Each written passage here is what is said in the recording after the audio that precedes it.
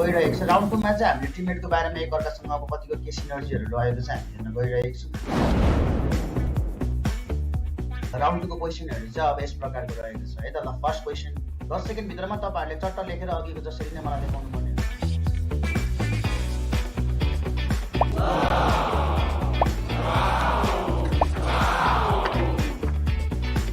ठिक छ ल साथीहरु सबैजनाले हेरिसक्नु भयो हैन। Loud expression in your team सबैजना अब हामी सेकेन्ड क्वेसनतिर लाग्दैछौँ। सेकेन्ड क्वेसन रहेको छ तपाईको यो PMPL मा सबैभन्दा ठूलो शत्रु कुन टिम हो?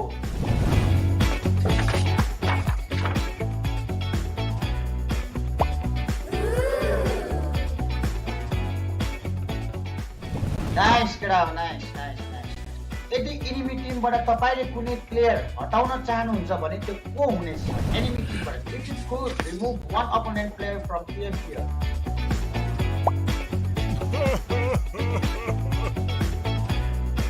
ल ठिक छ अबसँग हामीसँग यो पनि रमाइलो थियो है। अब यो भन्दा अब हाम्रो सेकेन्ड क्वेसन होला तपाईको टिममा सबैभन्दा बढी शान्त कुन प्लेयर छ? शान्त स्वभावको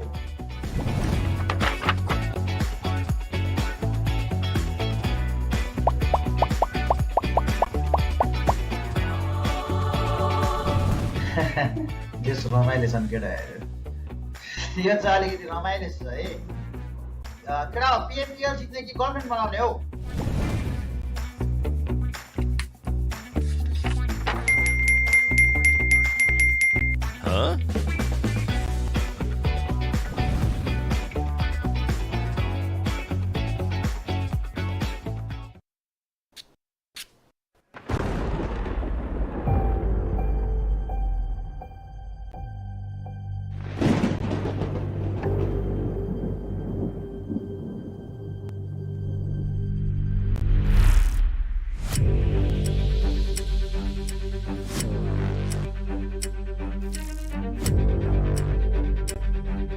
Each new era needs new champions.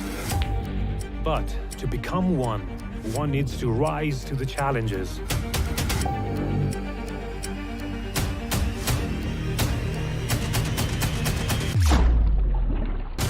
Persevere through failures.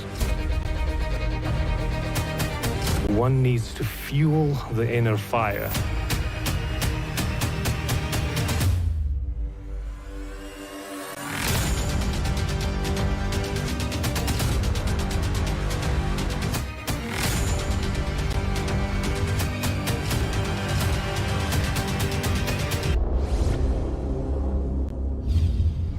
PMPL South Asia Spring 2022. The dawn of new champions.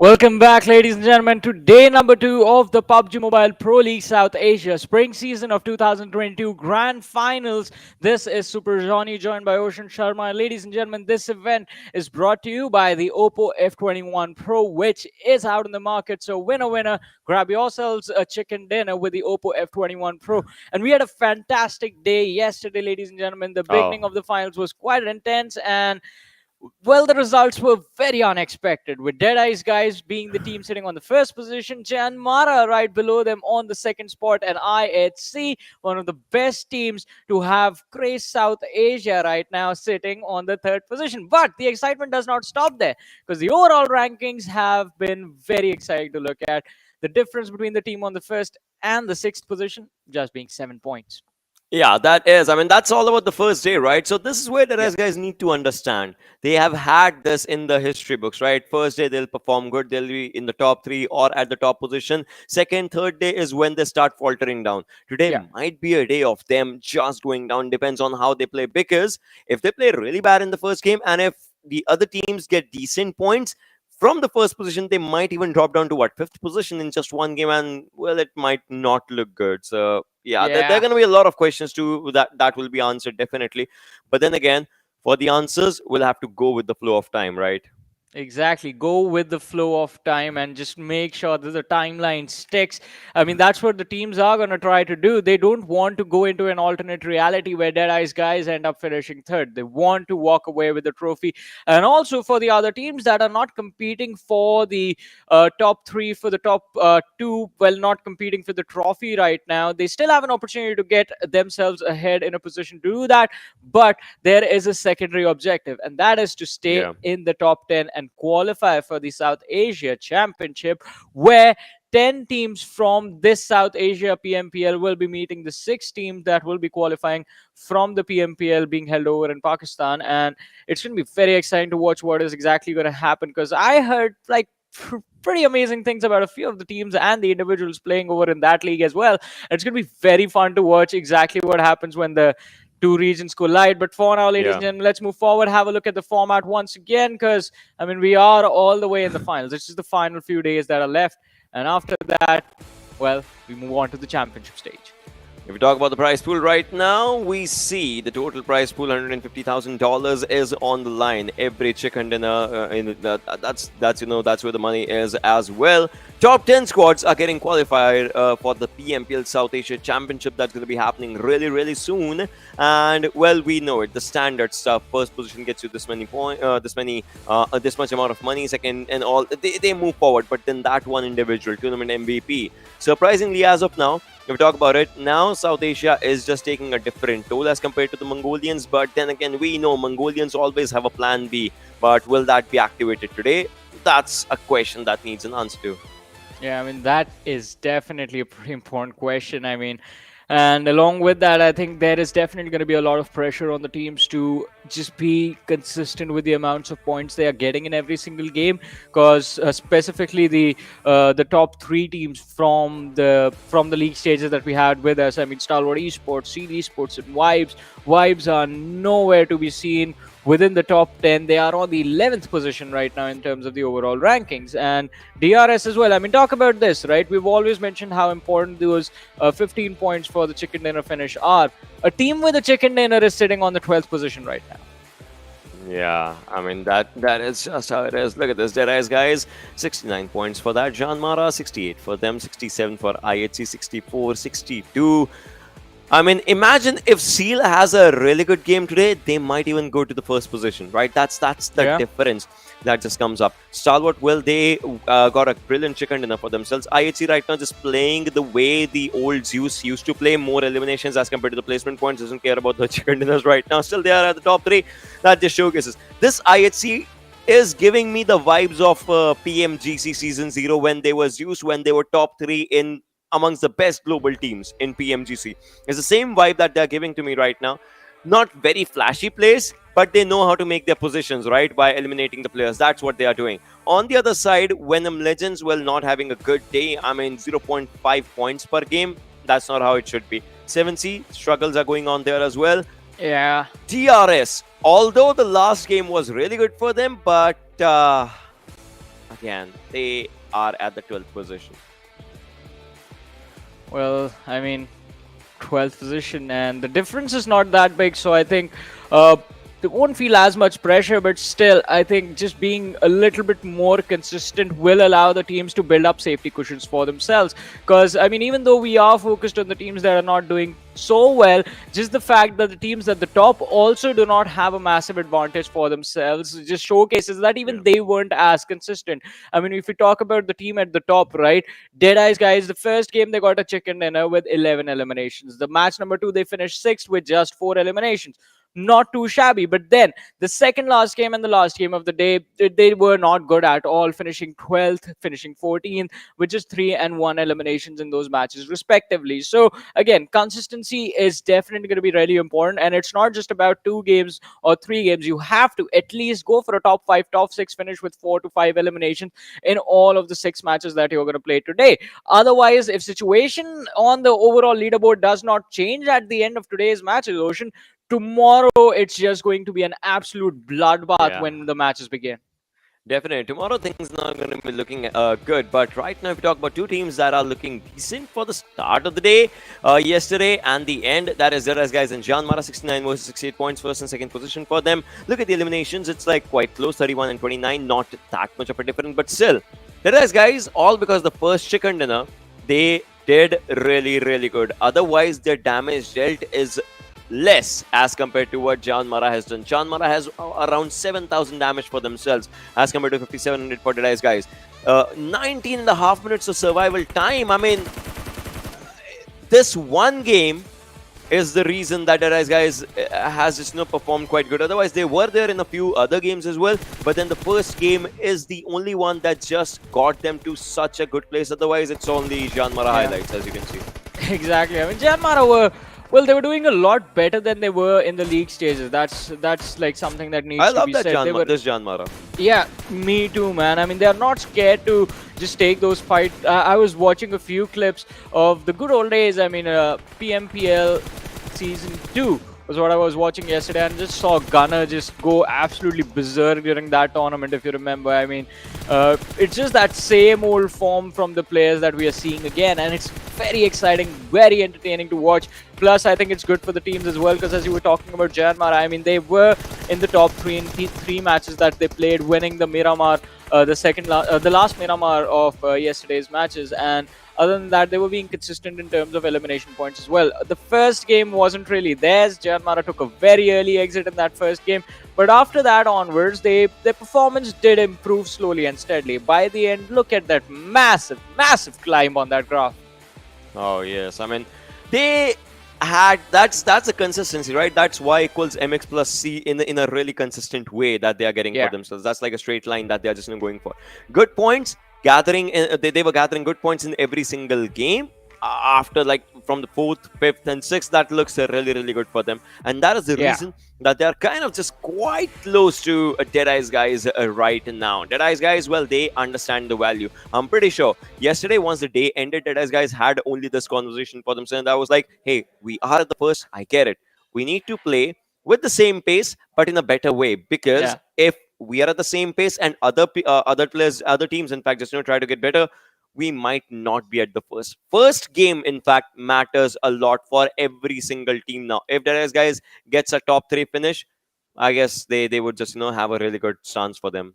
Exactly. As you said, I mean, if they manage to finish in the top 3, I think Deadeyes Guys will have successfully set themselves up for success. I mean, till the end of the day, then all they have to do is just manage to not lose the lead. But if DE take an early tumble in this one and drop outside the top 3 in the very first game, then I think they're going to start feeling the pressure. It's going to be a little upsetting to them as well. Like, they held on to the pole position since the start of the day yesterday, and now on day number 2, just falling outside of the top 3, it will impact them, but hopefully they recover quite nicely. Hopefully they recover quickly, because that is something that will be important.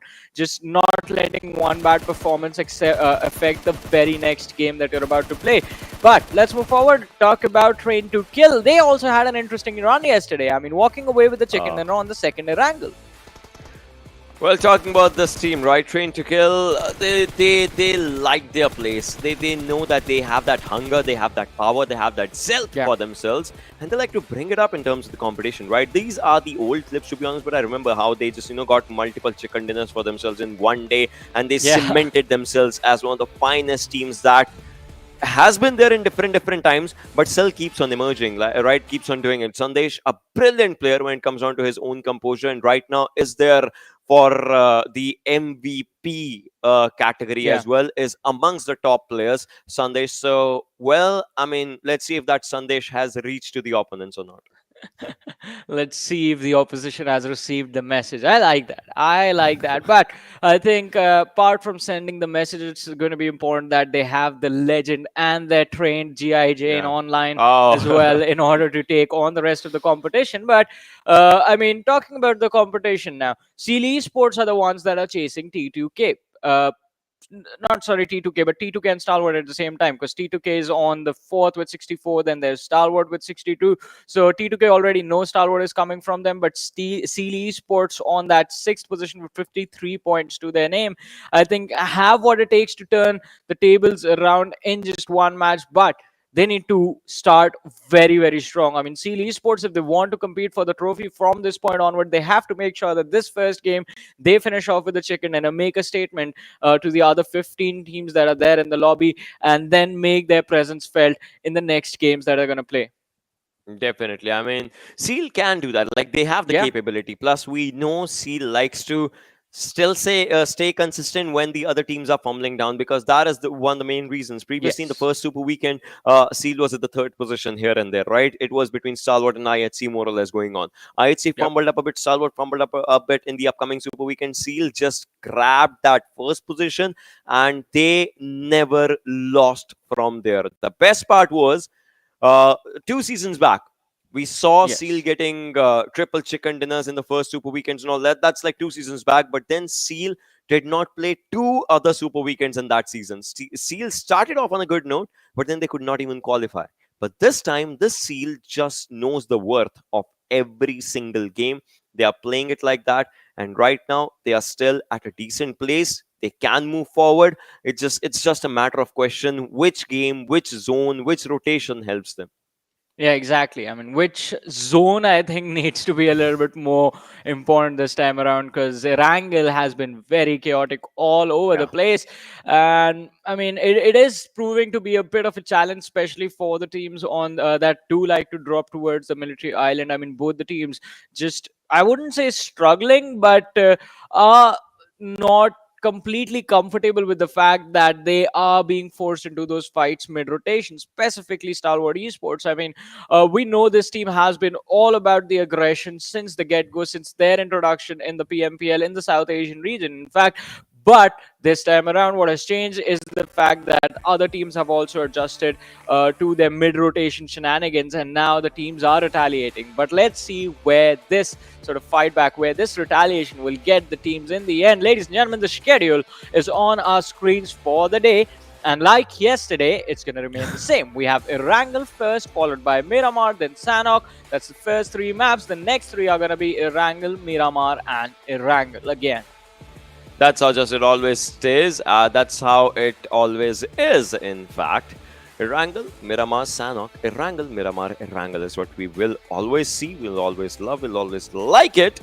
Just like that. So, well, and yesterday's first Erangel was really important. Teams had that importance, except for Phantom and ElementriX. I mean, they had that first fight with the vehicles, just taking each other down. All those things will happen, but ElementriX could not have a good run in that. But Phantom still did. Today, it's a different story because top five, it's so close to each other. Yeah, I mean, it's very close.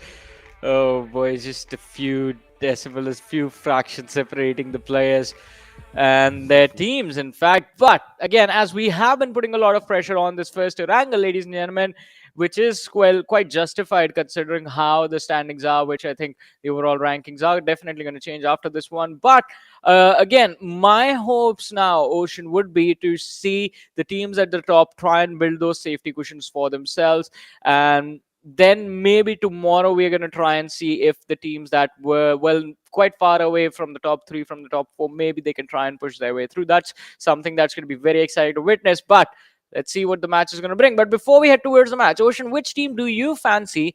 Which team do you think has a high probability of winning this first game? So again, we are people not winning, of chaos. doing well. Yeah. So that's what I would say, right? We are people of chaos. We love chaos. Venom Legends yesterday in 6 games they have only 3 points. Only 3 points. Ooh. I want them to at least be in top 3 in this game. That's one thing that I want. But now that's here's going the to change question. everything. Here's a question. Here's a catch. Venom Legends, we know they have 2 drop locations. One is Gatka. Skylightz is still kind of struggling with the drops and where they should drop and all those things. If Skylightz does not decide to go to North Georgopol, if Skylightz does not decide to go to Pochinki because there's 7C already, Skylightz might as well go to Gatka. I want to see what happens if something like that happens. If that's a question, but then again, there's still a long way to go about that, and we'll maybe see that in the game. Yeah, we're going to see that in the game. Also, as you did mention Skylightz Gaming, I've been begging this at this point. I've been begging for this to happen. Yasnaya drop. Fight with Savage Esports. Against Savage, yeah. I mean, you don't really necessarily have to fight them as well, but just drop to Rasnaya, make your presence felt in the early game, because Savage Esports have gotten very, very comfortable in that Yasnaya location, even though they shouldn't be, because Skylightz Gaming is a very deadly name. It's a very deadly team. They have one of the strongest South Asian lineups as well, and they have proven that time and time again. So I think them prioritizing that safety, that safe drop location towards Gatka, and just I would say just feeling a little bit more comfortable taking on Venom Legends compared to Savage Esports in the early stages. I think it was fine till it was happening in the league stages, but when you are in the finals and you know you will have to, well, there's a high probability that Skylightz Gaming will have to face Savage Esports when they go to the championship as well. I think you need to start setting up that barrier against Savage Esports. Like, till the league stages, it's okay, but when it comes to the finals, you better leave Yasnaya alone, because that's ours.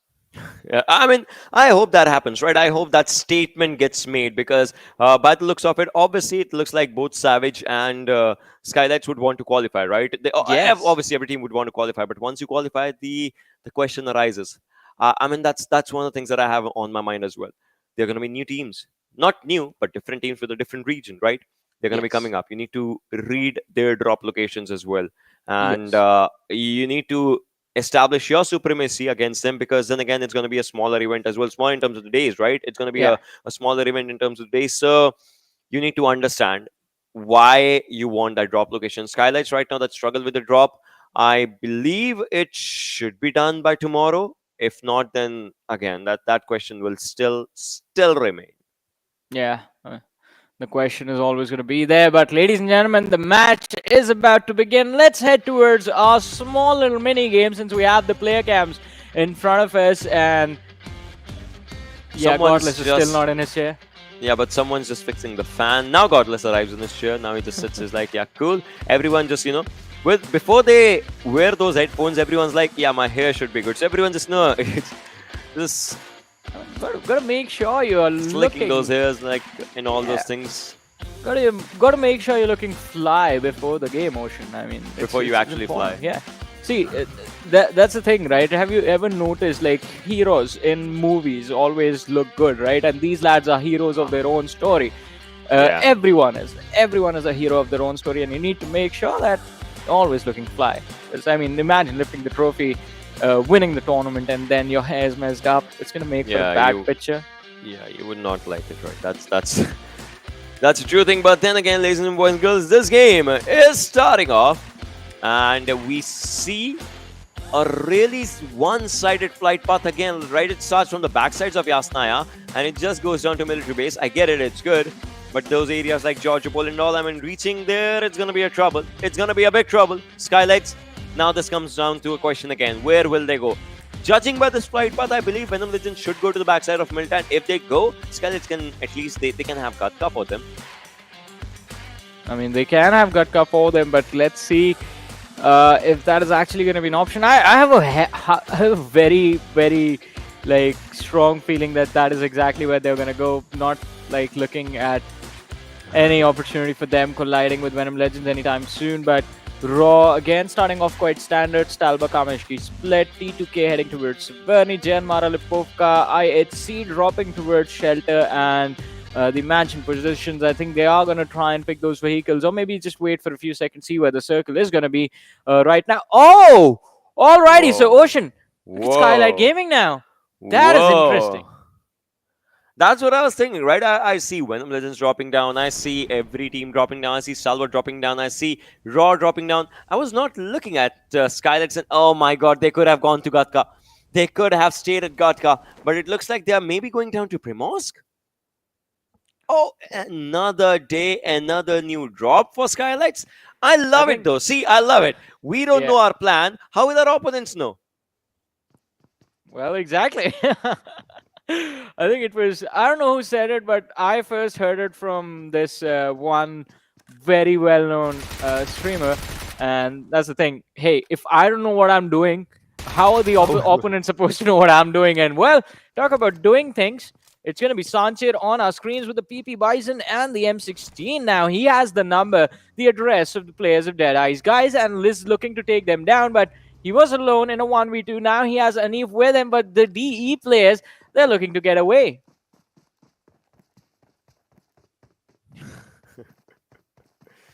Oh my god, this is just a start. Phantom again, just that little struggles that they are having for themselves. Although ElementriX, I get it, they were still close to ElementriX, but not exactly close. You could just see them in the distance. But it looks like Phantom's players, they are just, how are they going to pick 3? I mean, you can sit on, the struggle. It's your teammate, come on, you don't need to stay away from him. Alright, ElementriX is Mr. Yozu. Has a Vector, again, it's a brilliant weapon, right? If you just want to use it. Oh, come on, come on. Why is he so insistent? Why? Oh, now it is. No. Now look at Mad Max. Just he's like, they're like, right, no, I'll get a different run. car. I'll get a different car. Don't worry. Don't sweat. Don't bother.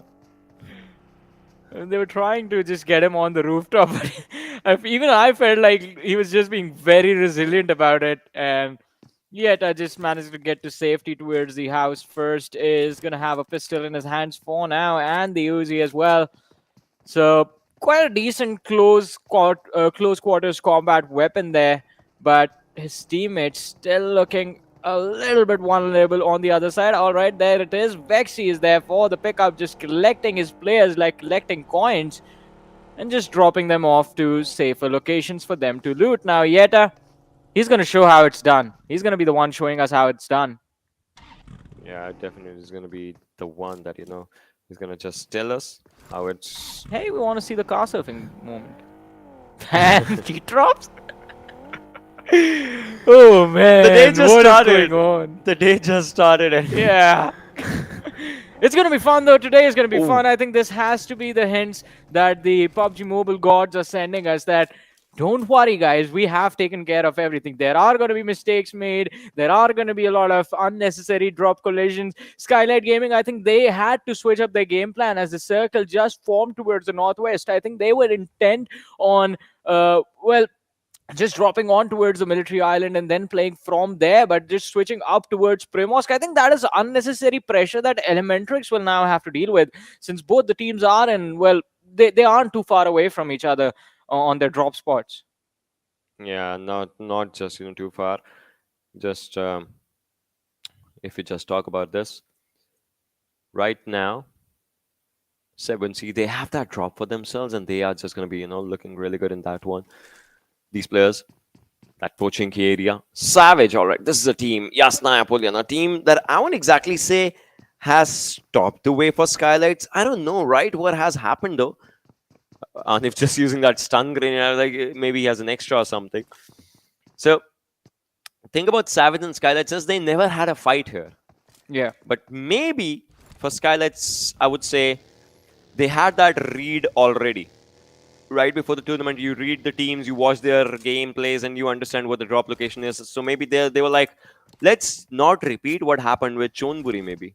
And that can be one of the reasons. Like, you might win some, you might lose some, but whenever you lose, right, that gets you onto a thought process. What's happening, what's wrong, what's right, etc. So that's just one of the things that I believe maybe Skylightz has thought of.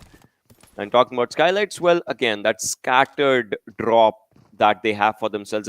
In fact, their drop is that they have no drops as of now. I want to see the way this team just is moving forward. If this team qualifies for another global event or something, right?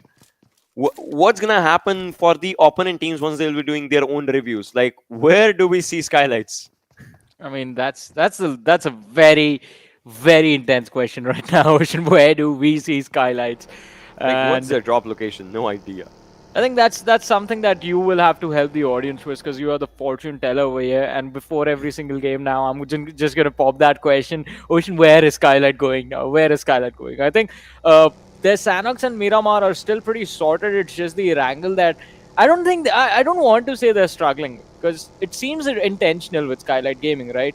They are like their minds are set. Like, we are not going towards Yasnaya. We are playing anywhere on the map but Yasnaya.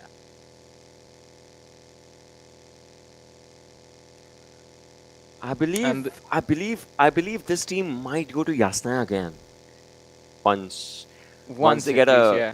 you know, what I believe is, all right, Last game? if Skylightz, sorry, but if Skylightz has, we'll talk about that. We'll talk about that. Definitely, Yeah. we'll talk about that. But right now, ElementriX is in, cause I guess he's ready for it. He's spotted on a few players from Team Seal. Damage has been done, and the player is down. Oh, that scope! But then his focus was really good, even though it was a 6 times. He just took one player down. Rabin on the other side, just trying to maintain his own composure, as Venom Legends' players are still struggling to move around. Elbu might just be down. One more shot on him, and he will be taken out. He's been spotted down, but he barely survives. But 7C's arriving. Rabin, he better move out. Well, he will have to move out, and high voltage, I mean, they are doing quite decent as far as their run so far is considered in this tournament, considering they were sitting on the 9th position before this match began. And, well, things won't be changing too drastically for them as well. But let's talk about them a little bit later. As Savage Esports, we do see Sanche trying to attempt a spray onto the players of Deadeyes Guys, but nothing is going to connect, as the distance between the teams was quite a lot. Yes, that distance is coming up right now. The circle shrinking up, and these players, I believe they think that they have found a good place for themselves. In fact, it looks like it. Savage's players, they are just here. Look at Inca, still waiting, still hoping someone's going to be there. Oh, Raw, so close to T2K though. But then they have their own movement, I believe. All right, they're just gonna stay here, not gonna worry about anything. And the zone is closing in. That means the players are gonna be ready for the shift whatever happens. IHC has a good place for themselves because of the circle shift. Look at this, right? The circle still is kind of 50-50. Can go down, can come up, depends on how it's gonna move. But well, it is what it is right now. On the southern side of the zone, from Gatka to School, I would say, there's gonna be a cluster formation. So as of now, Savage can do a really viable choice, and that is move away from the sidelines, move to the center of the shooting range area, or the south side of.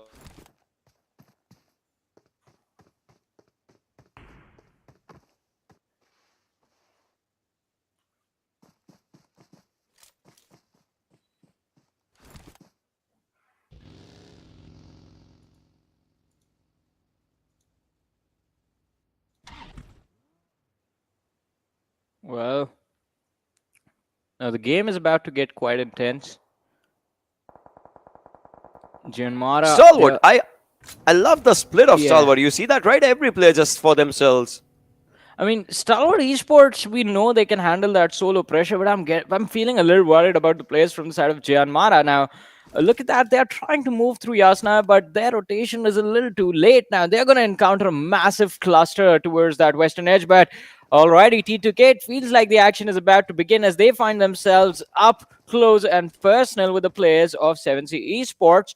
And I mean, we did see Legend out in the open Sayog as well, and they have Venom Legends also closing in on from the rear. So this needs to be a quick fight. Otherwise, they just need to make sure that they do not abandon these cover positions, and they're just holding their ground, just dealing with the pressure one way or the other.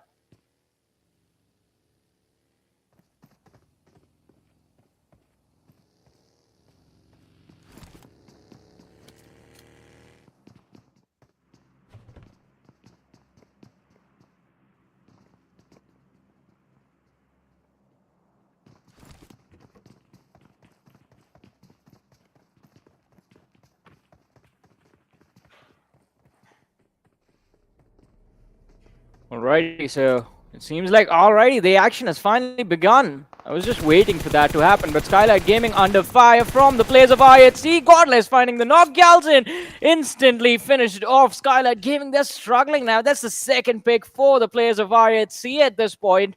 And Skylightz Gaming, not a lot left to do. They are disengaging from the other side of the hills toward the rear of these apartments. IHC, 2 elimination points secured, have repositioned themselves. So we know they like to drop towards the Georgia Pool containers and the city, but now have repositioned, crossed the river, and are on the northern Georgia Pool City. On the other side, though, ladies and gentlemen, the first airdrop, we saw it in the water, had the Groza in there. Oh. But which individual will be the one yielding that untamed monster? That's the Groza. Yeah. Yeah, but will they go down, right? We know it's a It's- Groza in that one, right? Yeah. It's a gamble for the other players. Exactly. Because they might find it, they might mistake it for some other weapon, then it's not their favorite or something like that. But right now, Stalwart, we talked about their split rotation, every man for themselves, but now it looks like they're still coming up. Phantoms players, we see them as well. I guess they have that understanding that yes, the players are quite close, which is good again, because that understanding was needed. And right now, everyone's just moving away, probably. Maybe want to disengage because it's 200 meters for the zone. And they would not want to give much time to a fight, which they might not want to have something from. Aku jot a few shots on him, but Vexy looks like the vehicle's damaged more as compared to the player or anything. And now, Phantoms players, they would want to disengage from everything because they understand in less than 27 seconds they have to cross the areas as well. Pika just taking down Yozu. Oh, a few shots did connect, but do they have the understanding that there are going to be multiple players as well? Are they or are not? That's one of the things. But Stalwart, now they have to move. They might just be on the receiving end. Depends on how they're going to play. But Phantom's quite close. Cry. You can watch him out there in the close quarters as well. And I guess Phantom would want to rush and they would want to dominate in this fight. Well, let's see. I mean, the intention is looking pretty clear. They are going to try their level best to fight for those points, but it's not going to be easy at all, especially against a team like Stalwart Esports. ElementriX, look at this. They are just, well, using the moment quite perfectly for themselves, just managing to cross the bridge and get to the other side. That's very smart, but on the other side, it's all going to be about aggression as Raw find themselves against the players of Savage Esports. Sanchir has been taken down. Kazi just barely left with any HP, but it's going to be Assault finishing the job. Now, Savage Esports down 2 players. She's going to be fallen out as well. Nemesis doing the job with the M249, and Assault once again just racking up the elimination point. Anif, the final player left for Savage Esports, a big responsibility on his shoulders to secure as many survival points as he can, because they don't have any elimination points at this point. As of now, yes, they don't have that much, so they would want to just get a bit more. But Anif, oh, the last man. Top on the other side gets that one for himself, but Harame, oh, it looked like he would just want to move forward, take down a few players of Stalwart. That's not happening now. Stalwart has the ball in their court because if ElementriX goes to the backside, well, there's Cry. If they move forward, there's Top.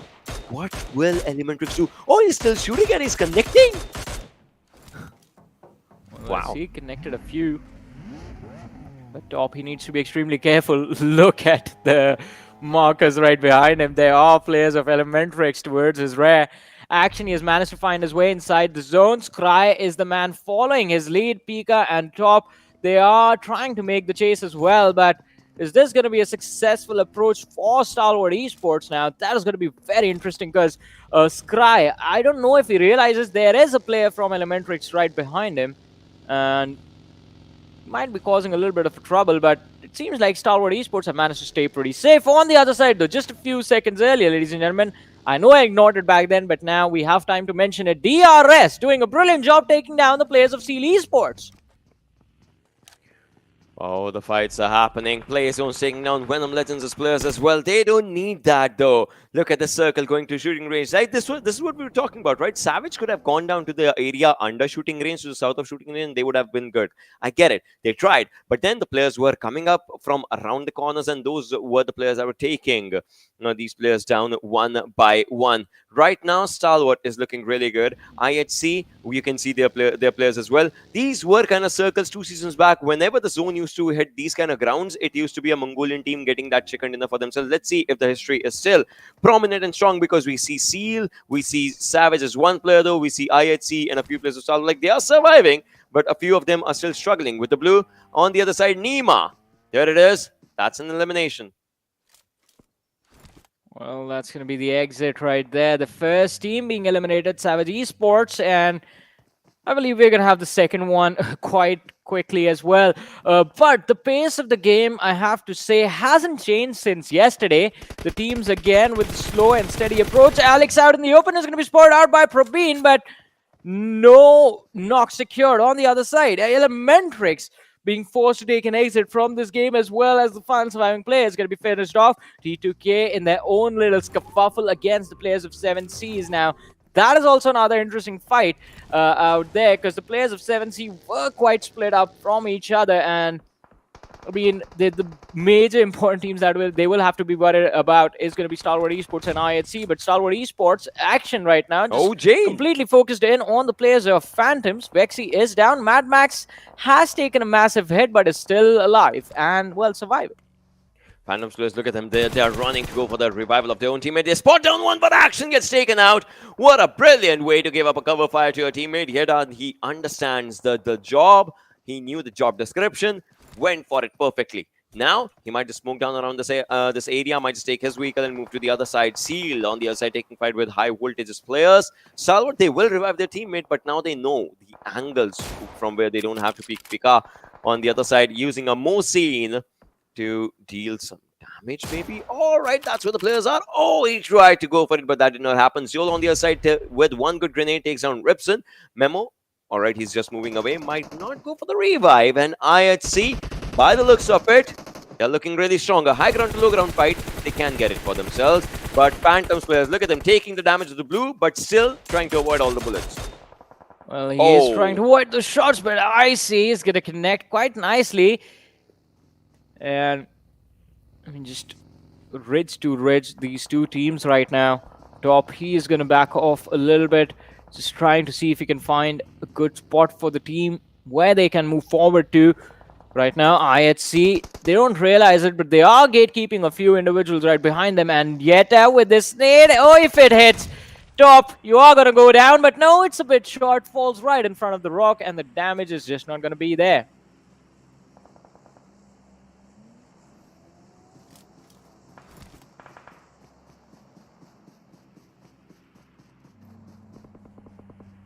Oh, this is going to be bad.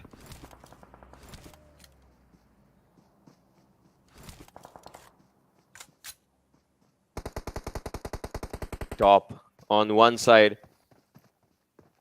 We can just see him just not trying to do everything. On the other side, T2K's players are being taken down and they will be finished. Jiggle doing everything in his favor, in his power. And high voltage, there's an exit as well. 13 teams, 38 players are alive in all these situations. Vibes players, they are trying to find up a good place for themselves. Domination coming up from Seal Baron side. Vibes, they are trying to move from around the zone for themselves. T2K, the player needs a revival, but I don't think so that's going to be happening. Jane struggling for his own life as well on the other side as Jiggle's trying to go for everything. 7C, they mark up their exit as well. And look at Jane running well. Look at him going down. That was a good one, though. Suyok gets taken out. Jane gets taken out by Jiggle. That was a really...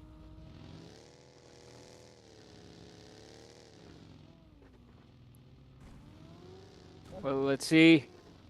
Right now, Vibes doing a pretty decent job. All 4 players alive. 6 eliminations secured, and Seal Esports Baron just falling to his demise. Deadeyes Guys, Shifu is going to be knocked out against the players of DRS. Chari making a run for it. Last player left standing. He barely has any HP left now. Deadeyes Guys there. Moment is gone as Delta from behind the vehicle is just going to find that last pick. DRS still surviving Rebel. He's going to get a... Well, I thought he was going to go for a revive, but he's running towards his other teammates. So maybe their intentions are just trying to move forward. They do have decent amount of time though, but Seal Esports against Skylightz Gaming now. Nima and AJ are completely pinned down in the shack.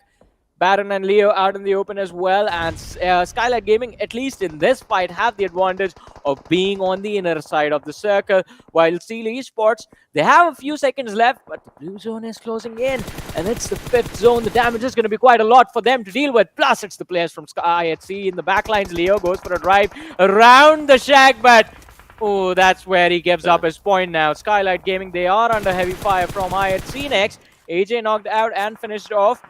Nima, the last player surviving, is going to be outside on the edge of the zone. Definitely will be on the edge of the circle. In fact, if we talk about Venom Legends, they also follow down on their fate, their demise. 8 teams, 22 players still surviving, and Jiggle just coming up with the domination for himself. IC just, trying to struggle, trying to find out a good area for themselves. IHC needs this game. And they are not alone. Everyone that's surviving. Phantom, in fact, they had a good first game as well yesterday. They are trying to replicate the same for today's day as well. Nima struggling with the blue right now. Will have to make a run for it. He gets spotted down. One more shot onto him. And there it is. But it was IC, not No Fear, getting it. And Skylightz, they are out. Well, Skylightz Gaming, they're going to be eliminated, and we are down to the top 7 teams. Ladies and gentlemen, 21 players still alive in this matchup. Make that top 6 as DRS are going to be taken out next. But Vibes, they are here, and they are here to rule. JyanMaara also being very consistent. All 4 players surviving, although they just have 1 elimination. I think now is the perfect time for them to start racking up those points. Zeol has been spotted out by Nofia, and he's looking to take those shots, but just not managing to connect. On the other side, so Susan, he's busy dealing with the players of Stalwart Esports. One man is out. The DP at this distance is just going to be the perfect weapon to go for those spray downs. On the other side, the big responsibility being handed over to the star player from the side of Vibes. Joker with that arm now. Will we feel the impact of that weapon quite nicely? I mean, we are going to find out at the end of the game. Definitely. I mean, we would want to. Right, that's just how it can happen. But then, look at that. Stalwart's players looks like they are in a trouble up situation. But, all right. Leaving them, Vibes is moving away. That is a really good decision as well, because they have to find up a good place inside the circle for themselves as well. IHC struggling against JyanMaara. A few players getting taken down. IC takes on Suzanne. JyanMaara understands that, but look at this rush. Oh, what was that? Joker? He had a cover, but he was thrown out of the cover, and then he was out in the open before he could even blink his eyes. Malik just, gonna go for a first aid. Ryu and Malik, 2 players surviving. They had their birthdays, but now it's the actual party that's coming quite close to them. Reg on the other side was there, and he takes down 1. Ryu gets traded out on the other side from a different team, and now it comes on to the last player of Vice. But that grenade was a brilliant one from Assault, as they are trying to suppress this rush. If they do it, that's going to be a brilliant one. But from the back lines, it was Rick who takes down 1, and now Stalwart is just ahead of them with 1 player surviving on a sliver of HP. I don't think so he can survive anymore. Stalwart's players, they are struggling, and there it is. Raw! Not only they dominate, but they actually manage to hold down 2 teams at one time. I mean, that is just brilliant capitalization from Raw, just stepping out right in the nick of time and then going on to secure those extra elimination points for themselves. 8 is the number to beat right now. And JyanMaara, I think they are the team who can pull this off. They have all 4 players. The only thing that is not going to work out for them is the fact that they are on the high ground and they have been spotted out. And they have to deal with a lot of teams at the same time as well. And look at that. They're feeling the impact as Alex is finally going to find the opening. Suzanne being taken out yet as the last player from Phantom Esports is still surviving. He's still there in the game. But for how long will he be present? That is going to be a big question. JyanMaara, they are just taken out by IHC. What an incredible squad wipe right there.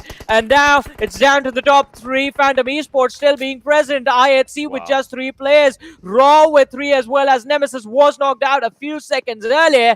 And well, Zeol with the ghillie suit on him is looking to try and go for a flank, but still not finding a position where he will be able to hold his ground. Now, the fates, the gods of PUBG Mobile have been quite generous to IHC in the fact that the circle is right on top of them. And Raw, they will be forced to step out from behind this cover, get outside in the open, and then deal with the players of IHC.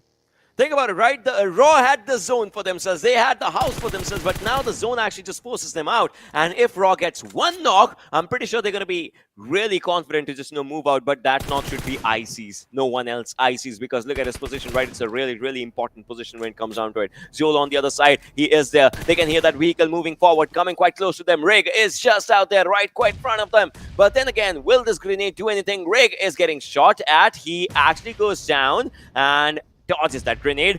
Nemesis is moving forward. Kazi's out there. Whilst all these fights are happening, one player from Phantom is still getting good points because he is in the top 3. We talked about it. In 3rd position is one player from Phantom. The throwables are coming in. They are kicking in, but they are not taking one player down. No, they do. As there it is, Phantom. They do get eliminated. Zeol, all courtesy of him. But look at this. The players are getting taken down. Raw, they are marching in to win it.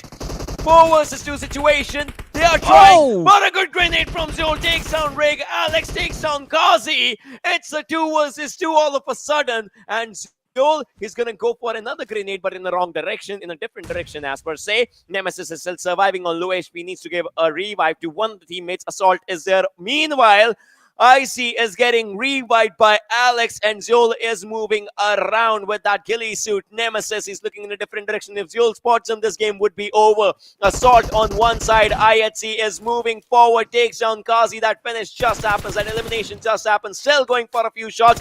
Nemesis still moving on the other side, but look at these shots that they are going for. Assault is there. Alex versus Assault. 11 bullets for him, but 75 on the MG3. That goes ratatatata and hasta la vista, baby. And Zol just takes the entire team of Raw all by himself. Wow! Well, what an amazing finish from the lads of IHC, and definitely the start that they needed. This is going to propel them to the first position. 31 points secured from a single game, 16 eliminations as well, and that last fight against the players of Raw was absolutely brilliant. I think I thought Joel could have ended it a little bit earlier. I mean, when the players were positioned right behind the tree to go for those revives, I think just one nade would have done the trick. One Molotov would have been enough to just wipe out the entirety, and then Nemesis could have been taken care of quite nicely. But IHC, they know, like, if you take a risk, there is a chance that you are not going to come out on top, and they just wanted to be prepared for that. That's why their revive onto IC was initiated as well. But still, an incredible performance from IHC, an incredible performance from Raw. And let's not forget, JyanMaara making it to the top 4 yet again, being very consistent. Zeol got all the last 5 kills, including the Phantom solo player. Think about it, right? He got all last 5 kills. He had 5 kills when there were like 3 teams surviving and all those things. And there were 3 teams surviving. He got 5 kills. After that, he took down the team of 1 player of Raw. Then he moved to the other direction, took down 1 player from that side. Then he took down the entire team of Raw as well. Wow. When we used to talk about it, right? Godless used to step up. We get it. Yep. IC used to step up. Zol's coming up in the picture as well. Again, I told you, this team will give you the old PMGC vibes when the team went to top 3. Let's not forget, I mean, Season 3 was when we saw Zeol as the main fragger for his team. So, I mean, we know every single player. There has been one season where, like the first season itself was where Godless was the one who was outshining. Then it was Zeol. Previous season, Season 4, it was IC, and then now it's Alex as well. But Zeol, I think there are going to be a few moments where he's just going to pop out and be like, hey, did you forget about me? But we'll talk about that later. For now, ladies and gentlemen, we'll take a very short break. So stay tuned, keep watching. We'll be back after this.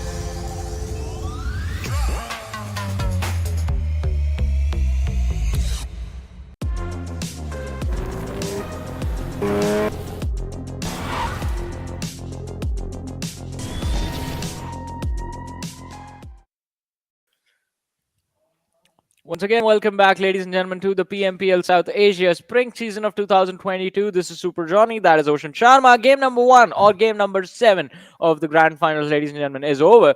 Erangel What an amazing finish from IHC Esports, getting a chicken dinner win for themselves. But apart from that, I think a lot of teams that were not really present in the matches yesterday have gone on to secure a lot of extra points for themselves in this particular match. And I'm talking about Raw Esports in particular. They were sitting on the 8th position right now, finishing second in this game, and with a decent number of eliminations as well. We know IHC sitting on the first, but where is Raw Esports going to be after this game? All right, I'll tell you a different story as well. Yesterday, Yes.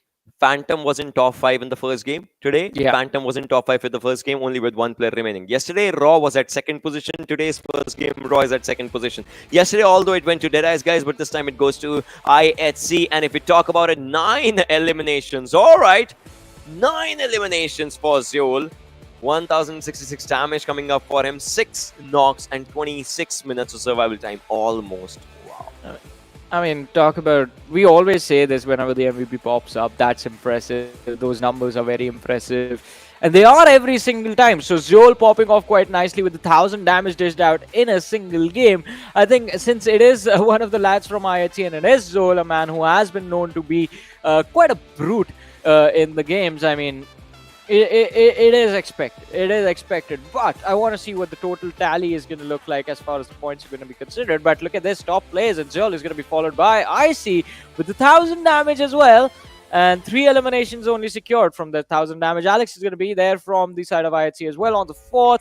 Baron on the 3rd with 4 eliminations, 600 damage dished out. And Rig on the 5th. Raw Esports now. Raw is a team that I really want to talk about. They were doing very, very well in this game. Had the circle not moved on IHC, I don't think IHC would have stood a chance in closing out this match. I would have loved to see, I want to replicate the same scenario, but with the circle and on that house right now. I would want to see that. What happens in that situation? How would IHC just think about that situation? But still, think about it, right? 2,843 versus only 990 damage dealt versus received for IHC. On the other side, 1911 versus 1118. As we see, double the number of eliminations, double the number of knocks. 2354 is the survival time for IHC. On the other side, Raw surprisingly has a higher survival time because they survived with 4 players till the end. On the other side, IHC with 3 because they lost Godless a few moments back. So, yeah, they lost him very early. Before the closing moments of the match, and I think that was the only thing that was keeping them just stuck on that slope. And again, as we mentioned, had the circle not been on IHC, they would have not been able to close out this game, because it wasn't just Raw that was blocking that position, it was JyanMaara as well, it was Yeta on the flank as well, who could have caused a lot of trouble for them. But we are gonna just keep on moving forward, ladies and gentlemen, because we do have the match summary in front of us. Zeol being the man with the highest damage and the highest eliminations. Kazi is going to be there with a maximum assist inside of the game, which is, well, 5 being the number. Delta, look at him, highest healing done, 399. Wow, I mean, did not really expect that. But DRS also did bounce off quite nicely in this match. Yeah, DRS, they in fact, yesterday's last game, right, we remember, but the team was struggling at the 12th position, so we'll see where this these 5 points for DRS take them. Right now in this game, they were at the 9th position. Talk about IHC, right, 31 points coming up for the team. That's just impressive. Raw with 20, so that's an 11-point gap that they already have maintained. But against them, it was Deadeyes Guys. Deadeyes Guys, they just got 5 points. Stalwart got 9. So I'm pretty sure Deadeyes Guys is dropping down from the 1st position to maybe 3rd or 4th. We'll see that. We'll talk about that. But then, this is a thing that we already had a conversation about. The speculation. We already had speculated things like these. Yeah, I mean, it was, as you mentioned, speculated before the game went live. But I want to talk about JyanMaara right now. I mean, they were sitting on the 2nd position before the game started, and I believe they're going to be in the top 3 still. But when you look at those 9 points and the way they got them, I still feel JyanMaara, if they keep working like this, they can, well, finish this tournament, finish the finals in the top 3 quite easily. Because just making sure you get those 8 placement points every single time has been an issue for some of the biggest teams we have ever seen. But JyanMaara, it feels like they have the trick figured out, because in the last 3 matches they've played, including the last 2 yesterday, this again was a pretty decent game from their side. Now, I mean, to be fair, the elimination numbers might not be that high, but still, getting to the top 4 is a pretty big deal. And they had all 4 players left as well. Had the circle not moved away from them, had IHC not arrived where they did, I think JyanMaara could have racked up a few more kill points. But hey, I mean, just making it to the top 4 in a very nice position and making sure that the players are like all the entirety of the squad is present. I think JyanMaara, they did something right in this game, but just not able to be aggressive enough to secure those points. I think that was a small little mistake. That's it. Yeah, that definitely was. But then again, you know, if we look at the open moments, we'll see how the circle was shifting as well to the northern side, and the teams were trying to struggle around that sort of a circle shift.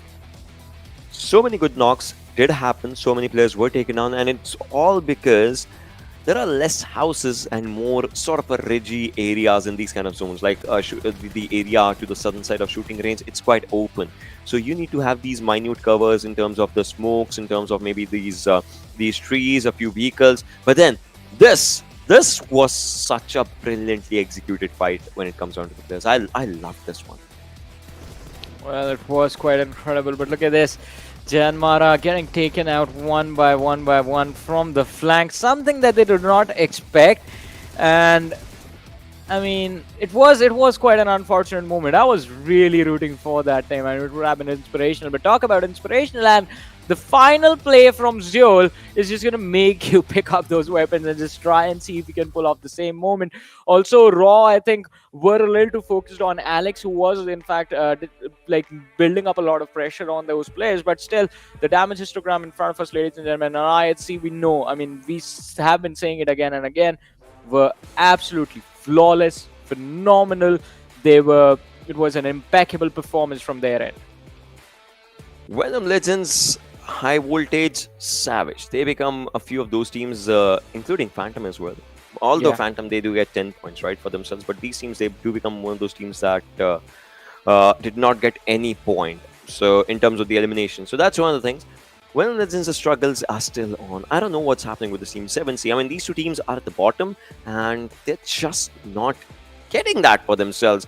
Oh, with this one game, IHC's out there with almost triple-digit marker for themselves. And again, this is the old Zeus, I'm telling you. I mean, the exact PMGC Zeus. Yeah, so I'm going to say this. I said I wanted the teams to build up a safety cushion, but not in just one game. Definitely not in the very first one.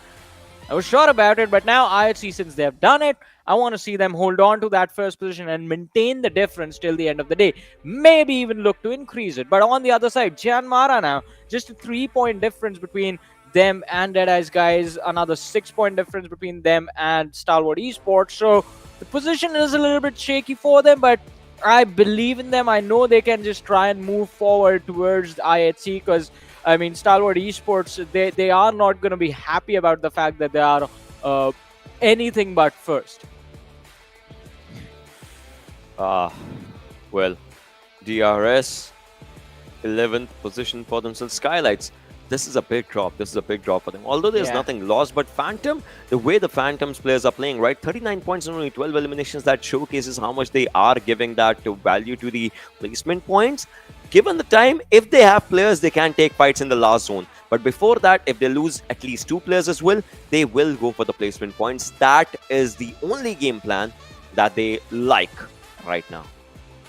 Well, I mean, but on the other side of things, Venom Legends down in the bottom, still just 4 points secure in 7 matches, not looking too solid. But maybe they can change it all. Maybe they can change it all on the next map, which is going to be Miramar, ladies and gentlemen.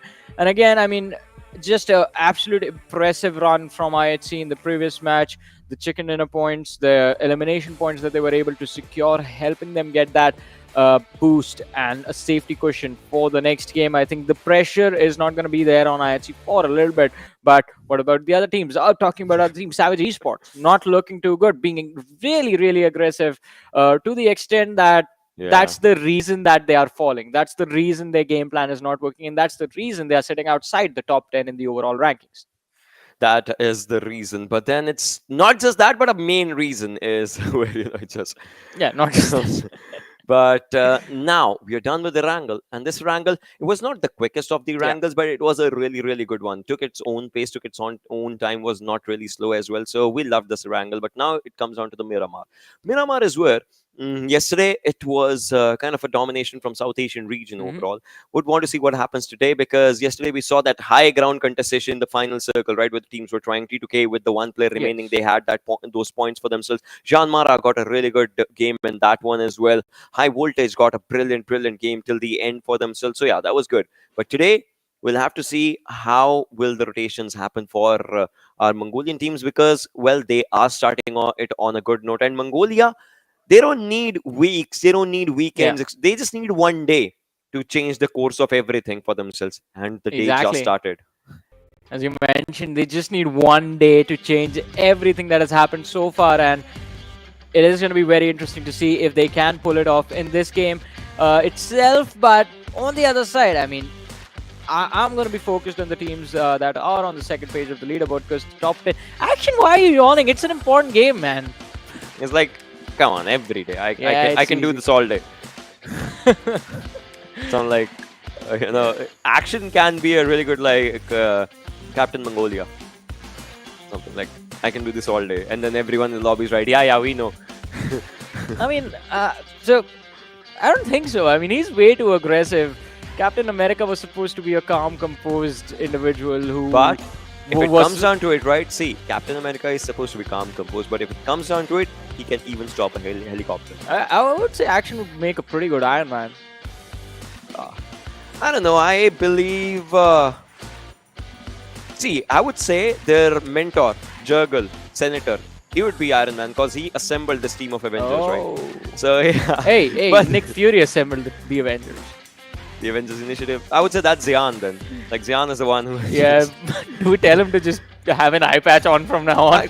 I'll say this. There would be a meme on Twitter already. They have a really good meme team as well. But then again, ladies and boys and Yeah, girls, we are it's giving not about ideas. that, right? Right now, let's have a look at the flight path. It goes till the areas of Torre Ahumada, San Martin, Hacienda. I would like to ask the audience, what do you think? Who's going to be whom from the team of Stalwart if we pick Avengers for them? Savage Or- dropping down to the sidelines of Minazal. Well, yeah. Or, I mean, just to point to the audience, like, if you guys want to make an Avengers lineup with your favorite team as well, you can do that. Yeah, you can do that. just meme it Definitely, out. you can do that.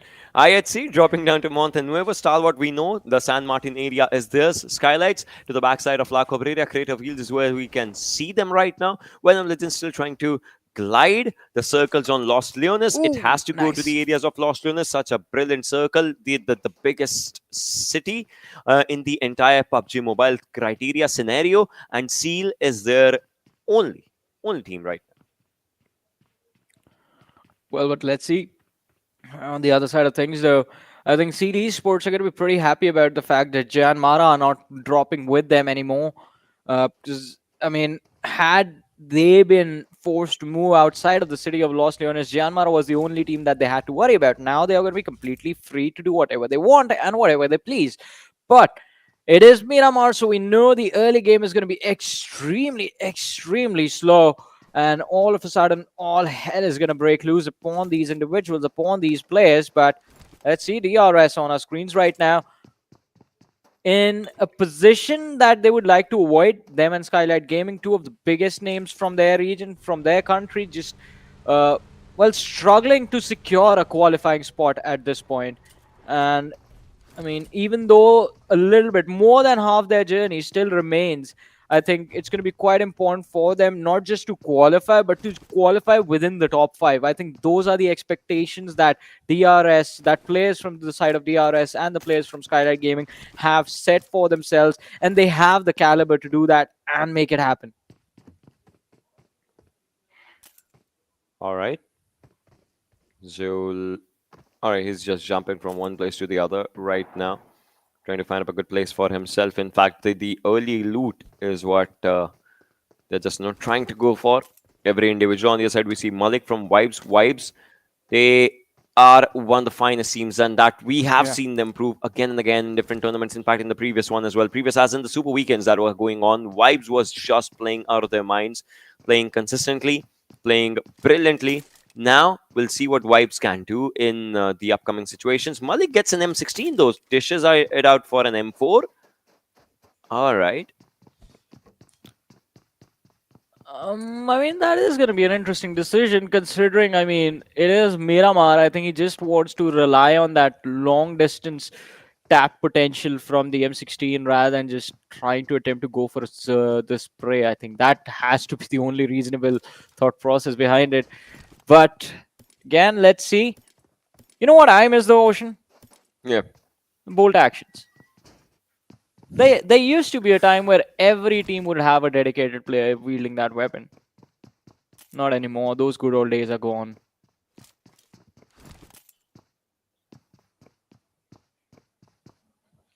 What about you, though?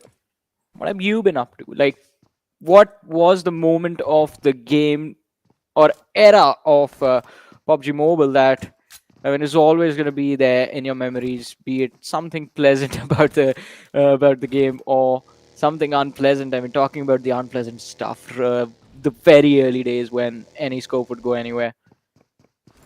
That I think has to be the most interesting phase inside of the match. But on the other side of things, 7C Esports have been quite, well, shaky in their run so far, sitting on the 15th position before we started our day, and not really doing too good. The best performance they had in the entire day yesterday was a 4th place finish with just 2 eliminations. Apart from that, every single game, the first 2 matches, they were the first ones to go out.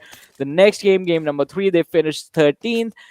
Then there was the 4th place finish on the Erangel that happened, and on the second Erangel that happened, and after that again back to the 10th to the 9th place exit. So 7C Esports again, I think just being a little too over eager in certain mid game fights is the reason they do lose out on a lot of their key players, and every single time they have had moments where they could have disengaged from, but not really choosing that option. And again, Ocean, as I was asking you earlier, what era of PUBG Mobile do you miss? Can be a pleasant one or can be an unpleasant one as well. I mean, obviously, no one would want to miss an unpleasant era, but I would say, it would be fun to see those 8Xs being popped on ARs again. I love that era, to be honest, because you know what could have happened is like you could just do anything with any weapon. Yeah. I have literally myself used an S12K with 8X sometimes. Like anything would just go with anything. And, I've seen you use M249s with high-powered scopes as well and try and spray down opposition. Yeah. So I mean, those were like the golden times, we all would say, right? Because we all started loving this game from those times. I would say, you know, what I would want is like this game should include a different sort of a mode. That would be the classic mode. Oh yes. Classic as in not exactly the classic, because there are classics already, but like something called like the oldest gold mode, something like that. You could use any scope on any weapon. You can knock down your teammate with a vehicle. You can pan your teammate, just like the old times, right? That used to be fun. That I have just taken down my own teammate for a lot of times when they would not give me bolt action. So those were just, you know, amazing times, to be honest. And people nowadays, I get it, the refinement is happening. But sometimes people love the old things. Plus, there's one thing that I would want everyone should just, you know, keep on playing, and the game should have more and more. It's the hardcore mode. Everyone used to love the hardcore mode. You'll have to reload the weapons all by yourself. You need to open the doors, close the doors. No auto opening, no auto closing. You will not get any sound cues, any footstep cues on the map. All you have to do is rely on the sound sense. That was just so good. And oh, this is a good driving. What? How is that good driving? Who gave you a license? What? This is some sort of a driving. Yeah, I think definitely a call need to be made to a few stunt producers out there, inform that Kazi has got some crazy driving skills.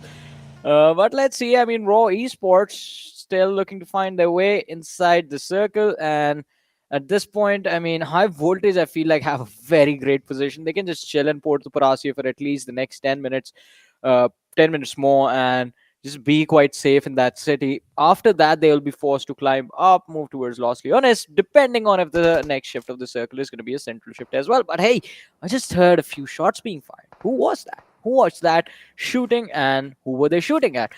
We do see Mr. Yozu from the side of ElementriX going down, so we know they were involved in that collision, and it is going to be the players from Vibes. Joker starting things off. Orange has been spotted out as well, but definitely a smoke is going to be popped, so he can get to Mr. Yozu, but the distance wasn't much, so he just runs through the gap.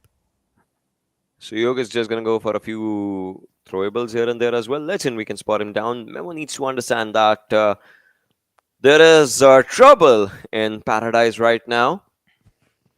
And the players are just there. So 7C, they need that backup as soon as it can happen.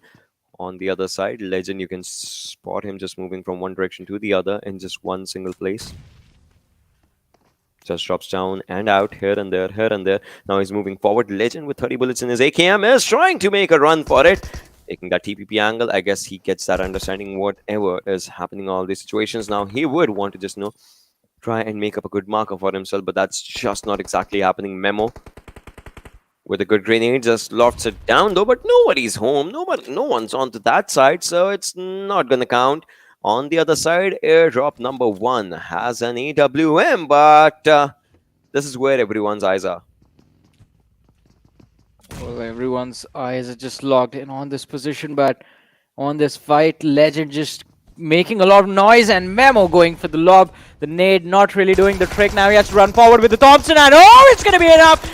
Beautiful maneuverability from Memo as he finds the first blood of this match. But Train to Kill, they are not going to stay quiet for long as Jane comes out with a trade with Precious being the man who will be taken out of the picture. It's a 3v3 between these two teams, and well, we are headed towards a small reset in this fight.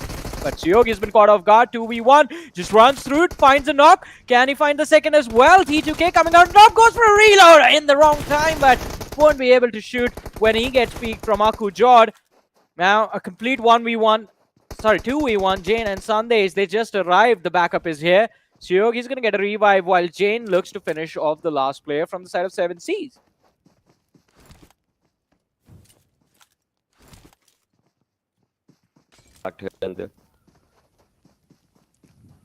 Well, it's not going to be easy. Jane, he's pushing forward right behind the rock. He sees Memo's head from on the rooftop. And Memo falls back.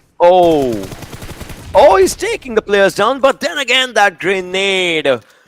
Oh, that was just so close, but 7C becomes the first team to be eliminated, courtesy of T2K. Sandesh, the top fragger, is in the top fraggers list. He is there. He's enjoying everything. Zeol on the other side takes on one. Assault goes down as well. Zeol is on a different role right now, and he's enjoying that as well. The first game, the MVP of the game, but right now, T2K is doing good. Snipe with his own name. Just goes for a snipe shot and takes down one from DRS. Well, let's see. Rebel, the man knocked out right now. Snipe YT, trying to snipe away the teammate who has come for a revive as well. But Raw, we saw them on the wrong side of the kill feed. Have lost out one of their players. But I believe that wasn't a finish, just a knock being secured from the opposition. I mean, the parking jobs looks pretty clean, but it's still going to be quite difficult to just get out quickly. But let's see, JyanMaara now, they do realize there are teams closing in towards their air as well, and they will have to be extremely cautious with how they move. All right.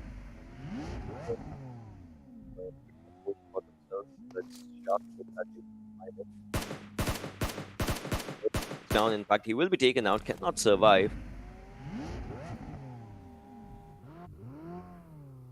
Oh, that circle shift to the south side of Lost. There's not a lot of teams there. So now every team has to make a rush for it. DRS, Stalwart, ElementriX, Vibes, Skylightz, IHC, T2K, and Raw. Everyone has to just, get inside the zone as soon as they can, because this is a shift that will play. And this will play with the minds of the players. Well, this is definitely going to play a lot of mind games with the teams and the individuals present. We do have the second airdrop. There was the AUG, the med kit, the level 3 armor, and the helmet with the 8x present in this one. But we know it's been looted now. Swapping out the AUG for the Scar, and level 3 kit is definitely going to be picked up. JyanMaara a little bit too late to close in on the distance. Now they're going to keep moving forward, trying to push further inside the zone, inside the circle, find a safe haven for themselves. On the other side, the Los Leones city is, well, not empty exactly. There's a lot of real estate available for the teams to take in their control, but it's not going to be easy. The southern sides is where there's a massive cluster of teams. Now, Esports on our screens have, in fact, spotted out the players of T2K out in the open, taken a few shots as well, but did not really manage to find an opening, a knock, anything. Wally, Demo, everyone just, having a good area. But then again, the most important thing is they are not inside the circle. They're not exactly inside the circle. A few of the players are.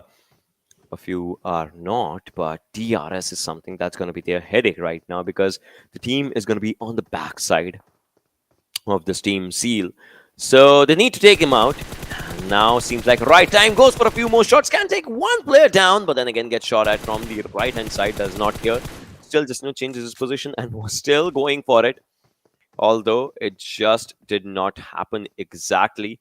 So now they have to just move forward. You can see the elimination ratio of all the players alongside their team's name. Zeol has 42% elimination ratio. That's just so good. But right now, look at that. DRS's players, oh, they are just being shot at again and again. Seal still surviving, still there. And they're just not doing anything. Just trying to move. Well, let's see. I mean, out in the... Oh, Killer! Go back and cover. Leo with a mini does connect a shot, but takes one in return as well. Oh, man, I wanted to see a knock right there, but let's see. They will have more opportunities in the future. Both the teams will look to move forward as the blue zone is closing in, ladies and gentlemen, and we will have the next circle in front of us soon.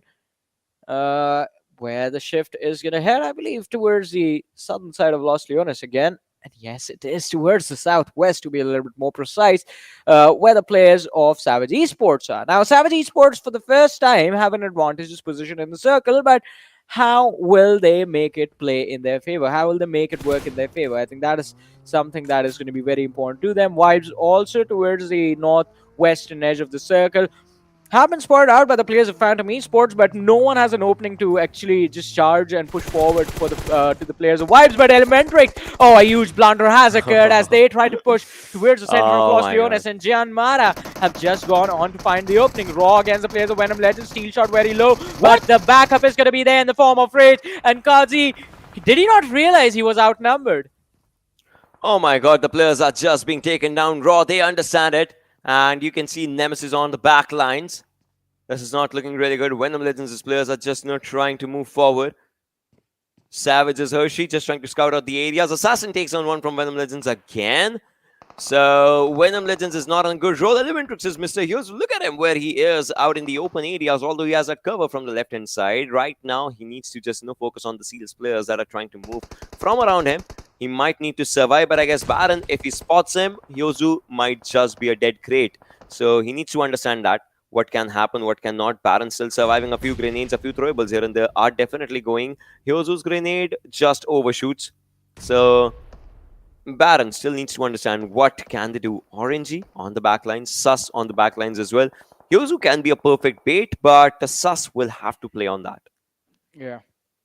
I mean, definitely he's going to be the key player in turning this fight around. Has the perfect position, the perfect flank available to take down the players of Seal Esports. But let's see, Orange and Yuzu, if they can delay any aggression, just deter any aggression from the side of Seal Esports. Oh, the utility being lobbed towards ElementriX is lined up quite nicely as well. But Sasi's still pretty healthy now. He cooks up a nade of his own, tosses it towards those silos in front of him. And Seal Esports, they are, well, trying to go for a split approach on this fight. Wally slowly and steadily crawling forward. Sus just dodging the utility left, right, and center. And Wally is hiding in the smoke. Did Mr. Yosu see him? The answer is yes. That's going to be the opening right there for ElementriX. The first knock secured. Now, Yosu is going to come under heavy fire from Baron from the flank. And the players behind him as well, as the distance has been closed in. And it's going to be Deadeyes Guys from over the top of the wall. But the nade from Baron will knock out Yosu. And Demo is pushing forward to secure the finish. But Leo's going to be taken down by Sus. And the Scar in his hands. And look at that! Yosu's elimination has been taken by the players of Deadeyes Guys. Oh my no. god, the stealing. It's happening. They are trying to steal the show in that they are stealing the eliminations. I mean, that's just a simple and a fair thing to just, look out for. Look at those Oh, it's rebels fair, just right? going in. Yeah, I get it. On the other side, Gunnar, what is he doing? What is he doing? Is he just checking his vehicle?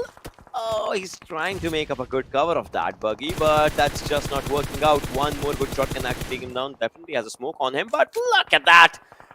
Hershey with the final few bullets takes down Action. Orangey takes down Gunnar. JyanMaara is in the whole world of trouble, but Sus, I told you, Yozu would be a perfect bait for Sus to capitalize, and well, that has happened so far, as now it's only down to Demo.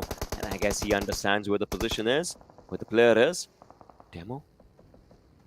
He needs to stay alive. He spotted down. He knows Orangey's position. Sushan is on the other side. Might just be a bad situation. So that's one of the things, but ElementriX, I mean, they're definitely enjoying their time right now. They have only 2 players, but if they take out Seal's final player, well, the headache might just be away from them. Well, let's see if they can relieve themselves of this headache, but it's definitely not going to be easy. Oh, Spry is going to be knocked out by Jiggle, and just thrown out in the open, sees a man, takes him down, now runs forward towards the rest of his teammate. The elimination point is going to be secured, but Stalwart Esports now, they are going to be aware of the threat that they missed out quite close to them. A nade being lobbed on the other side of the ridge just to clear the angles out. Stalwart Esports, they have fallen back, but oh, Seal Esports, as you mentioned, Ocean, the last surviving player from their side, Demo. Now, here's the players of ElementriX getting away, but we're going to talk about that a little bit later now, as Savage Esports, Hershey is caught off guard, and it's going to be Top finding the pick. Sus getting knocked out by himself as well can be the opening that Seal Esports were looking for, but JyanMaara, look at that. Nades being lobbed towards Venom Legends, and they do find those eliminations. Oh, these situations, well, it's just, not looking good for the players. In fact, Nemesis from Raw, alright, taking down a few players. Nemesis is just raining hellfire, and that just, looks quite good. In fact, onto the players' mindset, onto their minds right now. JyanMaara, they do get eliminated. 13 teams, 39 players still alive. Seal Demo, oh, a few shots, one more, and there it is. Another elimination just follows up. Another elimination is going to occur 20 minutes in, 21 minutes in, still 21 teams remaining. And 12 teams remaining, 37 players still alive. Joker almost going out, and he will go out. In fact, no time for his teammates to close in on the distance, but Savage Esports now looking to push towards the position that is in control of the players of Stalwart. It's not going to be easy. The blue zone is moving forward. Eisenberg going for the push, will be able to get himself close to the containers. The triple stack that Pika is hiding behind. And it's going to be a 2v1 isolated fight for Pika to take, but Look.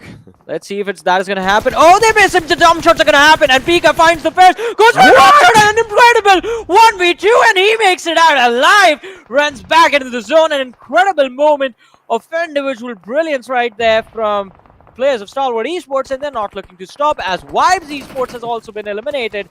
And now Stalwart Esports, they had the edge of the circle in their control, but now they're completely outside the zone with nowhere left to push in from.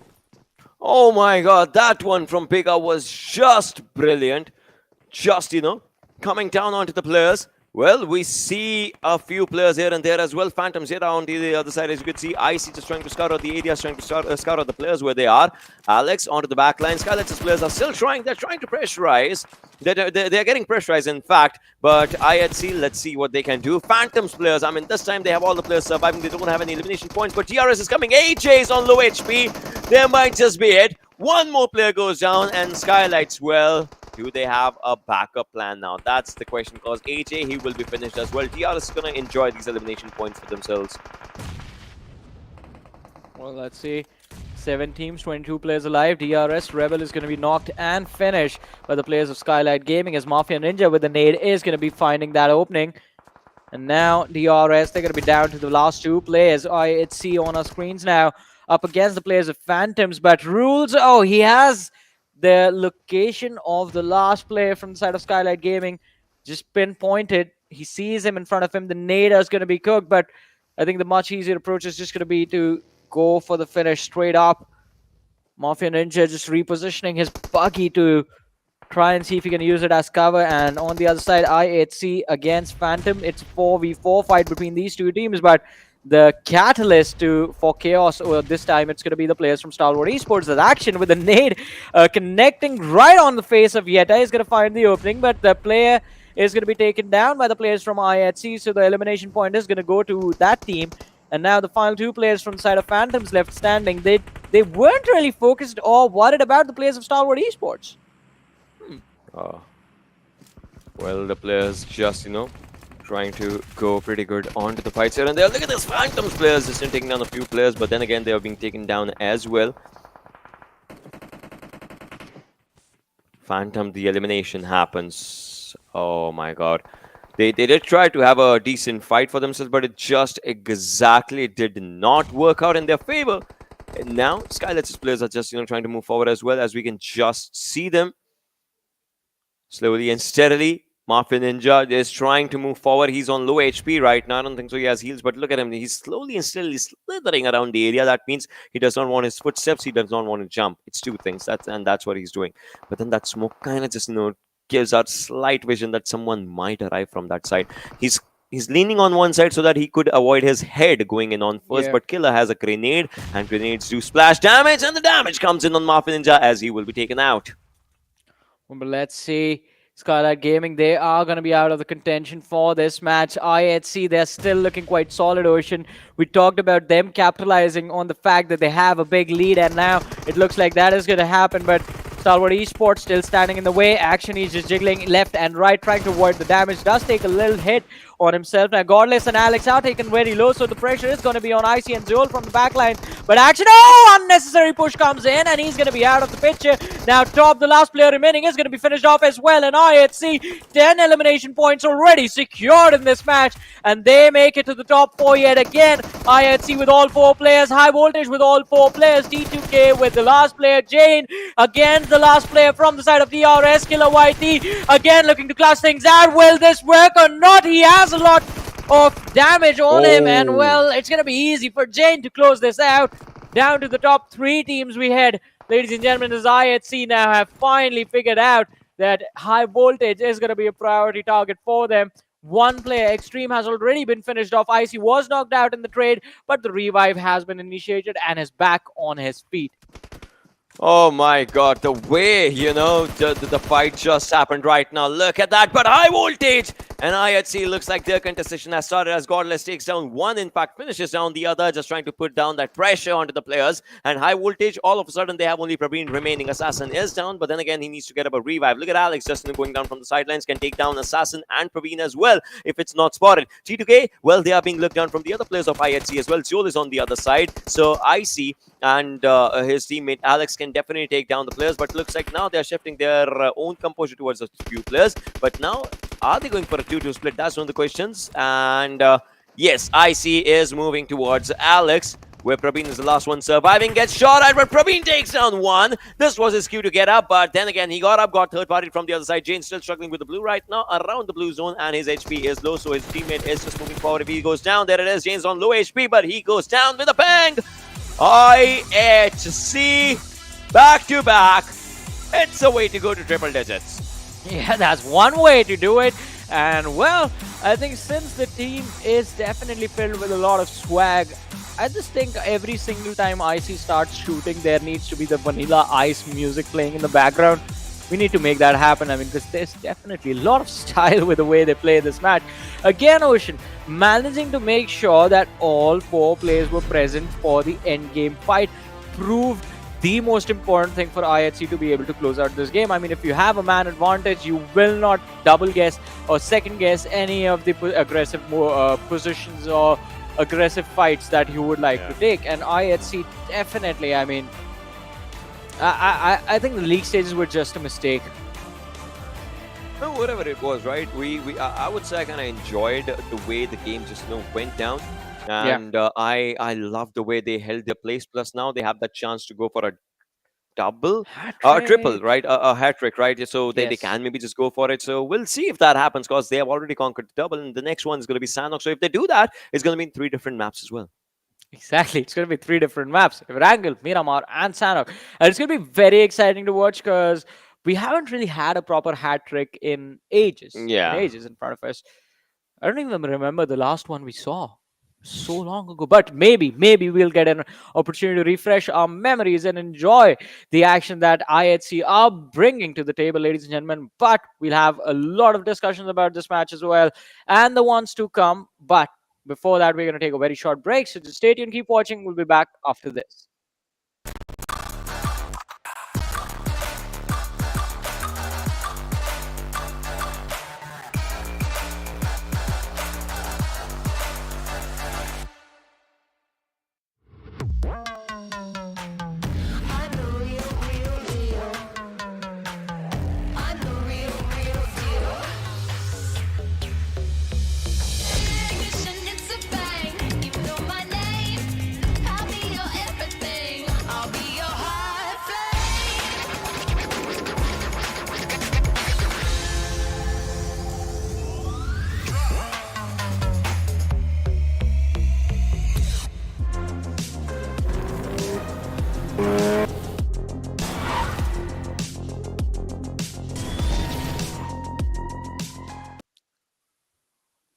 Welcome back once again, ladies and gentlemen, to the PUBG Mobile Pro League South Asia Spring Season of 2022, brought to you by the Oppo F21 Pro, which is out in the market soon. So you guys can grab yourselves the winner chicken dinner with the Oppo F21 Pro. This is Super Johnny, that is Ocean Sharma, and ladies and gentlemen, well, we are right now in the world of IHC Esports, who have secured two back-to-back amazing winner chicken dinners, one on Erangel, one on Miramar.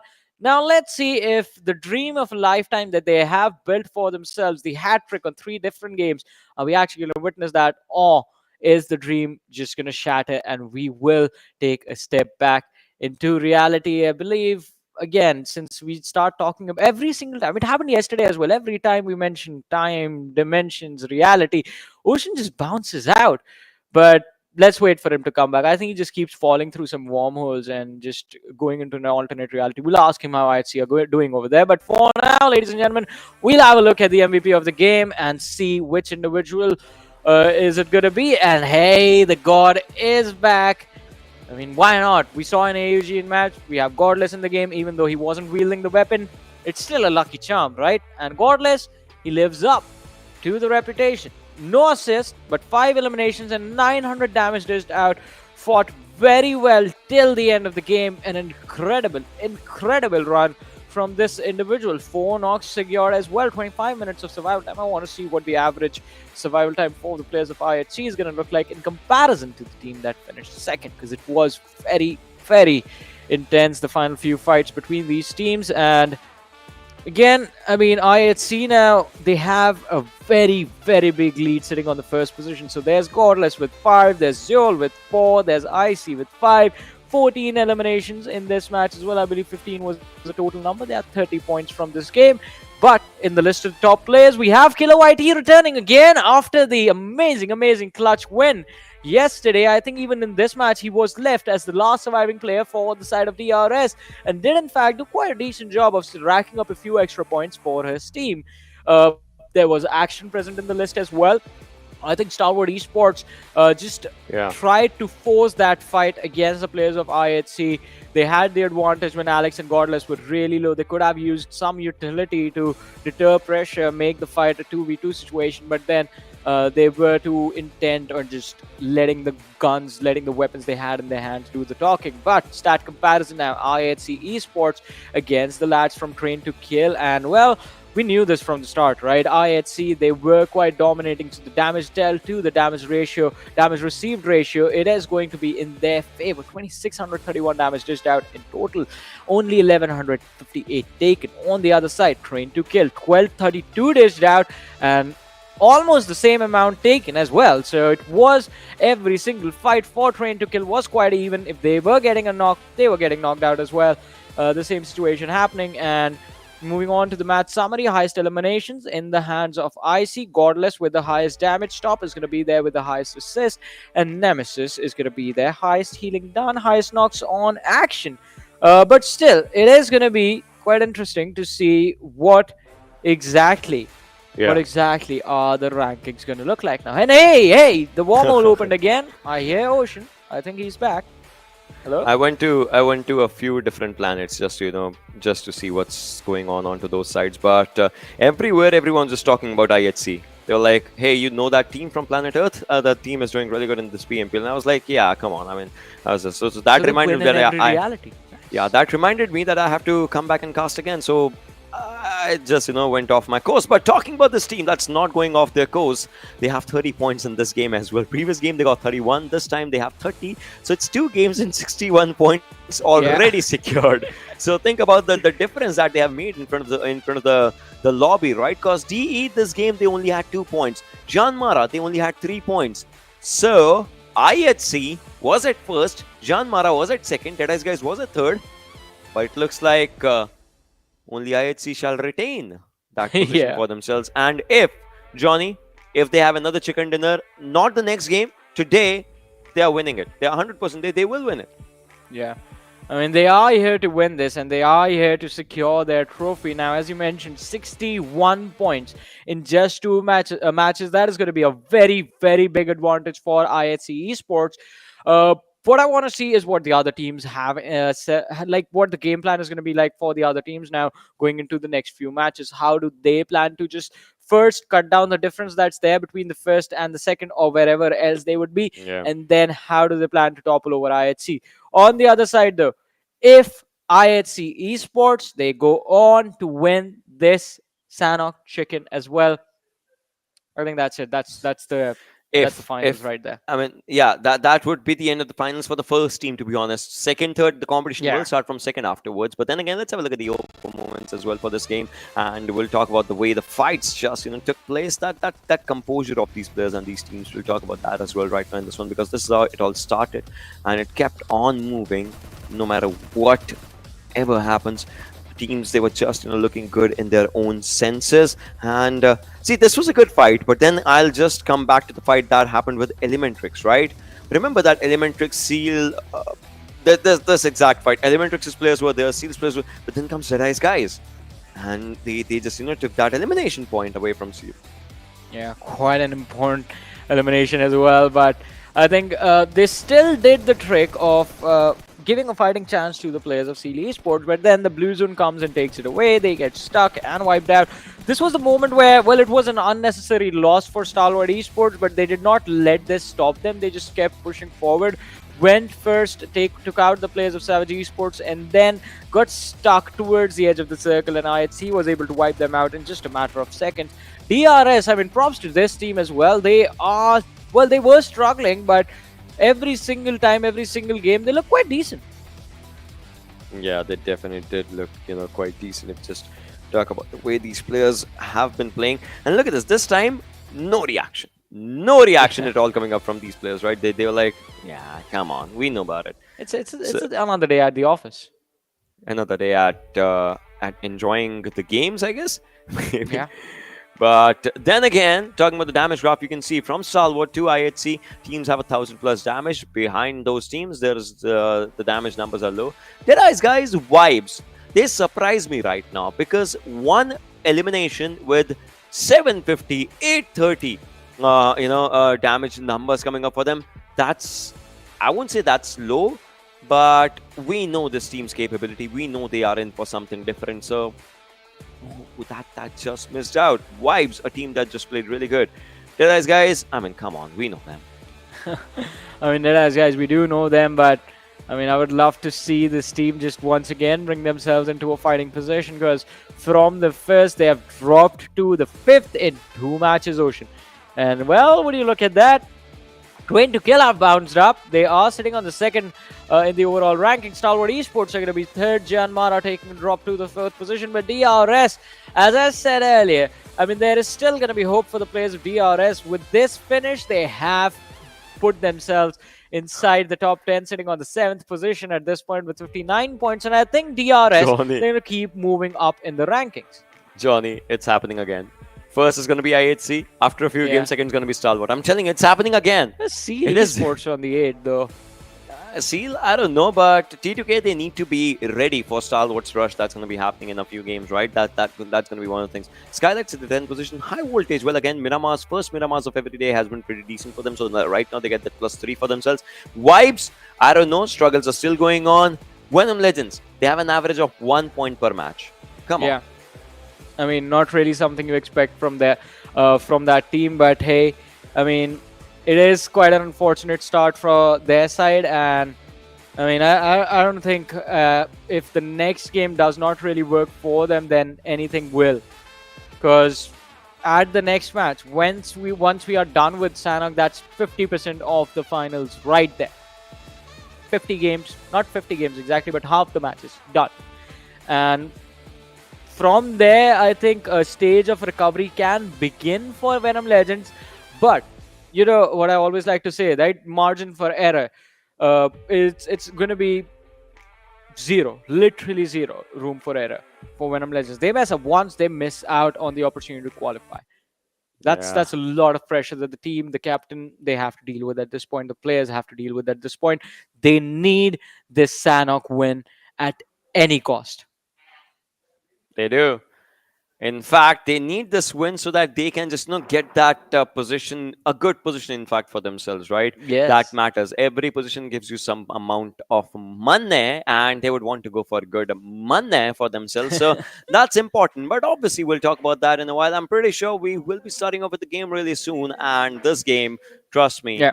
a lot is on the line. Someone's hat trick, someone's survival, quite a lot of things are there on the line. And well, we know Zeol is one of those players that likes to play with the DPS. So Maybe we're going to see it in action. Maybe we're going to see the weapon being put to good use. But let's see what is going to happen once the game is going to be live on our screens, ladies and gentlemen. Once again, a lot of different storylines going into this match. Venom Legends not just getting left behind from the qualification position, but the 15 teams against them are just doing something else. When Venom Legends, they are barely struggling to get single-digit points in every single game. IHC, their hat-trick opportunity is going to be there. Stalwart Esports are going to try and contest the crown of IHC Esports. JyanMaara, they will try to once again break into the top 3, and Deadeyes Guys are going to be afraid that the first position might just be slipping out of their hands, and they will try to climb up as well. So a lot of teams hoping for a lot to happen in this game, but we all know at the end only one can prevail. At the end only one team will be standing on the top, on the first position of the overall leaderboard. We did have the player cams in front of us, but nothing interesting going on because everyone wants to be safe, I guess.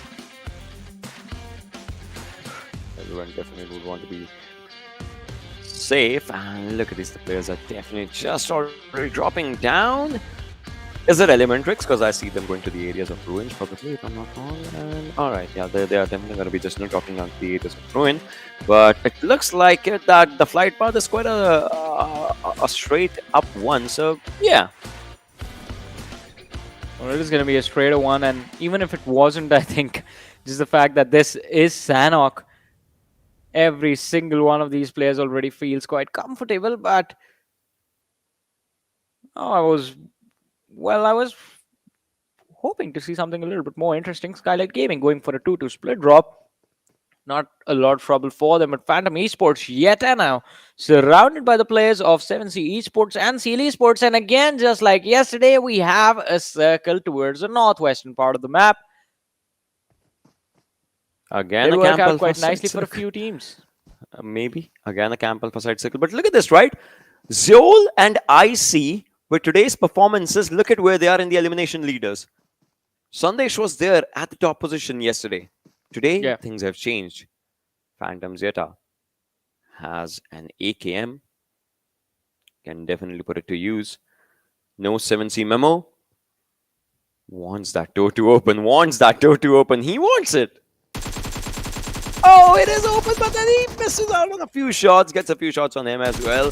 What just happened? But there it is. Finally taking the player down. So, yeah. Well, let's see, though. Memo is going to be the first casualty of the game, and Phantom Esports managed to secure the first blood right here. Will they be able to catch off guard a few more players? I was worried about Ieta, but it seems like Phantom Esports did anticipate that one of their lads might be caught off guard, and they sent backup quite early because of that. And yet also finding that weapon, resulting in him having the advantage in that early duel. But look at Demo now. Esports have also gone for a, well, sort of a four-man splitter up in the early stage of the match. So they are also playing for safety, and Demo is not going to move from this position until he's absolutely 100% sure that there is no one waiting for him on the other side.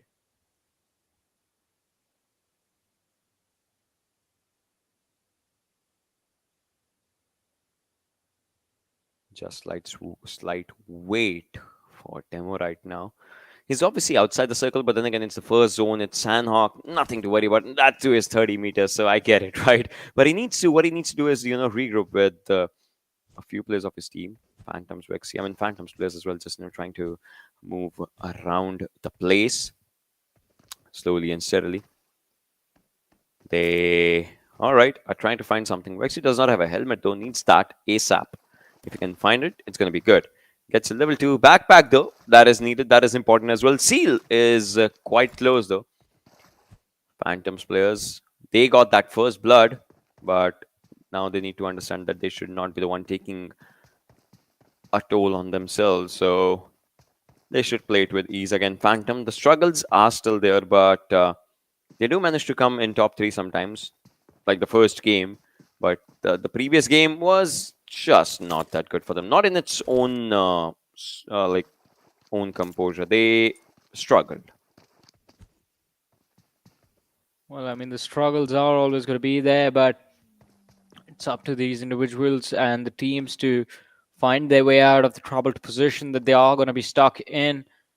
On the other side, Stalwart Esports on our screens for a moment, as we do see them go for a crossover quite early on in the game.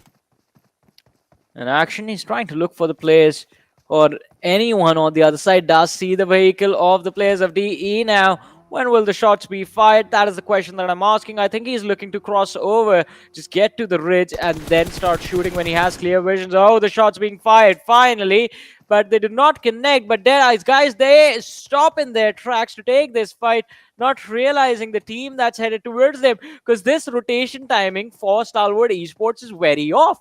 No matter what happens, we see them staying in boot camp for a very long time, and this is, I believe, the first time we've seen them just abandon that position so early in the game. Yeah, just going forward with it. That's what the players are trying to do as of now. Stalwart's players, you see them as well onto the back line. Deadeyes Guys, Shifu has that higher ground for himself. On top, Chari quite close. True Love on the other side. So that split, it's good. Gets them good information, but Savage, they need to say hello to JyanMaara Snipe Whitey as he takes down one and goes for that elimination point as well. We'll move to the back lines. We want to stay to the back lines.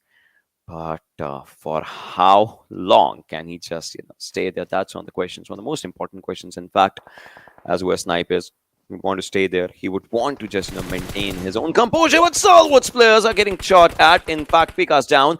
Action's down as well. Deadeyes Guys, the split. Different levels of altitude that they have for themselves. It's definitely helping them.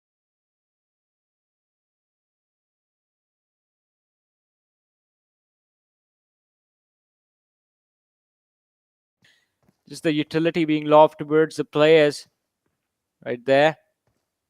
Pika is slowly and steadily falling back. Action and Top trying to provide some sort of cover fire so that they can help their teammate back on his feet.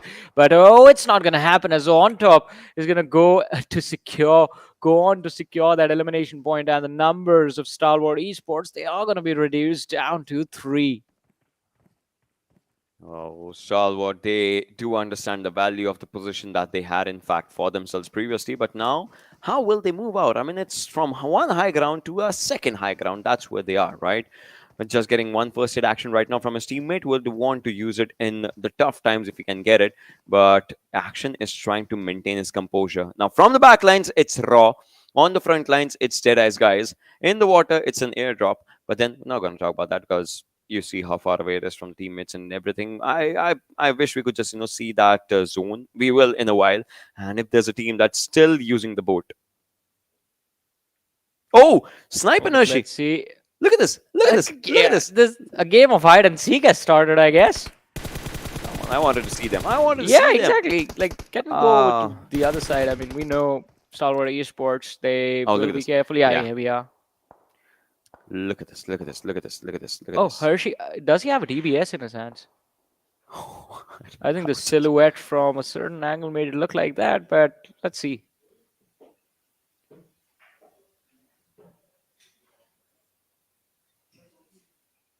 None of them are moving an inch. Whoever takes the first steps loses in this one. This is a game of patience. Oh, and Snipe is the one. You're out, my man. That's it.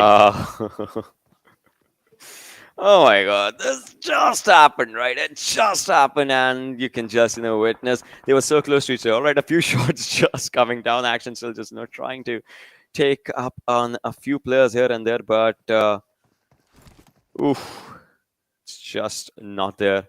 Stalwart's players, I mean, they did lose down on one of their players, but then we'll see what happens in the later stages. Look at Savage's players; they are getting shot at again and again from JyanMaara's side, but they just need to maintain their composure, maintain their calm for whatever they can do. Snipe was down and out, just happened. So Hershey needs to find a plan B to just move out, and there are so many rocks that I guess no one can even understand that what is happening. Look at that, Seal Battle goes down the other side. Phantom is taking up a fight. I would love that. Well, let's see. I mean, it's going to be very exciting to watch, but for now, JyanMaara still trying to readjust to the fact that they've lost one player for nothing. It was just an unpleasant surprise from the side of Savage Esports, and there was absolutely nothing they could have done about it. Susan, I think he was just trying to keep vision outside, but Savage Esports, all right, so they fall into a trap as well as Rafat does, I believe, has found an opening against the players of Savage Esports, but the trade is going to happen as Rage is going to be the man getting taken out. Rafat's helmet has gone, so he's going to have to be extremely careful with how he approaches the fight. Oh, taking a few shots to the body as well. The helmet completely shattered at this point. Hershey running forward to go for a revive, but Ale from the flank. Oh, this is going to be nasty if Savage Esports do not have any vision or information of where Ale is. But Ale, he needs to go. This is the right timing. Savage Esports, they are recovering. Sanchez is back on his feet. The teammates, they are going to help him heal up. And then it's going to be a 3v3 where either of the teams can just make a small mistake and just lose out on the points and also get eliminated in this game. Oh, Sonchir gets taken out from the other side as Sealshot just, takes one man down, and Savage, they are dropping. They are dropping down one by one. Venom Legends, I guess they have activated the YOLO button for themselves because they know they're at the bottom of the leaderboard. There's no leaderboard around them. They're at the bottom, so they need this fight. They need every single fight in their favor for what they can do. And Venom Legends, well, they are starting off on a note right now, taking down two players. One needs that confirmation. Savage is last player. Anif has to run away, make a run for his life, but that's important. And there it is, another confirmation coming up. That's two for Venom Legends. And we will see how long can they actually go. Well, let's see, as you mentioned, how long will they be able to hold on to their position? Anif, the last player surviving for Savage Esports. A lot of pressure on this one individual to secure whatever points are going to be possible for him to actually accumulate during the entirety of the game. And again, Savage Esports, they are not looking too hot as far as the overall rankings are considered, just outside the top 10 for now. And Anif, his game plan has to switch up. He needs to play as slowly, as passively as possible from this moment on in this game. But would that be possible? Because we do see Phantom Esports headed in this very direction. Savage, one player, needs to run, drive, fly, anything that he can just, go for. He needs to do that. Stalwart on the other side, they have changed their position. They have just, found a good, new, decent position for themselves. Try on one side, top on the other. Action, we see all these players right now. You can see Raw on the back lines and Deadeyes on the other side. Just like we said, it's the same situation for these players because the circle, they have it for themselves. But for how long?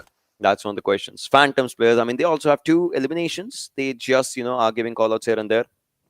They know Skylightz is quite close, Seal is quite close. I mean, they don't know exactly the name of the teams, but they understand that there are players quite close to each other. So that definitely just, gets it. Phantoms players are trying to move away. Slipknot On the other side, Wadu takes down one from Deadeyes Guys. Maybe this can open up possibilities for Stalwart if that happens. But Deadeyes Guys, they need to understand. High voltage is coming up quite close because high voltage likes to get those higher grounds. Even the map of Sanhok, that's where a few players of Deadeyes Guys were. But right now, Phantom's players, Mad Max, in fact, he is getting that read on Skylight's players. I guess he is trying to go for it. But Slipknot's location, that's probably compromised. Well, it is going to be compromised, but let's see. Can they try and readjust? Oh, clear to see a few pixels from Nima just hiding close to the window. And he does see Galton as well now, but still resisting the urge to pull the trigger. Wants to be in a better position, wants his teammates to be in a better position from where it's just going to be a straight up squad fight, not a fight with a lot of resistance from the opposition. But Nima, is he going to replicate the same emotions as Leo has? I don't think so. I think Nima is just buying his teammates time as they are going to look to push forward, and the information is going to be relayed. So while Skylightz Gaming think they're going to be catching the players of Esports off guard, they're going to be just in perfect position. Anif, beautiful drop shot, finds the knockout zone, but Alex steps out right in the nick of time, saving his teammate and resulting in Savage Esports being the first team to be wiped out from this match. Oh my god, this was just so brilliant, the way it happened for these players. I mean, it was just impressive. That cover just came on in time. ElementriX's players, well, they are here as well. You can just spot them quite close to the players of Vibes. I guess they can see Jiggle, his head or something. They can maybe see him. His head, just the movement around, so Incas can give that information relayed to the teammates that where they can just see him. The circle just going up for Deadeyes Guys in the center right now. IHC at Hatin's area. T2K is there as well. This time T2K surprisingly just moving for a different kind of rotation as compared to the previous rotations that they have for themselves. Seal quite close to Venom Legends right now. Their main struggle is going to be how to be inside the circle. Skylight's struggle is the same as well, although they can just be at the edge of the zone. But Johnny, yeah, the next circle should move to the left-hand side, ideally. Yep. But we'll see. And there's one team from the water lines. It happens again. There's always going to be one, right? We are always sure about that, but we'll talk about the team a little bit later as Vibes Rio is going to be spotted out by ElementriX, and that's going to be the first elimination point for ElementriX in this matchup. It's going to be quite interesting to see how ElementriX, in fact, try to move towards the zone now, because they know the rest of the players are Vibes are going to be chasing them. Plus, if they try and go for the hill right in front, they will have to deal with the players of high voltage, which is not going to be an easy fight for them to win. So I believe ElementriX, they're going to try and rotate wide from the from the western side. And talking about the team in the water, I mean, it's quite obvious who they are. 7C Esports. They have C in their name. They love water. Definitely they have. Venom Legends is Raffat, you spot him as well. I guess Wally has, or maybe it's just, they can see the movement, but look at that. Seals Demo on the other side, takes him down with a UMP. P stands for pain in this one now. Demo just, gonna go for... What does U and M stand for? Like, ultimate... machine of pain. But then look at this right now. ElementriX's players are just, hey, we are still going for all these things. I love it. But then ElementriX is trying to find up a decent place for themselves. Incas on one side as well. Mr. Jesus here, Venom Legends. I mean, they had such a good composure, and now it's being ripped to pieces, shredded to pieces. So, we'll see what is on their minds. Maybe in a while.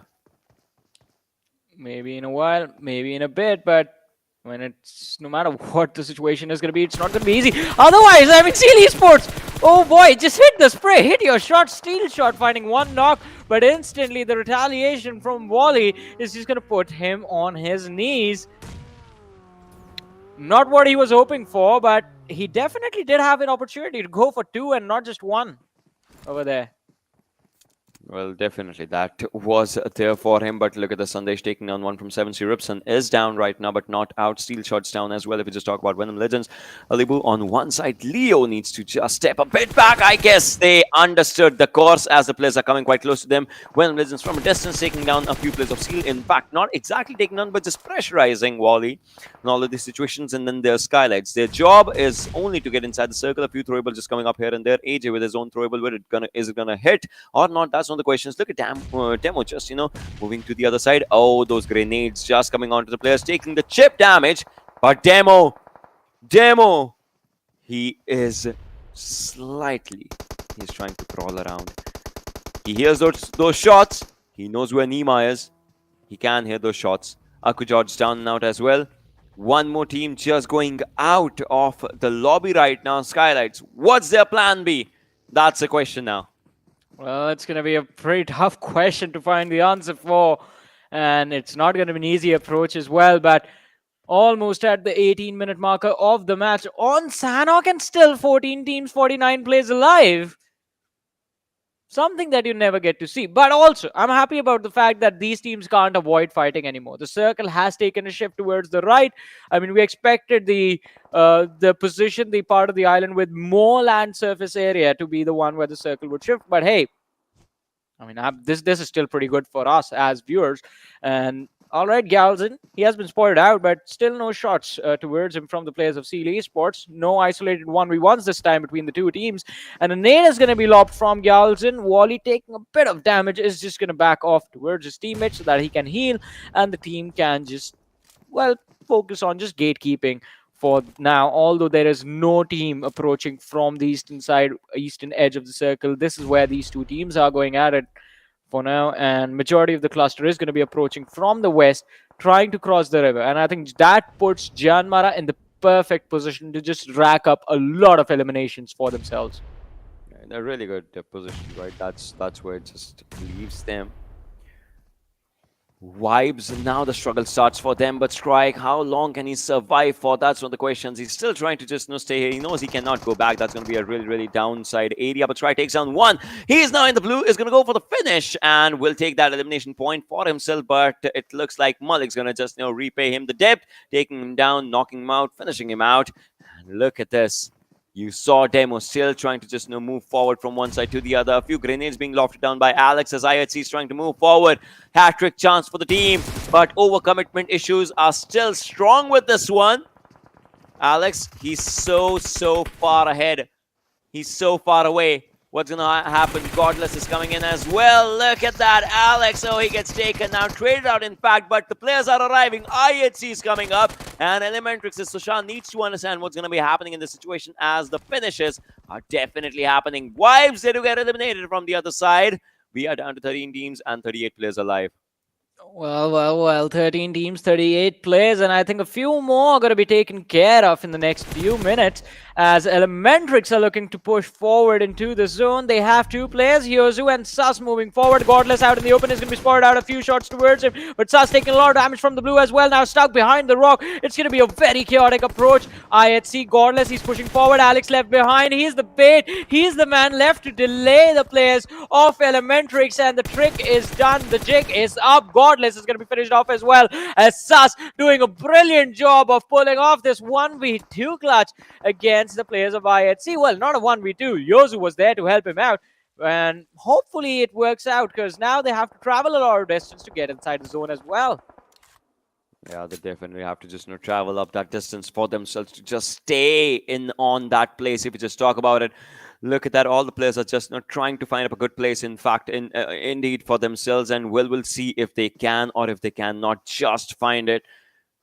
Play zone just being the killer, the vicious killer as what it is, taking down a few players onto its own toll.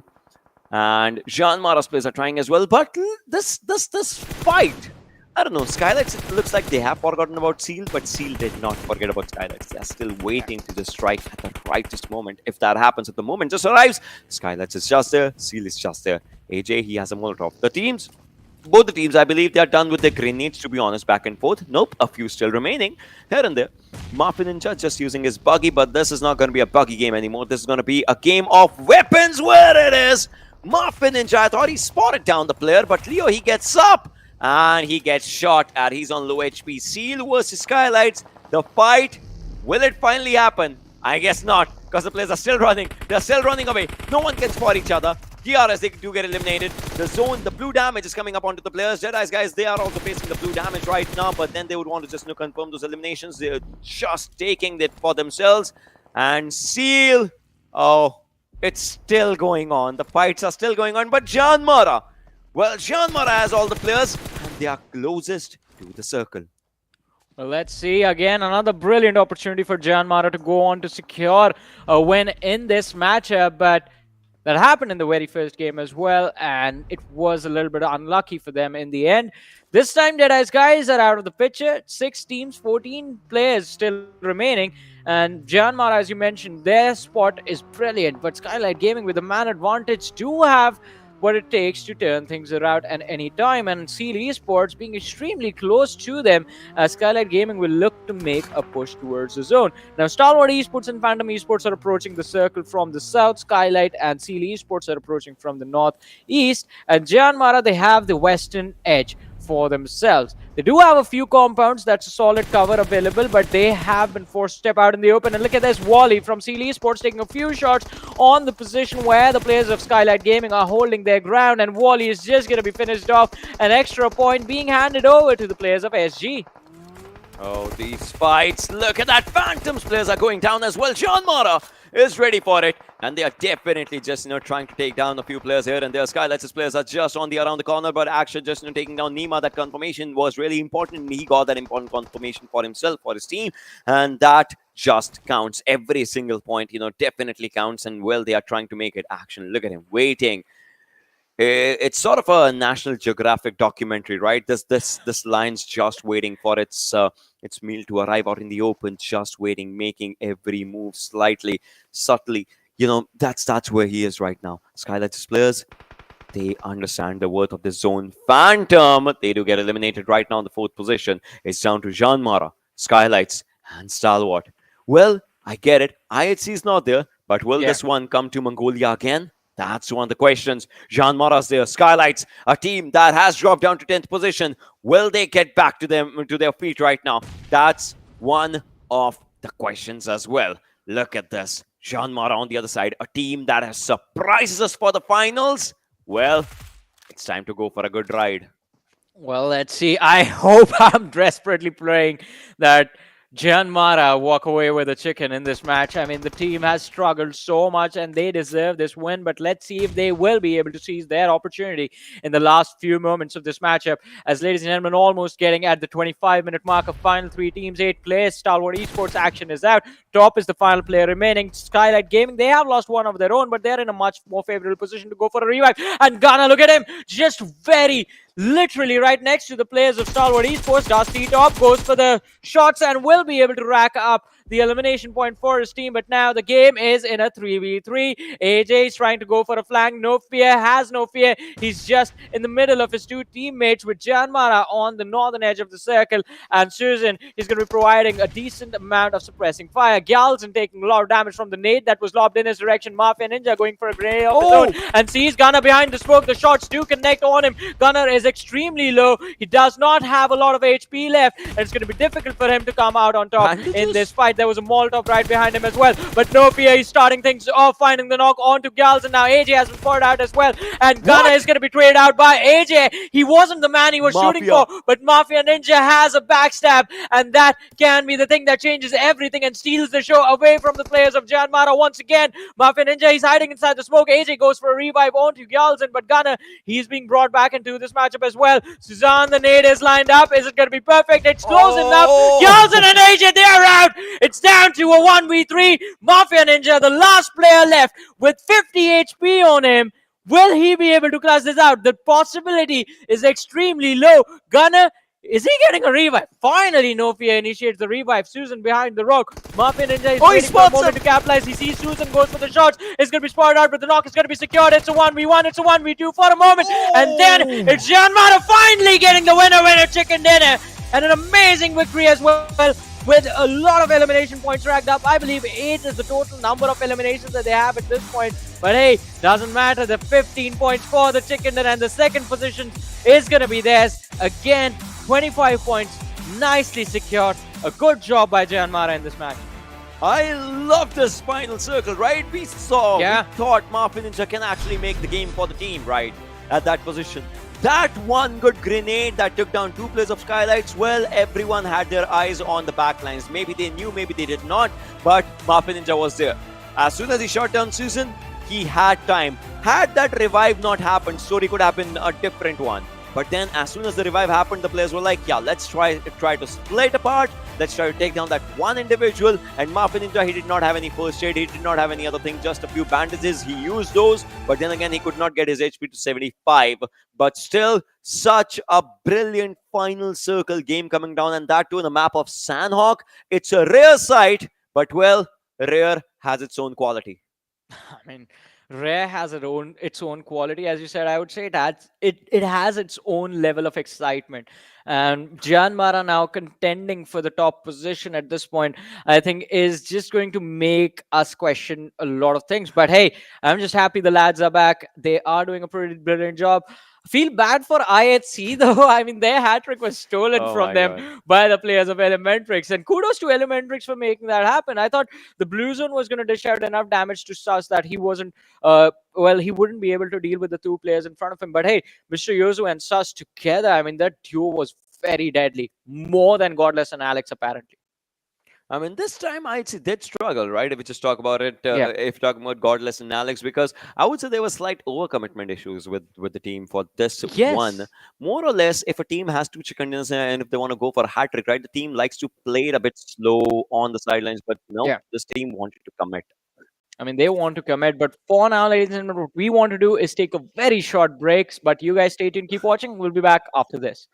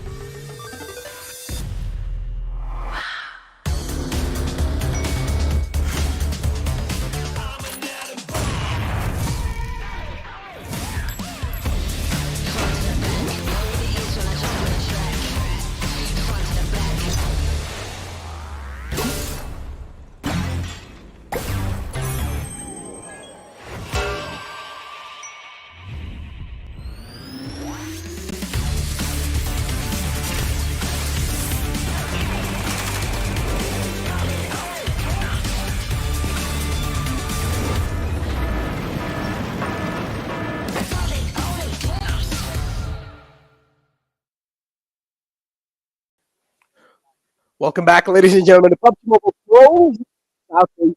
And now this is really the debut. And man, things are being quite heated up, huh? I mean, Mongolian dominations right there. And this is what we expected, right? Yesterday, I mean, they were completely sleeping giants, but then later on in the rest of the 3 games yesterday, it seemed like they got the grip back up. And look at the momentum today they've got in their favor. I mean, first game, second game, back chickens. That's what INC did right for themselves. A third game, Stalwart was there amongst the top 3. Obviously, Stalwart could not just, complete it for themselves, but I would say it's not just them. It's Skylightz as well. In fact, in the previous game, right, a top 2 finish coming up for those lads. JyanMaara sticking back to the second position. That's just so good coming up for a team of this composure. This team, I mean, if you talk about the historic times, we have heard different names, different players. VT and JyanMaara, the team has been there in different PMPLs, but now they are definitely proving their worth. So let's have a look at the MVP and let's see who it is. Maybe from Skylightz, maybe from JyanMaara. It is, no fear, definitely. I mean, JyanMaara is one of those teams that has went through so many roster shuffles, and now it seems like the roster they've gotten here is doing wonders. And hopefully they keep on sticking to this roster even in the future tournaments, because currently, no fear, with 3 eliminations, 3 knockouts, he's going to be the most valuable player of that previous game. JyanMaara, insane chicken dinner from them. If I'm not wrong, they had 25 points secured in that previous chicken dinner. So JyanMaara, a decent boost up there as well. That's going to boost them up to 2nd overall rankings, and that's quite huge, right? Finding yourself that footing, especially realizing that even though the Mongolian domination is going on, still you're able to get your mentality back in your hands. You're not letting it really shake with their domination, and you're just trying to get the composure, right? As you said, you're trying to control your nerves. You're trying to hold the gun with your nerves, and still you're able to just whip out the chicken dinner out of nowhere, and JyanMaara doing a great job. Top 5 players of the previous game in front of you guys. Susan's going to be there too with 4 elimination points and damage numbers of 529. Yeah, pretty good number coming up from Suzanne. On the other side, Shifu, sir, from Deadeyes Guys, showcasing 3 eliminations and 400 damage, but 20 minutes of survival time only. So you go on the other side with kind of similar survival time, but 3 eliminations, 362 damage. And on the other side, it's Gunner from JyanMaara coming up with the 2 eliminations. So JyanMaara definitely played really good. They have 3 out of 4 players in the top 5 for themselves. That indeed just comes up as a really good number. First thing. Second thing is the way JyanMaara held their ground, right? It was a high ground, low ground fight in the map of Sanhok as well, because they had that slight dip for themselves. Still, one player on the backlines was giving up proper information and cover for what was needed, and they got a good composure out of that, which I would say everyone actually liked. Yeah, I mean, composure, calmness, just having a great mindset in the end of the games. That's what really helps you quite a lot, and that's what JyanMaara have achieved. Yeah, it helps a lot. And we know, sometimes it's even about your individual skill, but it also comes down to the mindset that you're going to be approaching inside the tournament. And so far, I mean, JyanMaara in the league stage, they were struggling in the first 2 weeks, but then later on they started getting the grip in, and now in JyanMaara in the grand finals, they've been doing a phenomenal job so far.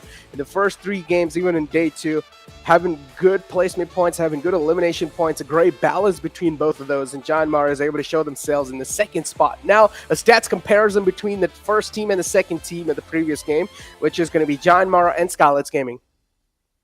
We'll just talk about these stats, right? You see the difference. Skylightz, they played good for placement points, only got 4 eliminations. Against the 2,000-ish damage of JyanMaara, they got 1,000-ish damage. So that's like half of what they did, but the damage received on them is more because they were taking damage of the blue and the damage from the place of Seal as well from the other side. JyanMaara, look at this, right? They had 3 players surviving. That's why their average survival is low till the final zone. Skylightz, they had all the players till the final circle. Then it was a 3v1 fight and all those things were happening, but still Skylightz managed to get that survival composition for themselves that led them to the 2nd position. And Skylightz needed a game of the same composure because of the points that they're at the 10th position right now. They need that jump. They need to be in top 8. That would be their way to go. And again, top 10 will qualify, so they have to be there, right? That's the most important thing right now. JyanMaara, if you talk about it, highest eliminations from Suzanne. We have seen these numbers. No fear with the damage. We have seen these numbers. But so Sean coming up with assists and healings, that's pretty good.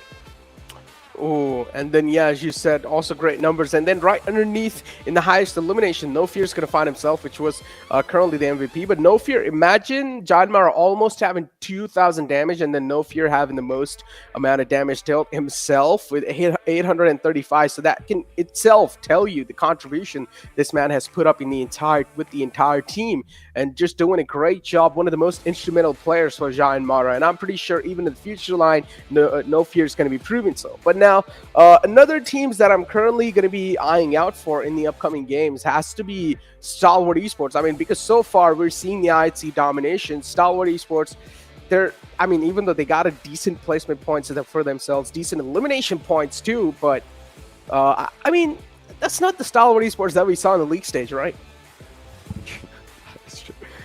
That is true. And right now, if you think about the situation, 25, 16, 15, 12. So definitely JyanMaara just will get a good lead as compared to the competitors that there are. But I want to see what happens, because Stalwart, they have 15 points as well. They're around the third position. So in the overalls, that definitely is going to make up a good mark. IHC, they got 5 points, but still doesn't matter. First and second, there's still a big gap. Although that gap looks like onto a close, because now JyanMaara is going to have that slight advantage because of 25 points that they have. We'll see. T2K, they're just trying to get a good game for themselves. It's just not happening, and it's just not them. DRS is struggling, Vibes is struggling. I just cannot say what's going on. Yeah, I don't know, man. These are just the grand finals for you, right? Every single team, they have something else prepared, and these top teams, right, they've put everything. They fought for the tooth and nail in the in the league stages. So Vibes, I think so, them revealing all their strats, how they wanted to play in the grand finals, they pretty much just used all the cards they had in the league stage, and now coming inside the grand finals, they're easily getting countered because teams know how Vibes like to play. And this is something that I even talked about with you, saying that, okay, now these teams are doing pretty phenomenal, don't get me wrong, but moving inside the grand finals, if they're going to be sticking to the same basics that they did in league stage, then the struggle will be seen, and this is exactly what's happening right now. As of now, I wouldn't exactly say the struggling phase, but given the fact that obviously there are less number of games in a more time, in a less time, right? You get to feel that pressure. Pressure kind of gets down to the struggles.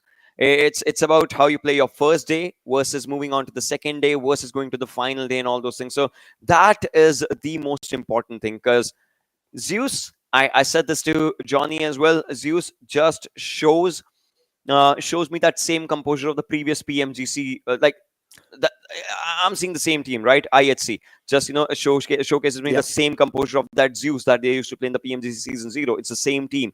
They move forward in the second day. It's the same second day. They are moving forward with this one. So that was just really good. But let's take a look at JyanMaara's map rotation, the way they just move forward in this one, and you'll see, right, that the way they found themselves was a really good position right from the start of the game. And the circle till the third circle, right, the zone had this much area for themselves, and surprisingly the circle moves to the right hand side. More or less, people might just be thinking that the zone will go to Camp Alpha or Hatin and all, but no. In the final moments, the circle just had its own brain and was like, nah, I'm gonna go to that depth. The circle indeed was something that was just keeping these teams guessing, right? JyanMaara, right from the get-go, they had a great position for themselves to situate for the future success. But then again, you talk about the curveball ships, and that's what just hit over here. The majority of the teams probably thought at this time that the next circle shift's going to be on the left side of the island, because the majority of the surface is covered over there. But then circle just shifts on the right side. Every single team just gets caught off guard. JyanMaara, this is where they find themselves in the most luckiest spot, and the game just gets served to them in a silver platter. But still, not here. Things do not end here. There are still teams like Seal and Stalwart Esports alive. Seal got gotten rid of by the squad of Skylightz Gaming, if I'm not wrong. Seal had to move out in the open on the downward side. So Seal, they got taken out by Skylightz Gaming on over here. And then in the end, it was just a 4-on-3 fight, if I'm not wrong, between Skylightz Gaming and JyanMaara. And the nade from one man from JyanMaara just completely decimated their glimmers of hope. Yeah, definitely, it just happened, but it was such a good way to just look forward to the fights. As for what we just saw, their rotation, their circle positioning was just so good. We'll see all these things in the open moments as well in a while, right? When we'll just talk about how the players just, maintained their calm and composure whilst Seal and Skylightz were trying to take up a fight for themselves. JyanMaara was just waiting that yeah, the fight's gonna come to them. Then they were just repositioning themselves and all those things. We'll see all those things in the final moments of the Oppo F21 Pro moments. But the start happened here right off the bat when Phantom Zeta, he just got a weapon and he just went forward with it. It was like, yeah. I have it. And there we go. It wasn't even a struggle. Easily was able to get rid of Memo, and this is how the action really kicked off. Another team that I really am eyeing out for in the grand finals has to be Savage, and so far, I mean, at this point you would call it a struggling phase for Savage, right? They aren't really doing the best. Savage, they're getting easily taken out from the games too. I still remember in the Miramar game today, it was Pika who single-handedly took out 2 of the players of Savage while they were trying to move inside the zone, and that itself quite impressed me because that drop shot from Pika just caught the players of Savage off guard. And considering the fact that Savage is also one of those teams currently in the lobby that has the strongest firepower, and if a team like Stalwart Esports is able to pull off those kind of shenanigans against them, I don't know what level Stalwart Esports is on. Yeah, that would just, look really, really good in the upcoming games and all. But look at this, right? JyanMaara, they took up a good fight against the players of Stalwart. They eliminated those players. Right now, AJ takes down 1, but then his location was compromised. So one good grenade lofted on the side, took down 2 players. Marfin Ninja still had the chance. He chose to take fight against Suzanne. Had that revive not happened, he could have just taken down 1 final player because the revive cancel animation and all those things would have just taken up a toll. But this was a well-fought victory for JyanMaara. They deserve all the celebrations that they want to do. Oh, indeed. And now you take a look at the damage graph with 10 elimination points. JyanMaara, they found themselves a great victory with almost 2,000 damage wrapped up, but it's not going to be 2,000. It's 1922. And then Skylightz Gaming with 4 elimination points and only 1,004 damage. And then Stalwart Esports is going to be right there as well. I mean, this is what I'm really saying, right? The teams that are currently all the way in the bottom side. Look at Savage Esports. I mean, even though they were one of the first teams to get eliminated from the lobby, still look at the damage numbers they've been able to put. It's most damage than majority of the teams currently in the lobby. More or less, I wanted to just talk about Savage, the way they did their elimination and their damage numbers are now there. But well, Skylight's already there at the 6th position right now. JyanMaara, that jump definitely has been. They become the 2nd team to get that triple-digit marker for themselves. Quite close to IHC, not exactly close, but still close. And look at the way the 2 teams have in their mentality, right? The difference. IHC is playing on eliminations, then they want to get the placement points. JyanMaara is playing on the placement points, and then they're getting eliminations, right? So that difference definitely shows the difference of mentality, because both of them have 2 chicken dinners. But for IHC, it was like a very, very, very hefty game when they got chicken dinner. JyanMaara, it was a really pressurizing game on them as well, but they earned that win with a really good ease for themselves. On the other side of this table, though, there are going to be real struggles, because I don't see DRS here. Previous game, DRS was in top 8. This game, they are not. Again, that struggles. They still follow, as they are the 10th position now. And then you take a look at the latter half of the board, and you have Venom Legends all the way down on 16 spots, 7C on 15th, and Savage Esports on 14th. Some of the biggest struggles currently in the lobby are these bottom 3 teams. And now, again, we know top 10s. The goal here, ladies and gentlemen, if you do want to qualify in the SA Championship, you need to be in the top 10 over here in these grand finals. If you're not going to be able to solidify that top 10 spot, then you guys are pretty much going to be ruled out. Your journey is going to be ending over here. So Savage, 7C, Venom Legends, ElementriX, and even Vibes and High Voltage. These are the current teams, or 6 teams that are in the red zone, and they will need to try and secure themselves a spot in the top 10. I'm pretty sure these teams do have the caliber in them. We've seen a little glimmers of that in the league stage, but currently in the grand finals, man, it's just something that's really bothering them. Yeah. It's different because every team, takes different level of pressure in different situations. Now, again, we'll just, go back to the same conversation that was happening a few seconds back, and that is, it's a shorter format. We get it. But in shorter formats, right, things can either change drastically or they don't change at all. So that's how it is. Indeed. I mean, things do change drastically. Some of the teams also do tend to go really hot and cold, and the inconsistency we have seen in the past. But for now, ladies and gentlemen, don't go anywhere. We do have a short break lined up, so don't go anywhere. We'll be right back after this.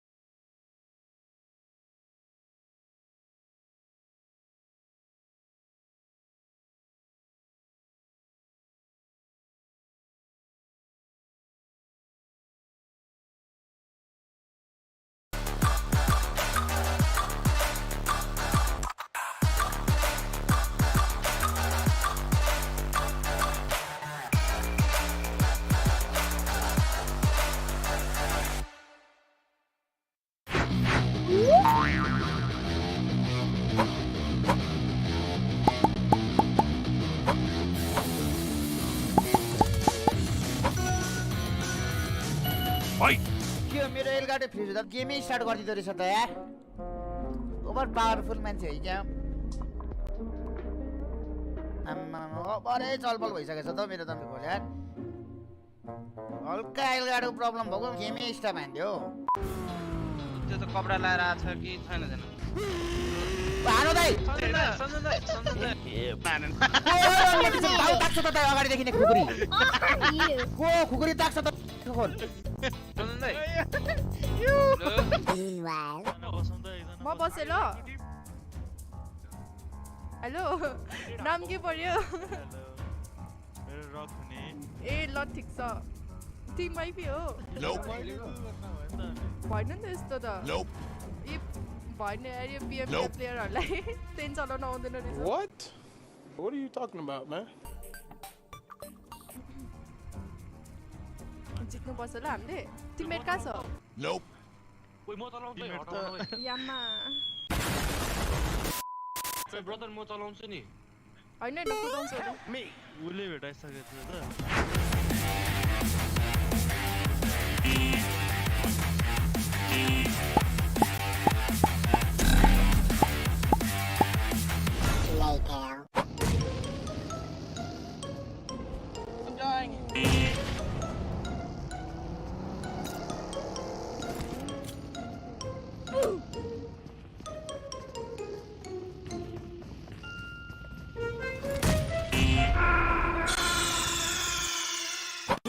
Back in the lowlands.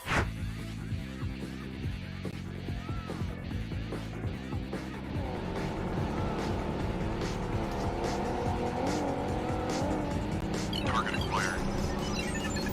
Target eliminated. Okay. Just then. माथिबाट बम हान्छ सुन न हिँड्नु न अर्को player आयो त कुन airline छ यो म त्यहाँ माथि लान्छु तिमी बमान है मिल्छ भने ल कि नै बमाना बम अझै बमाना ल त सबलाई आना के हो ओए दामी हानेको थिएँ यार Any sure? को छोड रहेछ यार यस्तो साह्रो खेलाउने अनि सबले मलाई मार्न खोज्दैन त अनि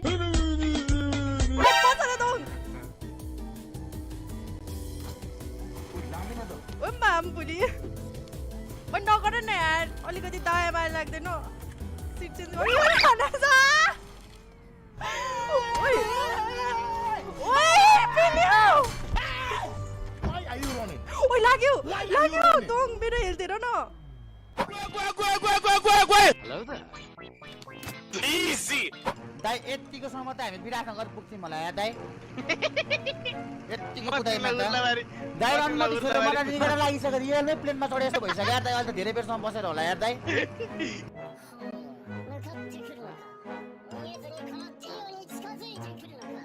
ओइ यो त ढङ्ग नआए त नि दाइ दाइ तेल हाल्दैछु दाइ उठाउनु न त्यो टाइमसँग सुताउँछ डाइरेक्ट हाल्न पर्यो दाइ यो best pilot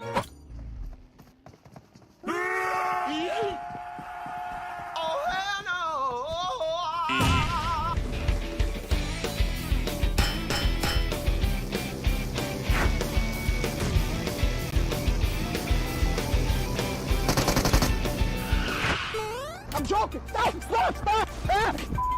The break! Stop! Got him! वाइफीसँग दोङ छ दोङलाई चाहिँ घुस्काउँछु पक्नै म इन्स्टामा गर होइन यार दाइ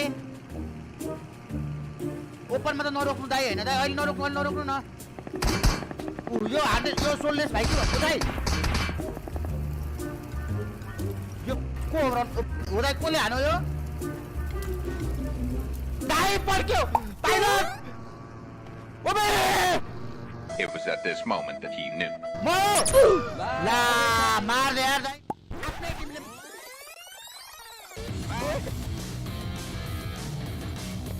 ओइ ओइ साङ मर्यो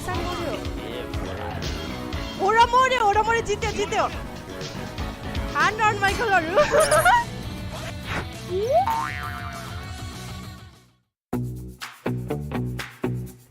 त्यसै गरी अब हामीसँग रहेको छ round 3 fill in the blanks ल प्रश्नहरू यस प्रकारको रहेको छ दोस्तीहरू म्याच जित्नलाई मैले fill in the के भन्छ ब्ल्याङ्क्स प्रयोग गर्छु म्याच जित्नलाई ब्ल्याङ्क्स प्रयोग गर्छु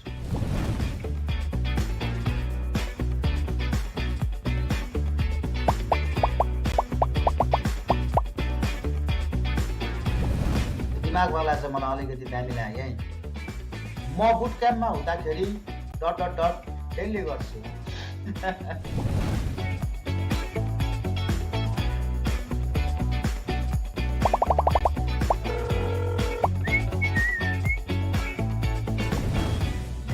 म रेड जोनमा उभिन तयार छु यदि ब्ल्याक्सले मलाई भनेपछि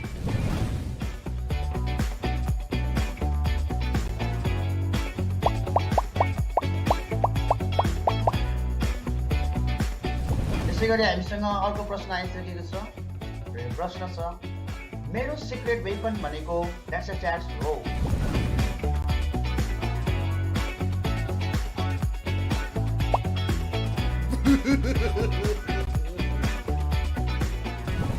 त्यसै गरी हामीसँग रहेको छ अब आजको अन्तिम प्रश्न रहेको छ मेरो सपना छ ड्यास जित्ने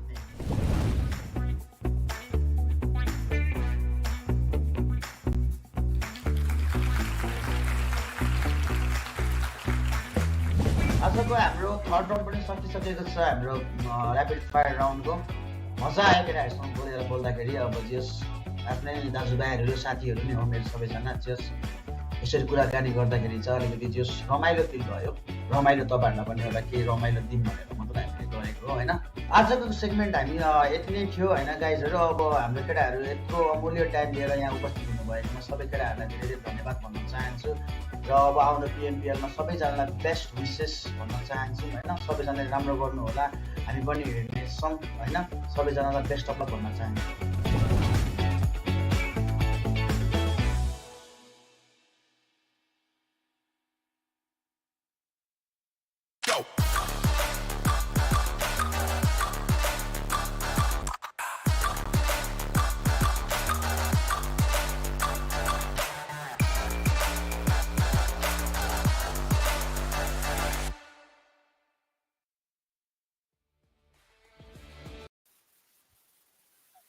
Welcome back, ladies and gentlemen, to PMPL 2022, brought to you by the Oppo F21 Pro. I mean, we already had a brief discussion about JyanMaara and all the Mongolian teams. Now it's time to shift our attention to someone else. Venom Legends, man, coming inside this, Venom Legends too, all the way in the bottom and having some of the big hopes from the fan base too with this team.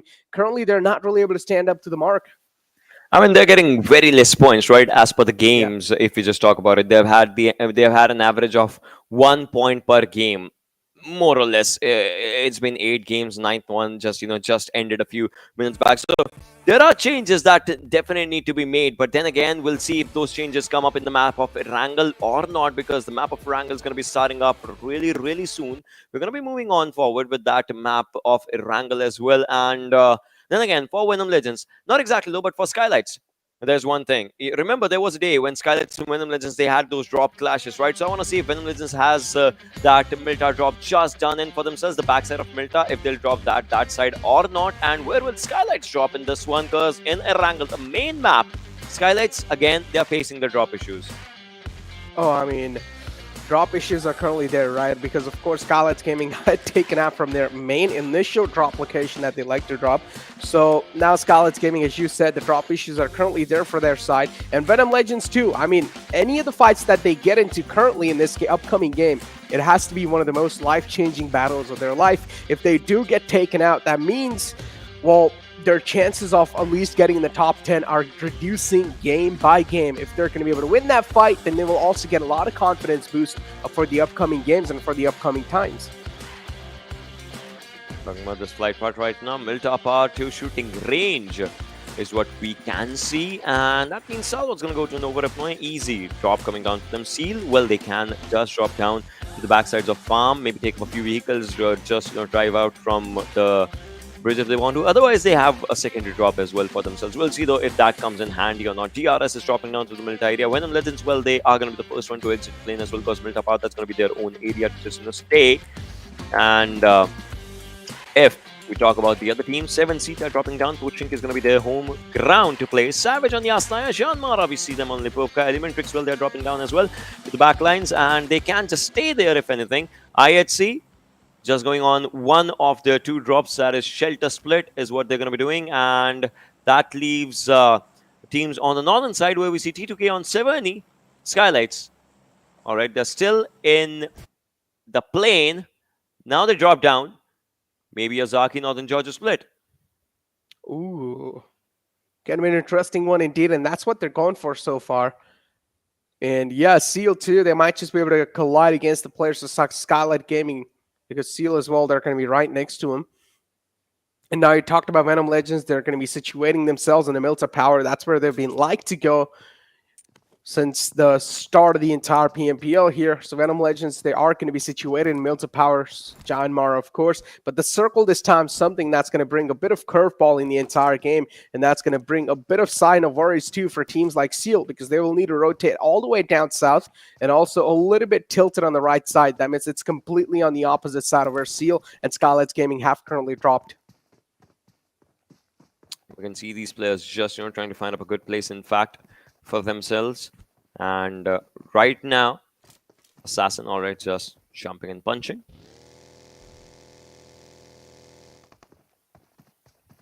Just okay, I'm sorry to cut you off, but it's interesting, right? Just because the plane fly path, Seal realized they can't really go to the military base. That's why now they've dropped on Zarki. And this also can bring in a potential clash between Skylightz Gaming and Seal, and I'm really down to see that. They will clash, 100% they will clash. If not in the early stages, then the rotations are definitely going to clash, because from the sidelines of Northern Georgia and Zarki, it's just 1 or 2 bridges. You can avoid that, but you cannot avoid maybe just the hill or the other contestations and all, and that's going to be one of the most important things. Right now, Phantom just, moving outside the zone, these players, but look at that! Oh, wow, 7 rips and just comes in. And obviously, it was a bike, so everyone was just, in one straight line of fire. Just like yesterday, today as well, Phantom, they start off on a bad note. 2 players being taken down. The same happened yesterday against ElementriX. It was Vexy and 1 more player. Today again, it is Vexy and 1 more player. So, oh my God. And this is why we know, right? Having a plan B is so important. If one of your drop spot is not really in the plane fly path, you always got to have the plan B. And this is something you really do need. And again, you're going to be able to learn this if you do watch a bit of PEL. I mean, of course, it's complete out of the league, but yeah, that's where those teams, man, I'm not going to lie, they have so many other different drop spots that they do refer to, and it's quite interesting to watch that. For now, currently, we do have Vibes on our screen. One of those teams that had a complete different air on their pockets, and now coming inside the grand finals, they're not really looking that great. But I'm pretty sure Vibes is one of those teams, right, that thrives off of the momentum, that thrives off of a little bit of even air shift that will get them just going, even in one game. Because Vibes, what we saw in the league stages at the start, they prioritized a lot of placement points, and then later on they went for the eliminations. Yeah, Vibes, I mean, so in the league stages, not exactly the league stages, what we're talking about is the super weekend stages, right? When there were 3 super weekends. So Vibes was a different Vibes as compared to what they are right now. It's not bad that what they have right now, they still are planning to go good. But that sort of an aggression, a really controlled aggression, was looking really good. That was their maturity level that just showcased that they can wait for a fight, they can go for a fight, all those things. This Vibes, I would say, that they're missing that marker. Again, it's because less number of days, right? If you, there are 2 things. You can either take it as an opportunity, or you might not, thinking about, what if you make mistakes? What if this happens?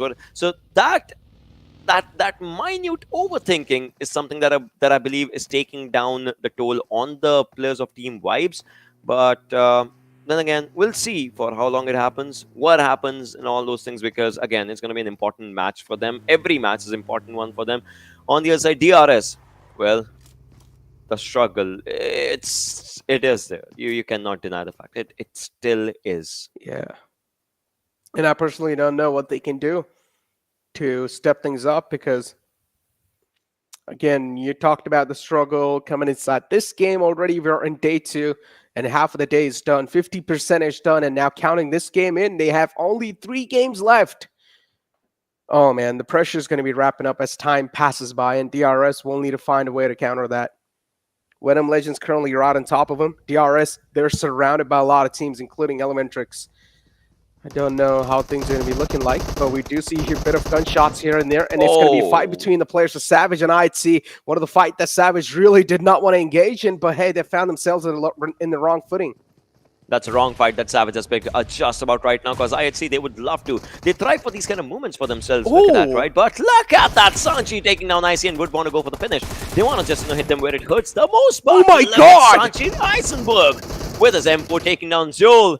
I thought we said they took a wrong fight, but they know how to make wrong things right for themselves, as they are definitely taking down multiple players, and it's Godless who's the last one surviving. He's in the tunnel somewhere, but I guess Savage, they understood the mission, they knew what was to be done, and they have done it in style. Wow. Seoul would be the next one to be finished probably really soon, and then there is Godless. He is the last one surviving. See, IHC, they have 1 game to go bad.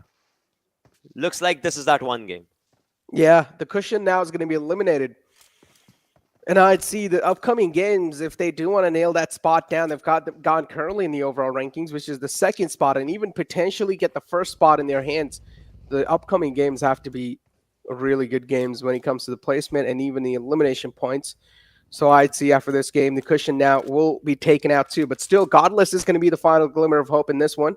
Oh, he's shooting? Oh, he accidentally shot. That means now the players of Savage know he's right underneath. He's right inside the bunker too. And yes, Savage, I mean, there's a reason why I've always been saying Savage is one of those teams that has the strongest firepower, or one of the strongest firepowers in the entire lobby. And this is the reason why I said that. Even though things weren't really in their course, but they still do just somehow they're able to flip the tables. They like the chaos, right? And this was the chaos that they just wanted to be a part of. This is one thing that we are missing from this team, Venom Legends. The team is still struggling. The struggles are still there. The team wants to get to a good position, but they're not getting it. It happens, right? It happens with the best of the teams. Sometimes you might just be having your worst days. And a tournament arrives on that. Things go bad. It always happens. But then we'll see what does Venom Legends do in this one and the upcoming games. DRS. Oh, this is another team that is kind of struggling onto the phases right now. Stalwart, they have crossed the bridge. Now they are quite close to the players of DRS. JyanMaara. This team has just maintained a brilliant composure right now at the 2nd position. I love this JyanMaara, the way we were loving Vibes' gameplay in the league stages. But all right, look at this right now. Rafat has spotted down a few players. He just heard, but will he go for the shots? Oh, he missed the marker. Uh-oh. And yeah, Salt is going to find himself out of harm's way for now. 3 of the players are all in the front. And they're all currently doing so well in the overall rankings. I mean, coming inside the tournament, right? This team looked pretty solid in the league stages. And now currently they are in the 7th spot in the mid-pack of the entire overall rankings. High Voltage too, currently sitting on 11th. DRS there too, right there. Again, I mean, the reason why I'm saying Raw is having an impressive performance so far, because considering the struggle they had in the past years, and now if you compare their performance from the past year to this year, and also the roster shuffles they went through, I would say this is quite impressive, the way they've been able to keep up with the competition. Still spotting down the players right now. JyanMaara Sujan, he understands that definitely the players are around that area, but no fear, he needs to understand the same as well, because he's all alone in this situation. That's where Seal is. The backup Snipe is on low HP. He needs to move forward. He is moving away. Oh, he barely survives a few shots. The other shots are there as well. He survives those as well, as no fear, he wants to just stay onto a good ground. And now they're getting shot from the other side. Wow, that was just so good, the way JyanMaara, maintained their composure. Hmm. Wow. Interesting, though. But yeah, Seal, at least they were able to shook them away like that. And still, as you said, they got no harm onto themselves, so they're going to find themselves, or at least that's going to give them a huge sigh of relief. Seal rotated all the way from the north, and now currently they're situated right next to Lipovka. This next circle shift is going to mean quite a lot for all these teams, especially, I would say, Seal, because the improvised drop spot coming in, Seal, they've rotated in a really awkward spot. If the circle does shift up north, it's going to favor the players of Seal the most. Definitely is going to just, favor down these areas. In fact, if we just talk about it, Vibes players as well, you can see them just trying to move forward all for themselves. Look at this. Vibes players, they are trying to move forward as well. Propene takes on one from Savage. Savage, a team that was looking so good on their high right now, on that note, when they took down the players of IHC. Now, they are being taken down one by one. I guess they did not anticipate it. They did not expect this. And yeah, there you go. Another one will start too. Savage now. They're going against the players of High Voltage. Another man will fall down, but it's okay. Godless is still surviving, being a lonesome survivor from the side of IHC. I had a little question to you. So, I mean, there's two sort of teams, right, that currently opt to play right in the center, and then the other teams currently like to play on the outskirts of the zone. What do you think? Which strat is the best strat? And, like, just choose one. Any of these, and like, which one do you get impressed by? Center or the edge? That's what you're asking to me, right? Yeah. So it depends. Again, if you're asking for this lobby, I would want to play from the edge. I would want to play a bit slow. I would want to hold the center if I get it after the fourth zone. Like after the fourth circle, I would, if I'm the IGL, right, I would want one of my players to maybe just move, or maybe me, I would want myself to move and scout out the areas in a quite close proximity. Slowly and steadily, if I see the proximity is empty, I ask my players to come there, I move forward. In that way, I would want to go to the center. Like this is the way the Chinese teams also just move forward with. They, if you think about it, right, no one stays in one building or maybe two buildings. They like to scatter in the upcoming end circles, which is really good. So that alone is a really good strategy. But before that, they like to take it slow, except Nova sometimes that just gets to the center already, and they like to hold those areas. So it's kind of a different situation and strategy and scenario for what the teams have to do. But right now, Venom Legends, again, the bad luck is on them as they do become the first team to be eliminated again. Yeah, I don't know what to say about that, man. Venom Legends, you guys need to step it up.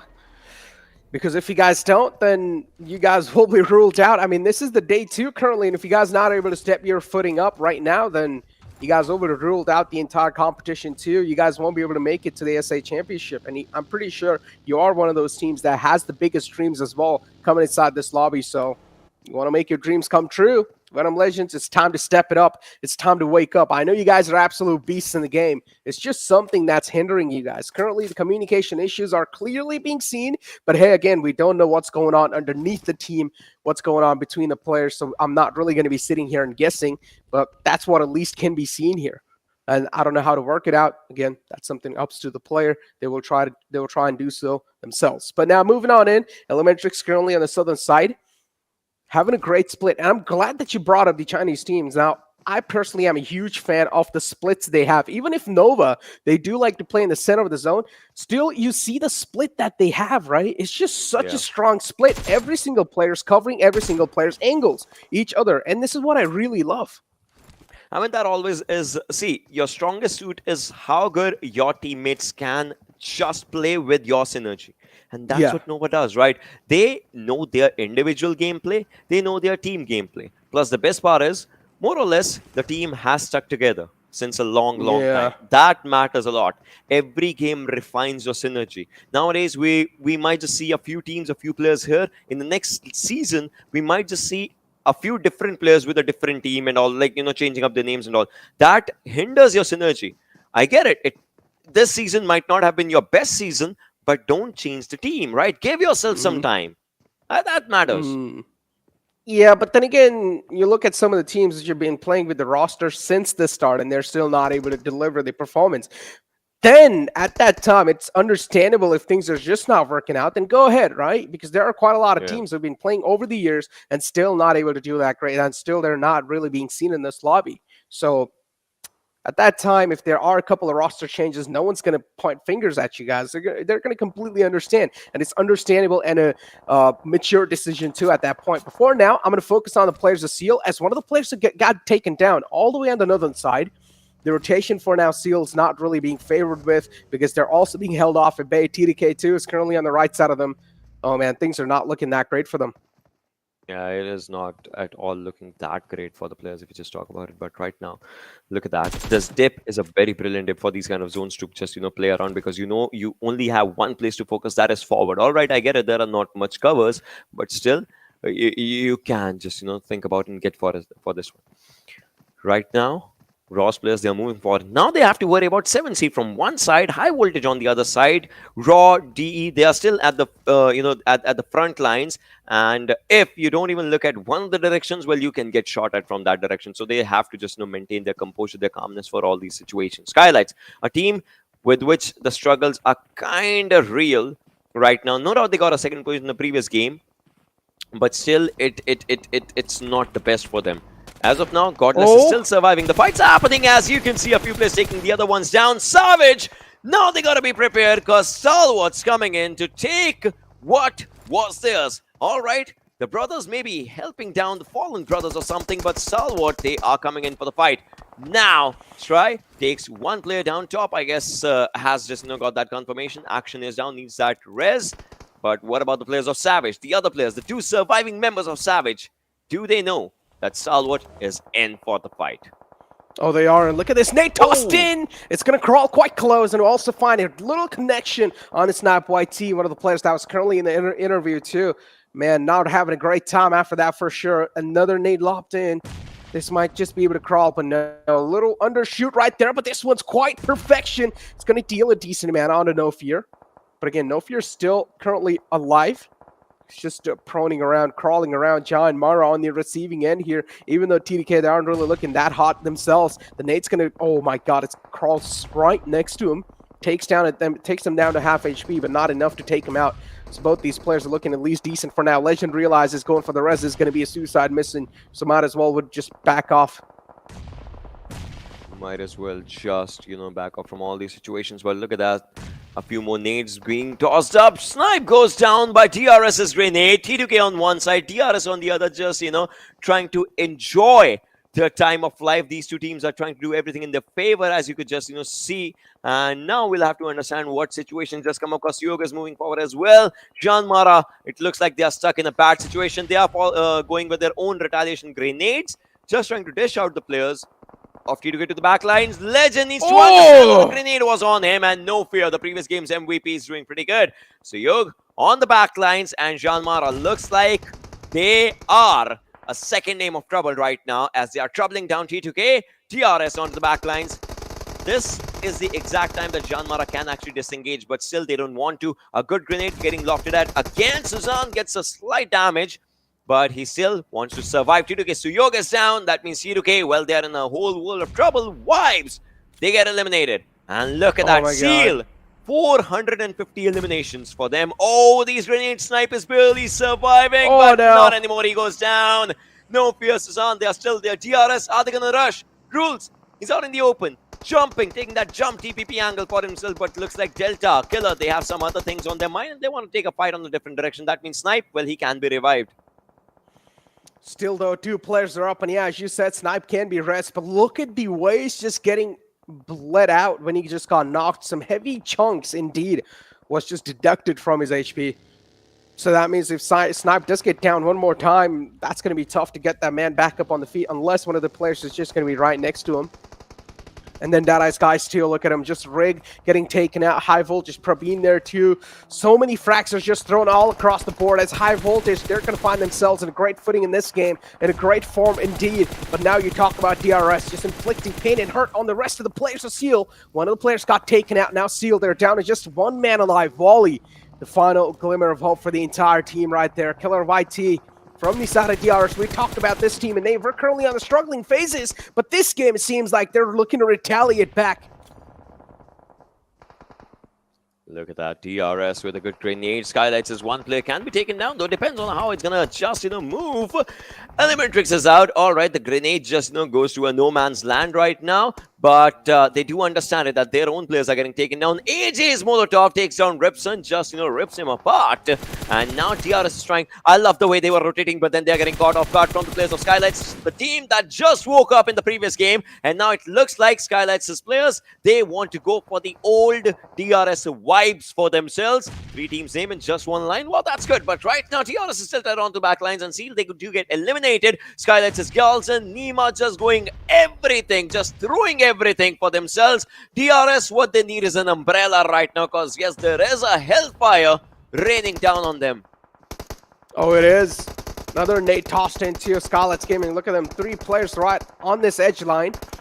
And one of the players all the way in the back too, just making sure they're not really going to get backstepped. Another team, which is Deadeyes Guys, currently trying to hold the players off of high voltage on the bay. But are they going to be able to do so successfully? That's something I want to find out, because Turulov and the entire squad at Deadeyes Guys, for now, at least the 2 of the players, they seem decently damaged to high voltage. They do have a little bit of damage buff to start off with. Assassin 2 now is taking a heap load of damage, but the nade from the side of Turulov is going to catch 2 of the players, and that's a game-changing nade right there. That's going to help out the players of Deadeyes Guys way too much. That definitely is going to just, do a lot of damage to the players, but look at that!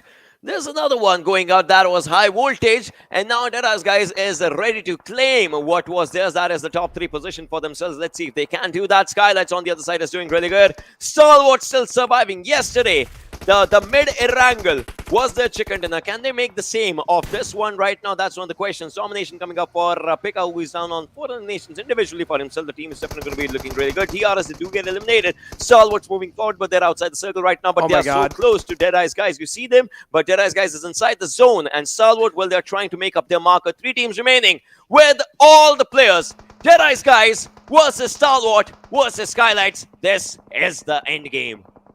Oh, this is about to get real in the later phases, man. I'm telling you right now, we're up for an absolute competition as Deadeyes Guys, now they're looking to mow down the players of Stalwart Esports. Had some clear line of sights on the top.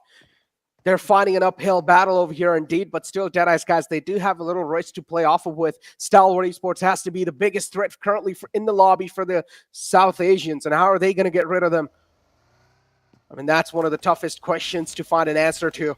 And we will be able to find the answers to at the end of this game. But that nade from the side of Stalwart crawls right next to Mafia Ninja. Mafia Ninja taken down solo. Oh, these players, they do understand their work right now. Mafia Ninja, he needs to stay alive. Oh, a nade was quite close to him. But then they're just, going for it. Top can take down Skylight's Mafia Ninja this time. This grenade would be great. And yes, it was.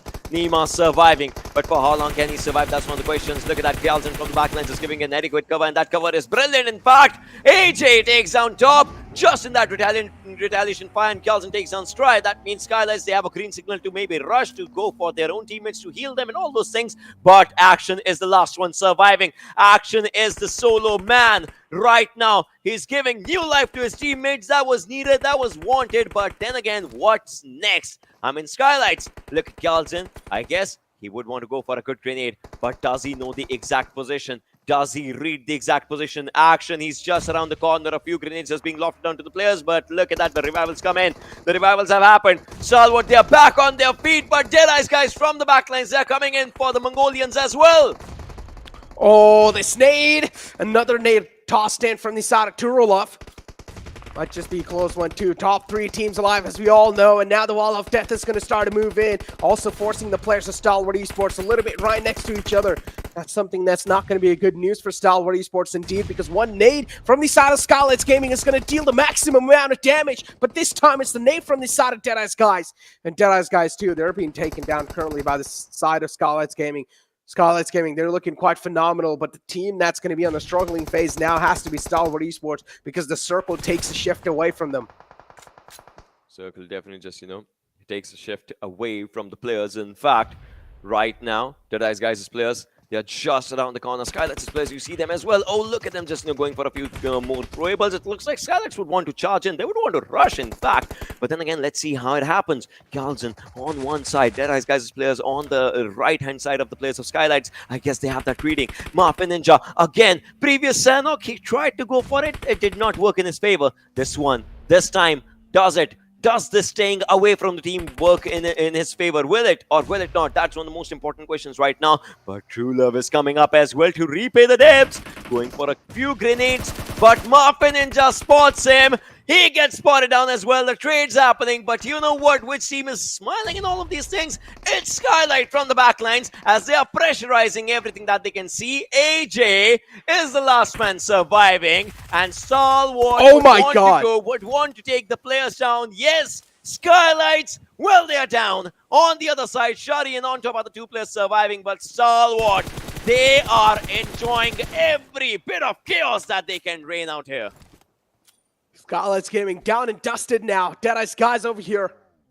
They're able to get the reset on. It's so Chari wants to go for the reset too. But our Stalwart gonna let that happen. Stalwart currently in the high ground, and is also able to find the opening. This opening's gonna mean quite a lot as Pika as well gets taken down. A great reply from the side of Deadeyes Guys. Now it's a 2-on-3 situation. Pika gets taken down. The IGL's down. Big man, or at least a big threat, currently neutralized from the lobby. Action will fall down too. Now it's all down to Scry. Scry finds that initial connection and is also going to go for the rest because he realizes that knockout has found him in enough amount of time. It definitely does, find up enough amount of time for the players. But right now, look at this. Look at this. Stalwart's players, they are just on one side, and there it is. They just go for the ending. They love the ending. They like to end it in style. And if we talk about it, oh my god, Mongolian Day all over again. These are the shades of the past, and Stalwart, they are looking for the future as they secure the second position overall. Oh, second spot. There we go. Oh boy, Stalwart Esports. This is a Stalwart I know. They're finally able to show themselves up with damage number of 1820. I mean, an elimination heavy game indeed for them. What a great showing. I mean, this is what I wanted to see, a big bomb, and that's what they drop in the lobby. Yeah, that's what they just, go for, and that's what they like to go for. Stalwart Esports, well, they just went on in style. They like to just, showcase these kind of games for themselves, and I believe this is how the team's, this team's composure just, stays, and, well, at the end, they enjoyed every bit of it. Let me tell you who didn't really enjoy that, though. I mean, Skylightz Gaming, it seemed like the stars were aligned. It seemed like they could have potentially won that game too. But then in the end, it's like both of these teams, Stalwart Esports and Deadeyes Guys, they just decide to go against Skylightz Gaming. And Skylightz Gaming is sitting there and be like, hey guys, why are you guys targeting us? Like, just chill out. Let's try and take out Stalwart Esports. Let's talk it out. They're the odd man out, but that's not the case. They were like, let's maybe talk it out and all those things, but then that exactly did not happen. First game IHC, second game IHC, third game I get it, JyanMaara just gets it, but fourth game against Stalwart coming in like Mongolian domination has just been, out of the bounds for the players, and I am telling you, they are loving each and every part of it. Mongolians, they're taking the day. Oh, I'm pretty sure they're also going to be taking this entire league too. Oh. Did I just give some spoilers? But yeah, ladies and gentlemen, with that also being said, we need to throw to a short break. Don't go anywhere though. We'll be right back.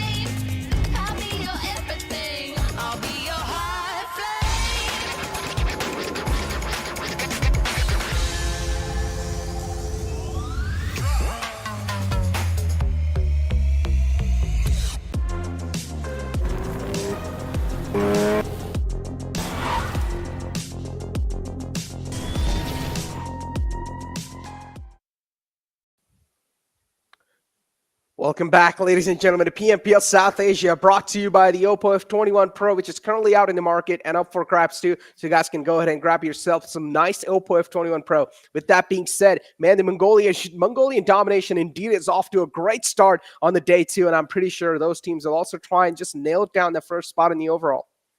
We'll see, though. We'll see, how that happens, because in the overalls right now, first position is with IHC. We know that. Second is with Stalwart. So it's kind of the shades of the past. But then again, we need to see Seal get there as well if we want to just talk about the exact situation as for what has happened in the previous Super weekends. But then again, maybe a few games shy. You never know what's gonna happen. But I want to see where JyanMaara just stays in terms of the points difference, because JyanMaara was there as well. So JyanMaara is giving a tough competition to both of these teams as well. So maybe, and in this game as well, they were in the top 5, amongst the top 5 when they got eliminated. So it's going to be a good conversation to just hold on, and maybe in the upcoming 2 matches we'll see how this conversation just takes its own sweet time to maybe move forward. I mean, indeed, it'll take quite a big toll indeed. But for now, let's take a look at the most valuable player of the previous game, and let's find out who's going to be the man of the hour. This time it's going to be 7C Ripson showing himself up. Not gonna lie, I even lost track of 7C when we were just seeing all those fights happening, because 7C, I mean, even though Ripson got himself 6 eliminations and 4 knockouts and 1 assist with the damage numbers of 913, a banger performance indeed by Ripson without a doubt. But unfortunately, we just didn't really get to see a lot of 7C action in the previous game. Instead, we were seeing just all the fights going down. Stalwart, Seal, the chaos was just so much on the northern side of the lobby that it was just taken away. But still a great performance, a solid performance. I mean, having 913 damage all by yourself, that in itself is one of the most impressive numbers out there. Taking a look at the top players here, Ripson without a doubt is going to be on the top. Then Pika right there on the second spot with 7 eliminations and 561 damage dealt. Turulov too right there with 5 eliminations and 567. Probeen there too on the 4th spot with 4 eliminations and 444. Absolutely insane performances. And Deadeyes Guys too, I'm not going to lie, in the end, oh boy, the South Asians decided to creep themselves and they took out Skylightz Gaming. It was Stalwart Esports, Deadeyes Guys just teaming up on Skylightz Gaming in the end, because Skylightz Gaming had the prime positioning. If Skylightz Gaming weren't cut off, Deadeyes Guys would not have been able to finish in the 2nd spot, because Skylightz Gaming being there, Skylightz Gaming would have survived no matter what. Stalwart Esports too would have survived no matter what, because Stalwart had the hilltop to play with. So the only team that could take out Stalwart Esports was Skylightz Gaming, but then Skylightz Gaming got shot down by the players of Deadeyes Guys. And I mean, if you're talking about the storyline, this couldn't be any better. Now, stats comparison between the teams, Stalwart Esports and Deadeyes Guys, the top 2 teams alive here. And, well, there we go. 18,020 damage dealt. And then you have 18,050 damage dealt from the side of Deadeyes Guys. Pretty much neck-to-neck competition here when it comes to the damage numbers. But unfortunately, the conversion right there from damage to the elimination points, that's not really looking that great from the side of Deadeyes Guys. And that's something they'll need to try and at least, pick up their factor in the future lines. It's 11 knockouts from both the sides, 24-46 survival time on the side of Stalwart Esports, but then 25-23 survival time on the players of Deadeyes Guys. And even though Stalwart Esports won that previous game, they still don't really have that strongest survival average. It's because they did not really have a lot of players in the final fight. But still, now, I mean, Necro, that's quite a lot to just come to grasp with. But again, I mean, it was an impressive run, and as Ocean said towards the end of the game before you guys left for a break as well, I mean, the Mongolian team's doing very, very nicely at this up until this point into the tournament today. And again, looking at the match summary, Pika is going to be there with the highest knocks, highest elims, and Action taking the highest healing done inside of the match. Shifu pops up with the highest assist inside of the match, and Ripson with the highest damage dished out. But again, there are glimpses of the players of Stalwart Esports everywhere in terms of the match summary as well. How are you doing, Necro, by the way? Yeah, okay, look. I was about to answer your question, but first of all, what are you doing here? I thought Ocean's going to be here. Yeah, it's game number 4, and that was just my cue to toss Ocean out of his chair and just take his spot. I was just missing out on all the action. He's a human being. Man. Well, I mean, he is a human being, and he is a pretty close buddy of ours, but still, it's pretty fun to every day just come and be like, yeah, get out. It's my turn now. I enjoy that. That's the highlight of my day. But talking about other things, we have the match rankings in front of us. 26 points for Stalwart Esports from this match. Skylightz Gaming and DRS. Now, this is what I like. The two teams bring themselves, well, slightly back into a fighting position, especially DRS. I mean, have been consistent throughout. Oh, man. Johnny with just that gangsta vibe. Gangsta Johnny. Johnny, I want to see you with the glasses on, too. But, yeah, getting my head back in the... You have my glasses, I think. Oh, yeah, I forgot. I stole it. But, yeah, with that being said, ladies and gentlemen, I mean... Indeed, great showing from the side of Stalwart Esports. Not really a surprise that we're actually seeing a complete Mongolian domination, but still, remember, top 10's the goal here. Unless if you want to secure that cash money too, then you need to go for the top 3. That's where the most amount of money is diverted towards. But then if you're going to be in the latter half, then you're not really going to be getting that much amount of money secured in your pockets, unless if you've had a banger performance, even in the Super Weekends, and you were able to get a lot of money in your hands. Let's take a look at the open moments and let's find out how things really did kick off. And it's the 7C side, how Ripson was able to just rip each and every single player apart off the side of Venom Esports. And this fight right here, it started off so bad for the players of Savage Esports, and I was like, this is not a fight Savage Esports wants to be in, and then they just flipped the complete tables against the players of IHC.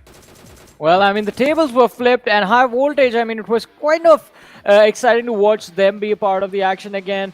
I mean, this early pick from on the players of JyanMaara was something that had me worried for a few moments. But then again, I mean, JyanMaara walking away with 11 points from this match as well, I think has kept them in a really good position in the overall rankings as well. And again, I mean, Erangels today have been very chaotic. Not just today, since yesterday, in fact. It's very difficult to predict what the circle shifts are going to be like. It's all over the place, and that is resulting in us having a lot of exciting matches. Oh, man.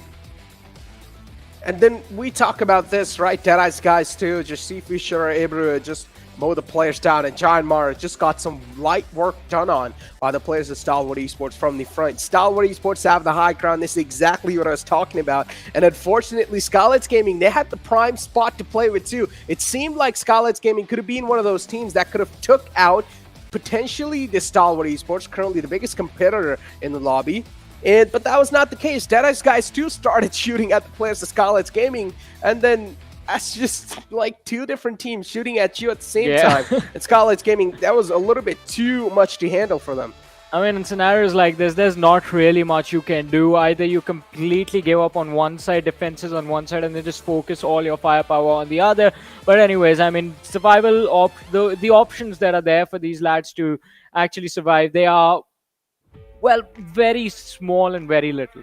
But looking at the damage histogram, I mean, again, DE and Stalwart Esports did, in fact, dominate majority of the match. 1850 damage for DE, 1820 for Stalwart Esports. But this is what we care about now, ladies and gentlemen. Finally, the moment has arrived.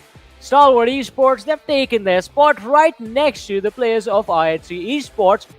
Just 10 points separating these two teams. JyanMaara on the third with 116 points. Deadeyes Guys on the fourth. I mean, they are bringing themselves back into a fighting position. But now, again, looking very intense between the top 4 teams. 105, 134, 2 matches to go. Anything can happen. Oh, and then anything can happen indeed. And so far, the first 2 teams are the Mongolian teams. Here we go. Yes. Not even surprised. This is what I wanted to see on day 1, but unfortunately that was not the case. But it's okay, you know, it's better late than never. Seal Esports, though, is one of those teams that's currently on the cusp of getting eliminated.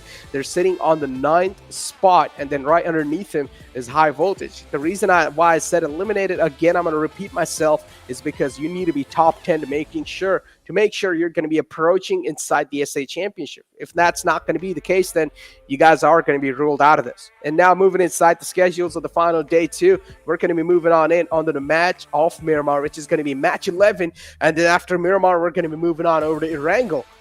Now, Miramar and Erangel left, 2 of the big maps out here, 2 of the most OG maps too. I mean, we're going to be expecting all the teams going ham, but you know what I expect? I'm expecting Seal to do really good in this one. Yeah, I mean, I'm expecting Seal to pop up as well. I mean, they are one of those top 3 teams from the league stages that are getting left behind as far as the entirety of the competition is considered. But again, the pace on Miramar and Erangel these days has been very interesting. I mean, we have had super slow early games. A lot of chaos in the Yeah. mid-game stages. In the late game has always been about the team sitting with the numbers advantage. Although, I mean, going into this map of Miramar, as you mentioned, Seal Esports, I think it would be quite interesting to see Savage Esports pop off as well. I mean, we know they have the capability of doing so, but so far, just because of how committed, or in fact, the overcommitments that have been there from their side, they just keep on blundering up those mid-game fights. Man, talk about blunders though. I'm not gonna lie, Venom Esports is currently on the biggest blunder sites because 7C, Yes. they ripped him apart right off the gap right there. And then I don't know how they're gonna be able to make a comeback. And then you talk about another blunder start, which is Venom Legends getting eliminated again on 16th spot. Oh. What's going on with these teams? Venom Esports 2, not really doing that great. Venom Legends 2 just getting ruled out this early off in the game. It's like right off the gate, if you guys are going to be eliminated out, then I don't really know what to say at that point, because it's clearly just you getting outskilled and outclassed. Yeah, I completely agree with that. I completely agree with that final statement right there, because it's not even like it's just one bad game. It's like almost 2 days entirely, and Venom Legends have been struggling now in the finals. And again, their journey through the league stages wasn't much of a cruise either. They failed to qualify for one whole week.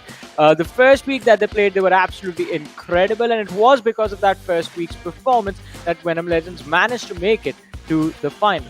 But now, once you are in the finals, there is not a lot of opportunity left, and almost more than 50% of the matches are done already. But ladies and gentlemen, we'll talk about that a little bit later, as the trajectory on Miramar, well, the plane on Miramar is in front of us, and the trajectory of the plane is going to be on our screen shortly. It's starting from the western edge of the map, all the way from El Pozo, going through Los Leones and towards the southeastern edge of Miramar, quite close to Puerto Palacio. Man, I mean, just imagine the amount of teams that are going to be screwed over with this plane path. Oh my god. I'm already kind of worried, man, because Savage Esports, they like to go all the way towards La Cabrera. And now I don't know how they're going to be able to settle themselves down. Maybe they will try and drop in their secondary drop spot. Don't exactly know how things are going to be looking like, but yeah, Savage Esports, it seems like they're going to just drop out right here. Skylightz Gaming going towards La Cabrera. My bad, scratch that. Skylightz Gaming like to go towards La Cabrera. So they are also kind of screwed here. I'm pretty sure they will try and drop in crater fields and get some decent amount of loot, just get some base loot over there, and then maybe move on in for the in-depth loot in La Cabrera. But Skylightz Gaming, they're looking decent for now. Savage Esports 2, an okay-ish start for them. But again, Savage Esports is one of those teams that's currently sitting on the second last of the board, which is 15th spot in the overall rankings. And I'm pretty sure Savage Esports, as I've been saying this since the start of the tournament, they are one of those teams which has the strongest firepower, or at least one of the strongest firepower in the entire lobby. And they deserve to be in the top 10, let's be honest.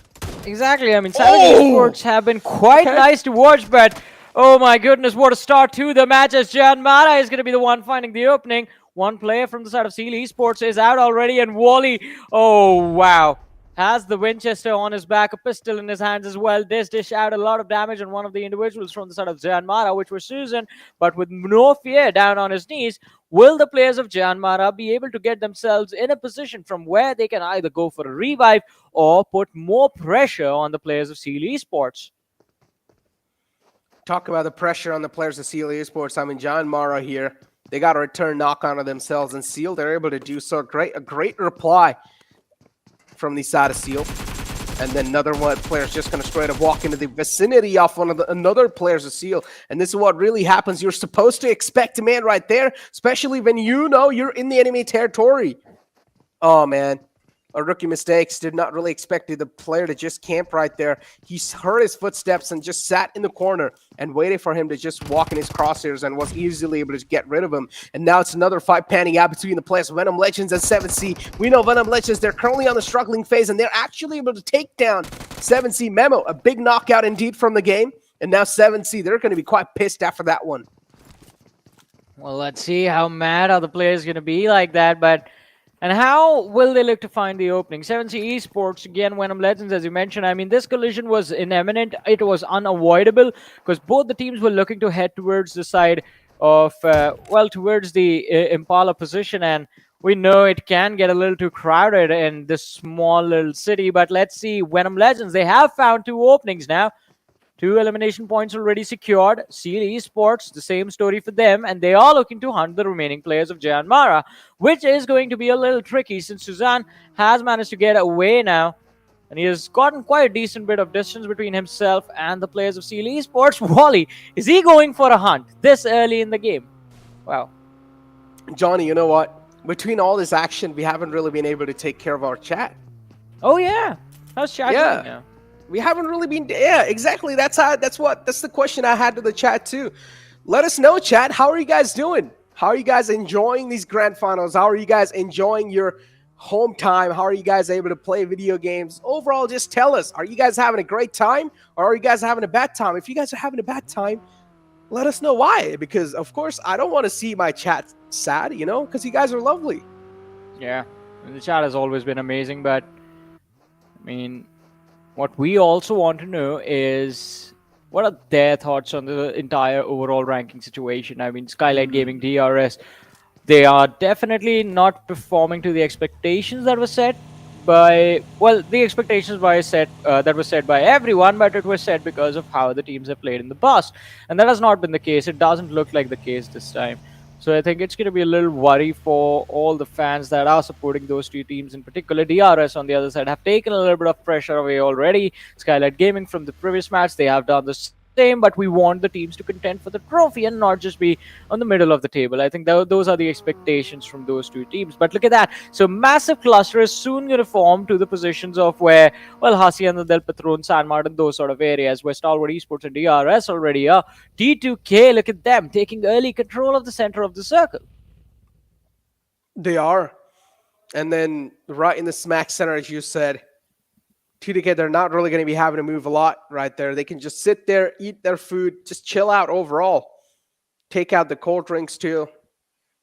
And just enjoy their sweet little time. But if you talk about some other teams, man, for example, IT, and yeah, as you said, a great question for the chat. Let us know, guys. What do you guys think about the overall rankings? Because currently in the top 3, or at least in the top 2, in the first place is IHC, and in the second place is Stalwart Esports. And who's in third place? I didn't really remember. Think so. It was one of the. I think so. It was JyanMaara, who's currently in the third spot. So yeah, chat. Let us know. What do you guys think about the top 3 situation, and then let us know what do you guys think about the bottom 6 teams too, because they need to be in the top 10. I think JyanMaara have definitely been a pleasant change, a pleasant surprise in the list of the top performing teams. I mean, they have been pretty incredible to watch. And I mean, this was the team that we expected since the start. And I'm not talking about start of this PMPL. I mean, PMPL Season 2's JyanMaara. You remember that? They were, well, very, very amazing during those times. And now it feels like the old JyanMaara is returning to the stages. But a little bit of a pickle for them as well, as they find themselves surrounded by the players of Savage Esports towards the edge of the circle, and it's going to be the last player remaining, Suzanne from the team.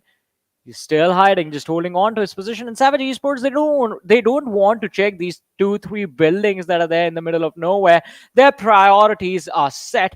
They want to get in a much nicer position in the circle, probably with a lot more cover than this. A great point from you, though, JyanMaara. You know, a great change of taste right there, a great change of flavor. Yeah. Because in the league stages, if I'm not wrong, JyanMaara was one of those teams that was actually in the latter half of the board and that was struggling quite a lot. And now moving inside the grand finals is just a complete new breath of fresh air. It's like a new JyanMaara. It's like a transformed new JyanMaara. And just incredible to see how they've been able to put up these numbers. Now, moving on in, again, it's going to be quite interesting to find out which team's going to be able to take this one. And talking about this, let us know, guys, which team you guys think will win this game. Let's test you guys' luck. Let's test your predictions, if you will. I mean, we'll see if we can find the next Ocean Sharma, someone who's as good as predictions. Yeah, let's see who has the crystal ball here, ladies and gentlemen. Yep. Make your bets. Go and lock in your bets, ladies and gentlemen. Which team you guys think will win this game, and we'll be able to find out the upcoming Ocean Sharma, the next Ocean. The next Ocean, yeah. Yeah. It's not going to be easy. I mean, the man has his own tricks to just read the game, I guess. We got to learn that, but like got to do a lot of maths for that. He tried to teach me, and I'm very bad with numbers, so I failed that lecture. But still, talking about other things, I mean, we do have the blue zone closing in soon, so we will have the next shift of the circle. Everyone is just eyeing the center. We see Venom Legends moving in, JyanMaara. Not a lot left to do as Gunnar and Susan. Oh my goodness, I just noticed that. Look at where these two players are. One towards Minas Generalis, the other towards Chumacera. Oh boy. There's no coming back from that. Indeed, there's no coming back. And now look at this. Next circle shift is going to be deciding the entire fate of the teams here. And it's going to just center up right in the center. That means TDK is still currently, they don't have to move at all. And oh boy, TDK, they might just grow some bellies because they haven't really been moving a lot. They haven't really been jogging a lot right here. Well, let's see high voltage. Look at them as well, using the perimeter of the map to just maneuver themselves, position themselves for an easy entry into the circle. And it's going to be quite interesting to see exactly if they find their way in. But for now, Skylightz Esports, they find themselves up against the players of DE. A few shots fired from Wally, but now they just start backing off.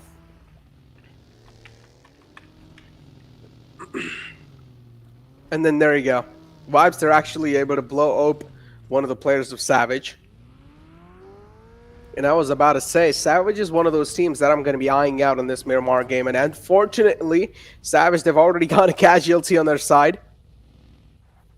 This is not really that great.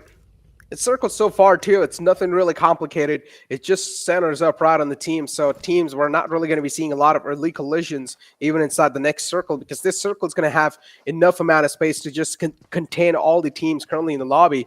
But then the next circle shift is what's going to matter, because I'm pretty sure it's going to be a hard shift right there just to decide which teams are going to be living and which teams might just be taking an exit from this one. A Stalwart Esports action is now able to take out one of the players from Raw, and he's going to be able to get the confirmation too. That's something Raw is not really anticipating coming their way. And then you have IC going up against the players of ElementriX. ElementriX, currently, they do have a couple of smokes just to provide that visual blockage. But again, the smoke's just going to block the vision. It's not going to block the bullets. Well, let's see. I mean, who will be able to connect? And it's quite interesting to see ElementriX, Incus knocked out. 3 players left standing up against the players of T2K. As I mentioned, I mean, IHC, we were talking about them as well, going for a push onto ElementriX. Incus finished off completely. Just the isolated player being picked up. So not a lot of other things to do for IHC from this point onward. They will be holding on to their cover towards this graveyard area and, well, just be absolutely patient, I guess. The central shift of the circle, ladies and gentlemen, giving no incentive to the teams to force fights, to force rotations. Now, since everyone was pretty much in a comfortable spot inside of the circle, all they have to do is just find some solid concrete cover. As Necro said, the smokes do deny vision, but they are not going to block bullets. So you have to find those buildings, warehouses, whatever is possible for you to work around with, and just try and see if you can save your spot, save your position, and not be spotted out. Oh, look at this. Jane just just jump spotting the players in the front. This is one of those strats that I've been currently seeing in the lobby. It's just jump spotting on top of the walls or on top of the barricades. Oh, this skin I feel like is one of the most distracting skins. I don't know. It's just so good that it actually distracts me. Is it the same with you too, Johnny? Yeah. It can get a little distracting, but I mean, it can be just a little bit, just a tiny smidge. I mean, we do have our attention quite easily drawn to all of the sparkly stuff that's happening, but I guess it's also about looking cool at the same time. Talk about looking cool, man. There's extra swag points, right? If you can avoid getting distracted. Talk about looking cool. Let me tell you who's looking cool today. The chat. The chat's looking extra cool on summer days, ladies and gentlemen. Make sure to wear those beach t-shirts, you know. The cool t-shirts. Make sure to wear those sunglasses because currently we're in Miramar. And now, Deadeyes Guys, okay, right in the compound of Vibes. And look at Jiggle The big man being caught up between the players of Deadeyes Guys, and now he will Oh, be no. instantly cut off. The lifeline's not there anymore, as now the rest of the players of Vibe, they will try and retaliate back, or at least will try and give a stronger reply to Deadeyes Guys, and so far they're not able to find that connection. So Deadeyes Guys looking pretty healthy. On the other hand, Vibes, they're just down to a 3-man squad, and the most unfortunate thing about this one is that Joker is all by himself in this compound. Yeah, it's not a very nice position for him to be in, but Malik in the backlines will be able to provide a decent amount of suppressing fire for his teammate. But he needs to be extremely careful. Shifu and on top, just a little bit further away behind the buildings, should be in a position to spot out Malik and take a few shots towards him.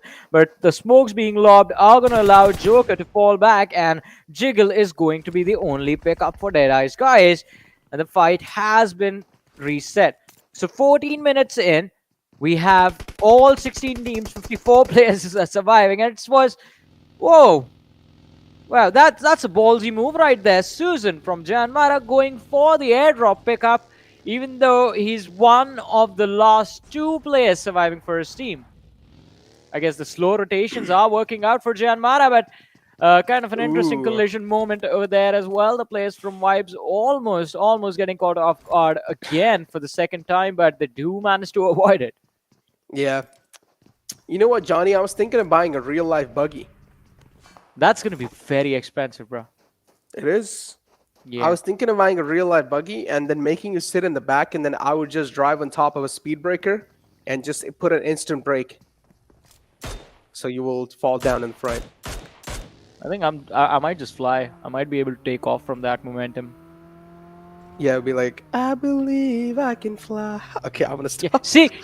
See. I was telling you guys you can sing. Dude, I don't listen. All right, I made you sing. Woo! That's a win. Dude, look, I'm pretty sure that wasn't even the real glimpse of my voice. Yeah, if you guys want to, though, sometimes you guys can, you know, tune in. I mean, just follow us on our socials, and maybe sometimes we'll go live and do some nice vocal sessions, you know, where Johnny and I will sing together. Johnny can play some good instruments, some good guitars and stuff, so we can have a nice little orchestra situated up, and we'll make a nice song. We'll make a song about the slow early game. In the finals of this PMPL. Ooh, what if we make our own PMPL song? Oh, that's gonna be nice, but I don't know if that's gonna be good enough. But talking about good things, though, IHC have lost out on one of their players, and he has been finished off as well. And it's ElementriX, I believe, repaying the favor. Ooh, shots peppered down by Godless. Oh, it's the player's Vibes. But still, boy. IC just down to IC's taken out currently. He's down and dusted, so I'm pretty sure that's something that's not really going to be okay. I just got a little surprised because I haven't really seen a suppressed Scarl with a 6x on it. It's been a long time. I haven't really seen one of those, and we're currently able to see that in the lobby in the favor of Savage Esports, and they're trying to pull off some shenanigans in the lobby. Unfortunately, though, another player will be ejected out the buggy, and he will be knocked out. Savage Esports. Now they're just down to the one last man alive. And I'm pretty sure the problems are just going to be keeping on continuing, because in the map of Miramar, you want to make sure you have as much as land control as possible. But again, if you're just going to be down to the one player, all he can do is just rat it out. Well, but let's see what is going to happen on the other side. ElementriX still stuck in this factory, and for the next few moments, we'll be feeling quite comfortable, but again, towards the southwestern part of the circle is where ElementriX are positioned. IHC just outside the zone, and Vibes, they were closing in from the backs of IHC, but this is where a massive cluster of teams are headed towards the southeastern side of the map. T2K is going to be present in that location. Phantom Esports struggling to go in. Skylightz Gaming, they've been spotted out. A lot of damage dished out, and oh, Slipknot, he might just have handed the death sentence to the players of Skylightz Gaming, but no, they still have enough to sustain. Mad Max is trying to push forward, head from a flank, and see if he can find a few pickups, but he will instantly be shut down along the way. JyanMaara Gunner against the players of 7C Esports. Ripstead, he will find the pick, and ladies and gentlemen, that's another team biting the dust in this match. JyanMaara taking an exit not on the 16th but on the 15th position, as Savage Esports were the first team to go out. boy. And then Venom Esports there is just able to pepper down some bullets in the front. Skylightz Gaming currently there. Look at that one player. He just barely got rest up right now. As now Nemo is also just peppering down so many shots in the front. Vexy's going to be the player right behind the rock. But yeah, he's still tanking a lot of zone damage right there. That's something that's going to be a little problematic. And there we go. Vexy will eventually fall down because he was just getting tunnel vision by the players of Skylightz Gaming. They realized he was like a free elimination point right behind the rock. And he was up for grabs too, so they're going to go ahead and grab it. On the kill feed, though, we do see the kill feed dancing again. It's the players of DRS just taking a dig against the players of Seal, if I'm not wrong. And IT2 now going to be entering inside the fray. Zolt's been taken out. Alex trying to retaliate back and give a strong reply. And Evil, Orange will be knocked off from the side of ElementriX. But ElementriX too, they don't really realize the res is currently being stuck by the side of IC.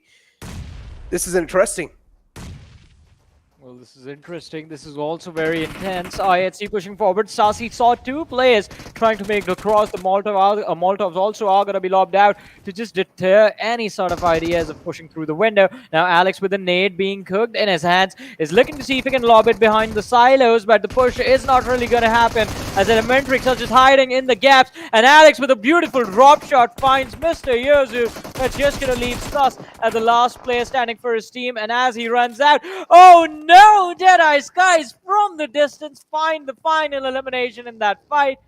And well, now they have the attention of the players of IHC, which not necessarily is going to be a good thing.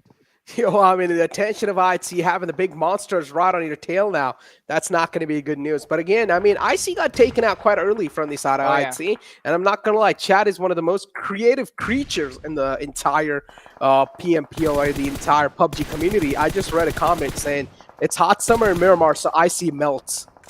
And that just cracked me up. Oh, man. I mean, imagine if that chat came through as soon as he was taken out. That would have been the perfect timing. But DRS up against Stalwart Esports. Another fight timed perfectly. And Skylightz Gaming, I mean, just approaching the situation from towards the players of DRS are all set up to third party and grab a few extra elimination points for themselves, but a nade being lobbed by Mafia Ninja is a little bit further away from where it should be, so it's not going to hit its mark entirely, but Stalwart Esports are there for that. Pika just pushes forward, gets a few picks, and that's it. DRS bye-bye from this matchup as, well, what just happened? Raw, they are here to replace DRS. Now they are one of the ones getting sandwiched from Stalwart Esports and Skylightz Gaming. And yeah, there we go. Nemesis now is going to be there too. Instantly knocked out though. This is what we talk about, replying back in fashion, and now Raw too. As Nemesis being knocked out, Stalwart Esports, they're going to try and reposition. As Skylightz Gaming, they do realize the same thing too, but unfortunately, they're catching a bit too many bullets, and they will finally be eliminated from the lobby in the 10th spot. Another Molotov lobbed in, though. It's going to be crawling right next to the players of Seal. Hopefully, the flames are not going to be spreading too much. If they do, it might just catch the man of fire who was knocked out. But look at that retaliation knock from the side of Seal. Now they will need to sweep their way in, but unfortunately, Demo gets knocked out by the play zone again. He just got rezzed.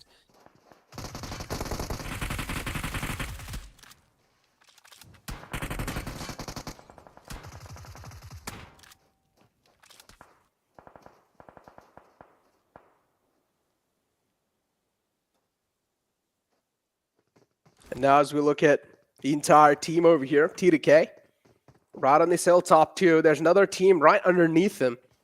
This one's going to be an interesting one indeed, as we still need to figure out how T2K, they're going to try to get on the downhill, because if they do, they're probably going to be exposing their bodies doing so. And oh boy, look at the bolt action sniper in the hands of Pika. He's straight up going to try and rule some players out of this game. He will try and just crack some skulls open as trying to kill now. They're just tapping away. They have the high ground to play with, but again, as I said, they will need to leave this high ground and also move out in the open doing so. While they will try to make it towards the lower ground, that means trying to kill will be the most vulnerable team in the entire lobby at that time. And look at that. Venom Legends, unfortunately, they're catching a bit too many bullets. They will be taken out. One of the players gets taken out. Venom Legends weren't really that quick on their feet. Well, you mentioned they weren't really that quick, and they will have to pay a price for that, but Stalwart Esports action now. It's going to be very exciting to watch Pika with the bolt action again, but being stuck in the blue can be the thing that just forces Stalwart Esports to bow down. But look at this, T2K, trained to kill from the high ground advantage, have already racked up 7 elimination points for themselves. And they're not looking to stop anytime soon. But let's see, IHC pushing forward for the players of DE while they are distracted with the players of T2K from the top of that mountain. It is going to be extremely crucial that they readjust, smoke off the position for the players of T2K and then just try and fight it out with the players of IHC. Godless, he's running forward. Trulove hiding in the bush, knows exactly where the opposition might be, but it is going to be quite interesting to see exactly when he steps out to take the shots, and the timing of that is going to be very critical for the survival of Deadeyes Guys in this fight. And now it has all started. Zero, Alex, and all of them, they're going at it. Godless is knocked out. Alex trying his level best to protect his teammate, does not really have a helmet on him. Deadeyes Guys, they're going to try and back off as well. A small little reset for them to bring Trulove back into this fight. Nades being lobbed, utility being tossed towards the players of IHC, while T2K on the other end from the top of hill are looking to push forward for the center of the circle. Now finally down to the top 5 teams, 14 players alive. 7C Esports will be forced to take an exit from this match. Sanhok with a nade. Oh, he sees the 2 lads now. This can be lined up quite easily, but will we feel the impact? That is the question. And we do. Pika's out. Pika's out. IHC over here too, and Trulove unfortunately is going to catch a bit of bullet right there from the side of Alex, or from the side of IHC in general. And IHC, they're just trying to charge on in. 2 players of Deadeyes Guys right behind this rock. They're not really spread out that much. And look at IHC. They're looking to engulf Deadeyes Guys like an amoeba. And an easy light work done from the side of Deadeyes Guys. Not even a struggle to whip out a team like Deadeyes Guys. Just to root them out this entire game. And IHC, the domination indeed is being seen there from their side. But T2K, they're trying to instantly capitalize on the fact that they just got it outside of a fight. And now I'd see they're currently just down to a 2-man squad, and still they can be a biggest threat for T2K. Are they going to be able to clutch this situation out? Because T2K have all their 4 players up. Well, but let's see. I mean, the late game scenario on this particular map, not really what we thought it was, according to, based on how the early game was going. But let's see, T2K, they have a pretty nice man advantage for themselves. And they also have the circle. Yeah, they have the circle. They have 4 players. They have 10 eliminations already. And no other team apart from them should be able to walk away with this win, since IHC and High Voltage will literally have to climb uphill to take on the players of T2K. Oh, that's not going to happen. I think we should already just players from T2K then they can pretty much start celebrating this chicken dinner win already. I mean, look at T2K. They currently have the zone control, and they're also right on the edge of the zone, making sure they're being the guardian angels, and they're not going to let anyone cross by. Unless Extreme here goes for a spoiler, and he's able to take out at least one of the players from T2K, but that's not going to be the case. High Voltage, they get eliminated too on the 3rd spot, and now I'd see it's all down to them to try and be the playmakers in this one. T2K, all 4 players up against the 2 players of IHC. IHC trying to breach in the defense off T2K, but I'm pretty sure they're not even going to be able to crack the wall, as T2K, the wall currently is one of the strongest wall in the entire game. T2K, as I said, they want to be the guardian angels, and look at Jane forming an off angle, going for the flank too, but Jane might as well be vulnerable doing so. Well, let's see, Jane. This is going to be a very risky move from his side, but he's pretty confident about his teammates. Now, Sanhok with the pan in his hand is going to lob it behind the rock, but that is not going to work. What is going to work, in fact, are the weapons in the hands of the other players of Train to Kill. Not even surprised. Well, they were able to close this game out quite nicely, but again, this was supposed to be their win. This was supposed to be their game. High ground advantage, all 4 players alive. The other teams, their numbers were dwindled out before they even got to the climb of that mountain. And, T2K, they were set up for success, and in the end, they were successful as well. They were indeed successful, and T2K, they really needed this one to get that bounce in the overall rankings. And I'm pretty sure after this chicken dinner, they've been able to catapult themselves quite high. Currently, they're sitting in the 3rd spot in the overall rankings, Johnny. Another team that's in contention, another team that's looking to challenge the domination of the Mongolians. And now Mongolians will need to silence this threat. I mean, as you said, they definitely do need to silence this threat at least. But let's not forget, JyanMaara are not going to be too far away as well. So there's a lot of other teams that will be putting up a lot of pressure on the on Stalwart Esports in particular. Because, IHC, They had an advantage. They made it to the top 3 in this match as well. They had a decent number of elimination points. So IHC, I don't think they're going to be falling down anytime soon. But Stalwart Esports, they need to be careful in the last match of the day. If they lose that second position going into the final game, well, after the final game at the end of the day, then I think tomorrow they're going to be feeling some pressure. But I do expect something insane from Stalwart Esports tomorrow. I mean, they've already delivered quite an insane performance. They're sitting on second spot. But yeah, I do understand. Stalwart Esports is a complete different beast, and we haven't really seen the true powers being unleashed. We haven't really seen their ultimate form. We haven't really seen that. Okay, before that, though, before whatever I say, I'm going to throw to a short break because I just got the call from the Puppet Master, so I have to listen to him. If I don't, he will just throw me off. So we'll be right back, ladies and gentlemen.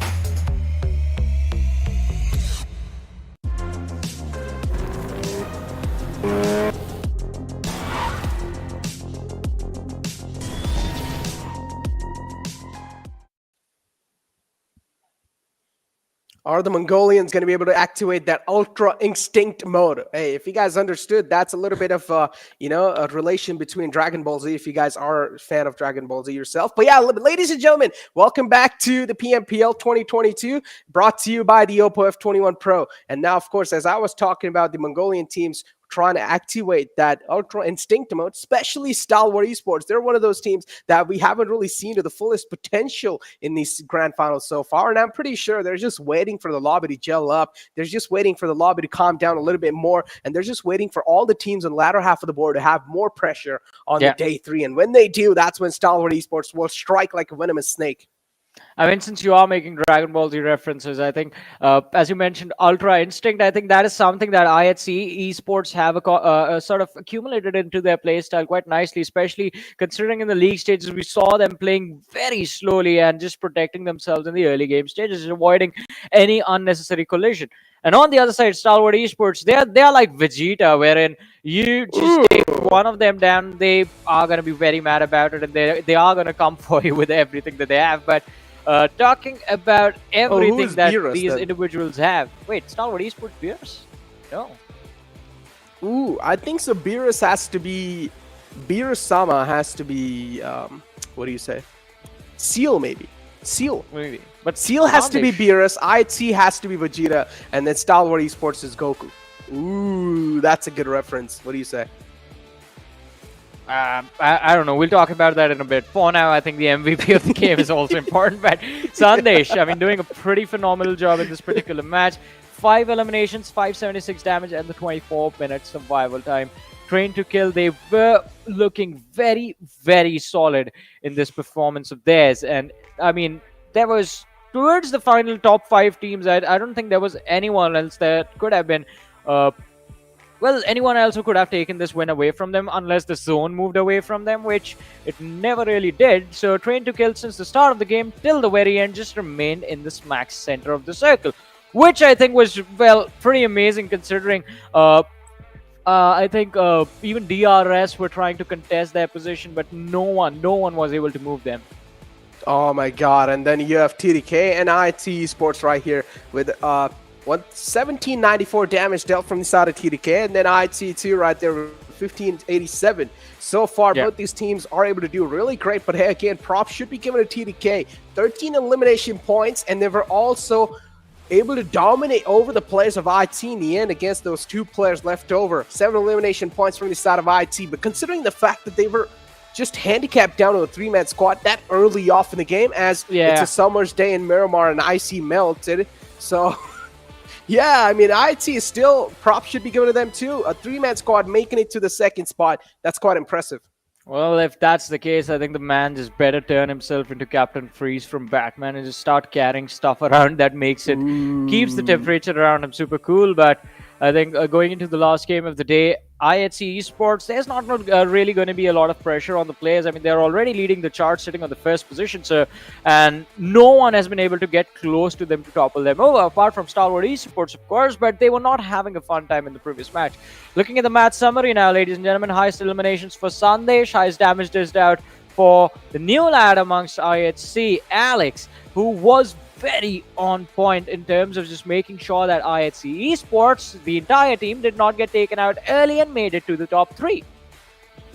I mean, exactly. This is the rookie's dream run right here. Alex doing such a great job stepping up to the occasion too. And then Sandesh right here with 5 eliminations. Wally there too with the highest assists.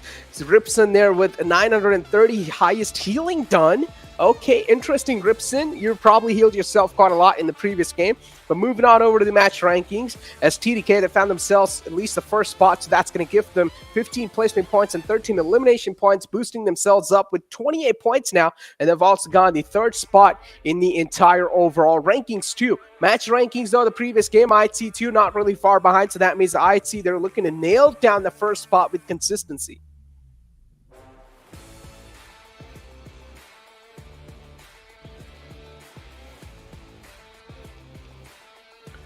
And then, you talk about consistent performances indeed, man. You have Venom Legends 2 coming in right there. I mean, they're currently being consistent when it comes to staying at the bottom of the board. Oh, man. I mean, that has been the unfortunate case for Venom Legends, but let's see. I mean, they did get 6 points from this game, so I'm going to be hopeful that they can get a few more by the end of the day today. It's baby just steps. One more match remaining. Baby steps, as you said. And it's just one more match remaining, right? It's the last Erangel. Their finals, they have been messed up already, so at this point onwards, they're sitting on the 16th position. You don't really have a lot to lose if you are one of the players playing in Venom Legends, so it's time to just go YOLO, just start taking on the players that have been giving you a lot of trouble. It was Skylightz Gaming, by the way, in the early stages of the tournament, just ruining their drops on Erangel. So maybe Venom Legends are going to be looking to get some revenge. I mean, Skylightz Gaming, tomorrow or today. Yeah. Skylightz Gaming currently, they found themselves a footing in Georgiable Apartments. So I think that's also currently left uncontested as well, because we didn't really see last time any of the teams going for Skylightz Gaming in the previous Erangel games. Yeah. So I think that shouldn't really be that tough of a task for them. But again, what really seems tough for them is to navigate their way outside that city. And I'm pretty sure that's going to come over time as well. But they don't really have a lot of time left, and that's the problem. I mean, but let's see. I mean, for now, we do have the Oppo F21 Pro moments in Preface, and again, I mean, the JyanMaara early game situation that was there against the players of Stalwart Esports was something that I always expect, but it doesn't really happen, hasn't happened so far into the maps of Miramar that we have had. And the one game where I thought, all right, these two teams are getting too comfortable, there won't be a collision, is the one where they both collide and JyanMaara get absolutely destroyed. Now, this was intense. There was no way DRS was making it out of this fight in one piece when Skylightz Gaming showed up from the rear. Oh, they did. And look at this Venom Legends fight right here. Unfortunately, they also, I mean, in a good way, they won that fight, but then unfortunately, they just got taken out by the TDK squad all the way from the top. And TDK, though, still that conversion from coming down to the lower ground from the high ground, that was done so smoothly. That transition right there from TDK was done pretty well. And look at that. Not even surprised, just giving some high five to his teammates and being like, all right, this is just some daily work at the office, ladies and gentlemen. TDK just showing up themselves up to the mark. Now, another team that I'm really waiting to step their game up has to be Savage. Because Savage, man, I don't really know what's going wrong for them, but currently they're not able to step things up. And now this was the second last game that just concluded. We're going to be moving on over to the final game soon, the final game of Erangel. Man, I don't know what to say. Yeah, me neither, man. Even I'm running out of words now, because, I mean, all we want to do, really, ladies and gentlemen, is just enjoy the action just like you guys, and it is going to be exciting to watch what the last Erangel is going to bring to the table. A lot of teams are under a lot of pressure. Talk about Venom Legends, talk about Savage Esports, and well, there are the other teams that are fighting to make it to the top, secure the first position for themselves. And look at that, IHC Esports 153 and Stalwart Esports, well, not really moving that much, 139 points. So there is a slight difference between the two teams, 14 points to be a little bit more precise. Train to Kill sitting on the third with 124. The last performance helping them, well, reach the top 3. Talked about the top 3 though. Damn, I mean, we've got TDK right there, JyanMaara as well right there, just doing a great job in the top 4, at least in the top 5. Deadeyes Guys have found themselves too. So currently, these teams are right next to each other. Look at that. That's a tie between Deadeyes Guys and JyanMaara. So that's something that these teams will need to try and compromise on, because currently the top 5 is looking way too close, or at least the spot from 3 to 5 is looking way too close for comfort. So at least there's going to be a bit of paranoia building on those players right there. But now moving on down on the latter half of the board, and we take a look at the bottom 6 teams, which is Venom Esports, Vibes, ElementriX, 7C, and Savage, and Venom Legends. Now, Vibes coming inside this entire Grand Finals. I'm pretty sure this is not a sort of performance we expected from Vibes. I mean, no one expected this is what the situation was going to look like. Not me, not any of the fans that are watching Vibes. I don't think even you or Ocean thought that Vibes were going to be completely out of the top 8. But looking on the brighter side of things, I mean, the difference is not that big. So maybe with this match, or maybe by midday tomorrow, we're going to see Vibes once again be a part of the top 10. Because that is also another important thing that's going on, ladies and gentlemen. Top 10 teams from here will be moving forward to the South Asia Championship, where they will be joined by the top 6 teams from the PMPL Nepal. And as you guys can see on the schedule, ladies and gentlemen, the last game of the day is going to be played on the OG map of Miramar. And, well, all right, so Necro, I asked this question to Ocean when we started the day. Now I'm going to toss the question to you. Which team do you think will be walking away with the win? Not with the win. Well, which team do you think will do well in this game? And you can't pick anyone from the top 3. Savage. All right, Savage I'm going to go for my boy Savage right there. Savage, they really need some well wishes because they're sitting on the 15th spot.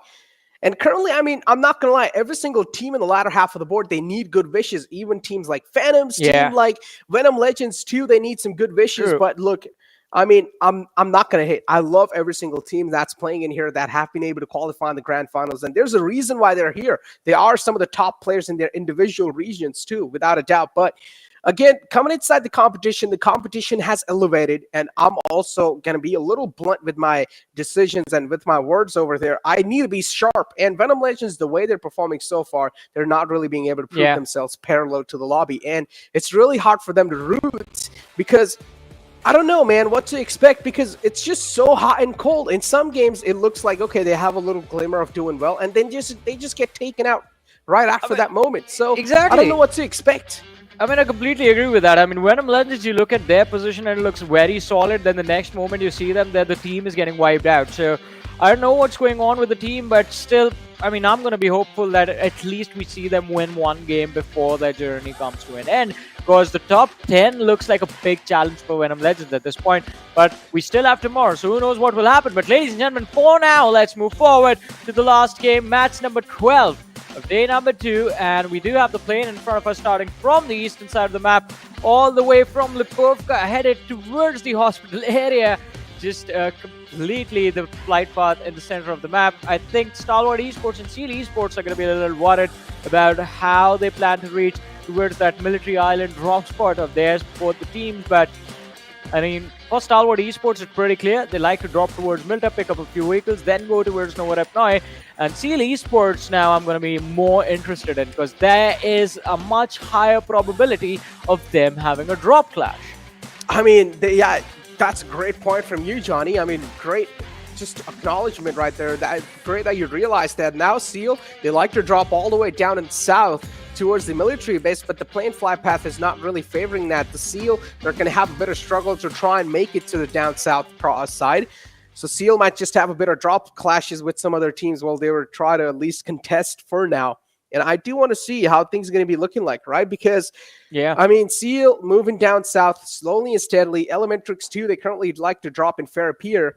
I don't know if ElementriX, they're going to go for that spot again, but if they do, then Seal and ElementriX might just have a bit of clashing. But look at this circle, Ooh, I was a little bit tilted down south and also right side circle. right before the circle appeared, I was just about to say, Necro, I'm getting a few chills. I think something bad is about to happen, and then this. But to be honest, this is not that bad. I mean, it's going to be a very exciting game. Now, there's a lot of water involved as well. The Johnny. circle split on the military and the main island. Yeah.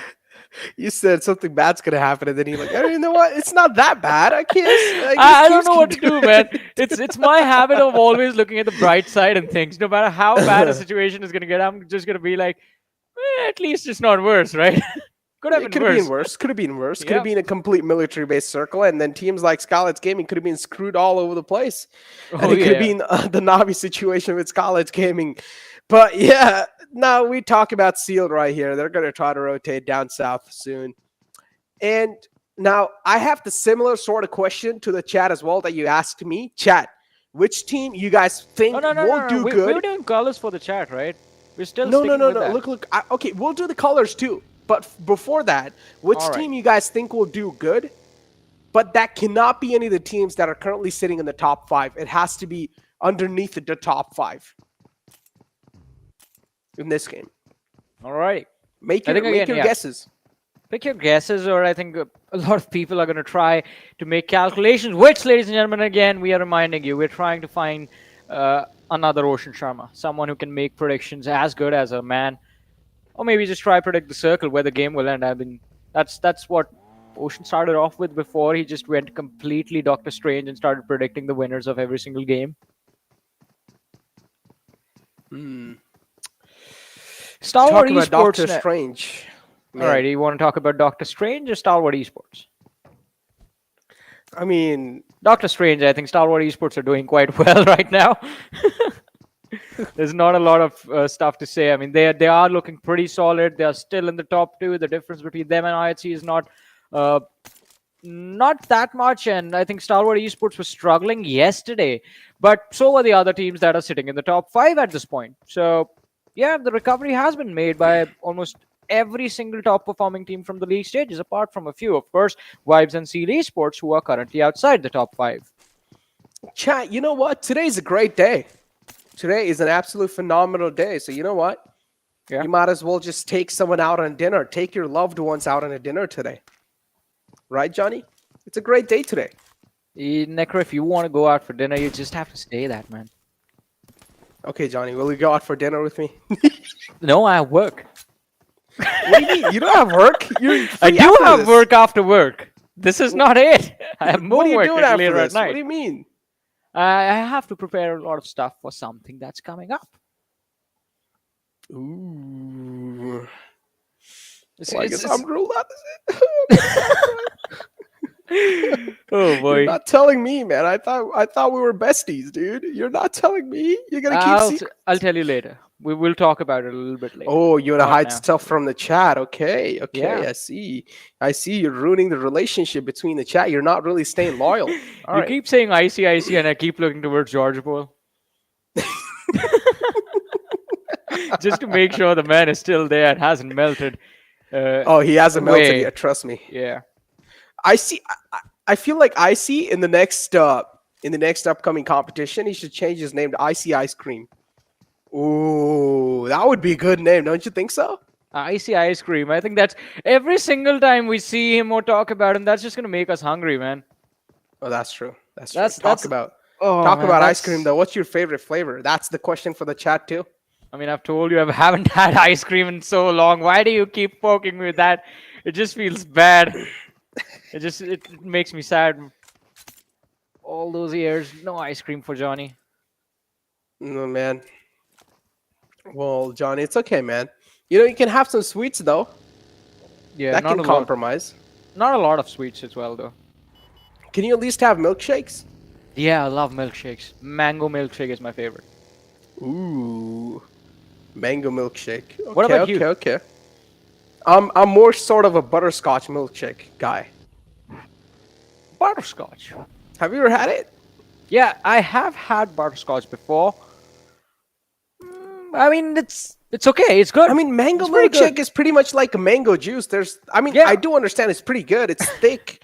It's mouth-watering, without a doubt. It's just delicious. It's phantasmagorical, but I still. love fruity stuff, man. I mean, fruit juices, fruit ice creams. I used to love a lot of fruit ice creams, fruit milkshakes, smoothies, fruit salads. That's my kind of thing. Damn, boy. Fruit milkshake. Imagine if we were currently the pro players and we win a super weekend game, we get $1,000, and imagine the so amount of much milkshakes we can buy. Yeah. I mean, just have the entire pantry, the whole kitchen with just nothing but fruits. Oh, that's going to be so healthy. Boy. But yeah, I'm let's gonna be stop talking about the milkshakes, Johnny, because, man, we're not getting paid here to talk about milkshakes, boy. It's 7 minutes in the game. Not a No single action. shot has been Yeah. fired.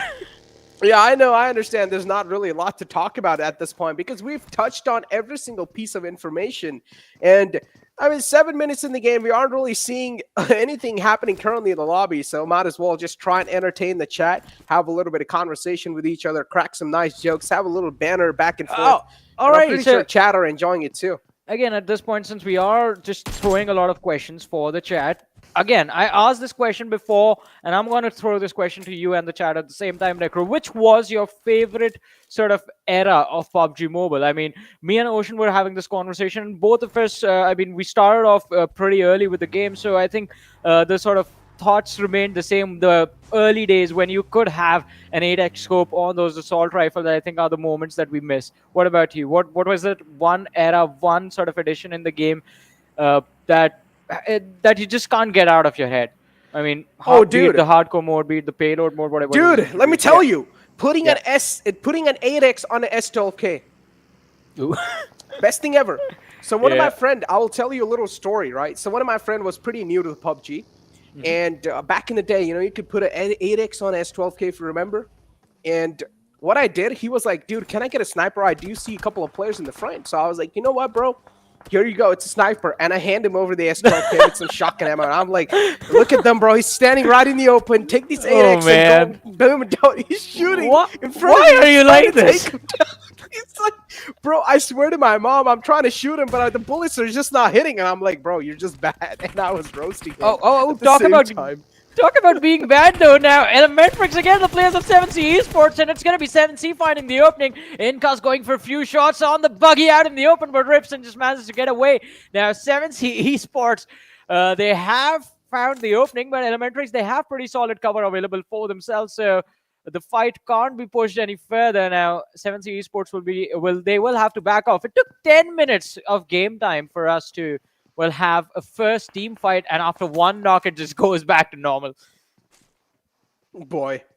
And yeah, I mean, a little glimmers. It's like the game's teasing us with a bit of pieces of actions, bits and pieces. Before now, it seems like we do definitely have a little action lined up, as it's going to be between the players of Savage Esports and Venom Legends, one of the teams that's currently sitting on the latter half of the board. The team's Venom Legend is sitting on 16th spot, and Savage is sitting on 15th spot.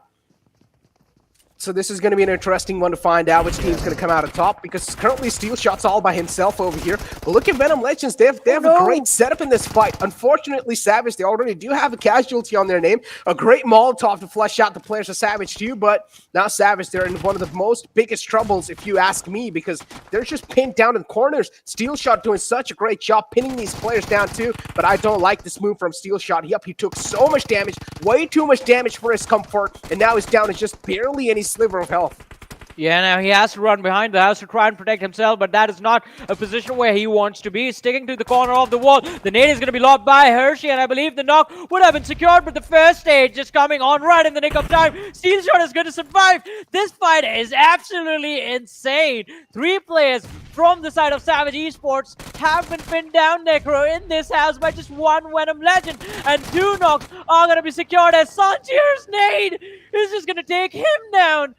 Anif is going to be taken out by Steel Shot as well. Venom Legends, they managed to win this one. Savage Esports, 3 players are going to be wiped out. There's the first blood. There's the second for Steel Shot. And this is going to be, a 1v3 is what we'll call this one, ladies and gentlemen. Because, I mean, the other players from Venom Legends, they were nowhere to be seen. It was just Steel Shot in that one. And he owned that moment. Oh, he indeed owned that moment. And then now you have Savage Esports right here. Eisenberg behind this tree, trying to toss the smoke on in. but instead he's going to toss the smoke in the back. Still, though, I mean, we did see a little bit of action happening in the front, but unfortunately, Savage, they're just getting picked up by the players of Venom Legends. What a way to challenge the fight. I picked Savage and I just cursed him. I'm sorry, guys. I did not mean to do that. I am so sorry. I swear I did not mean to do that. That was not me. That's not me. Alrighty, Necro. We'll see if the players believe you. But still have to say, I mean, Steel Shot in that moment was just absolutely incredible. Playing like one of the best players in the world.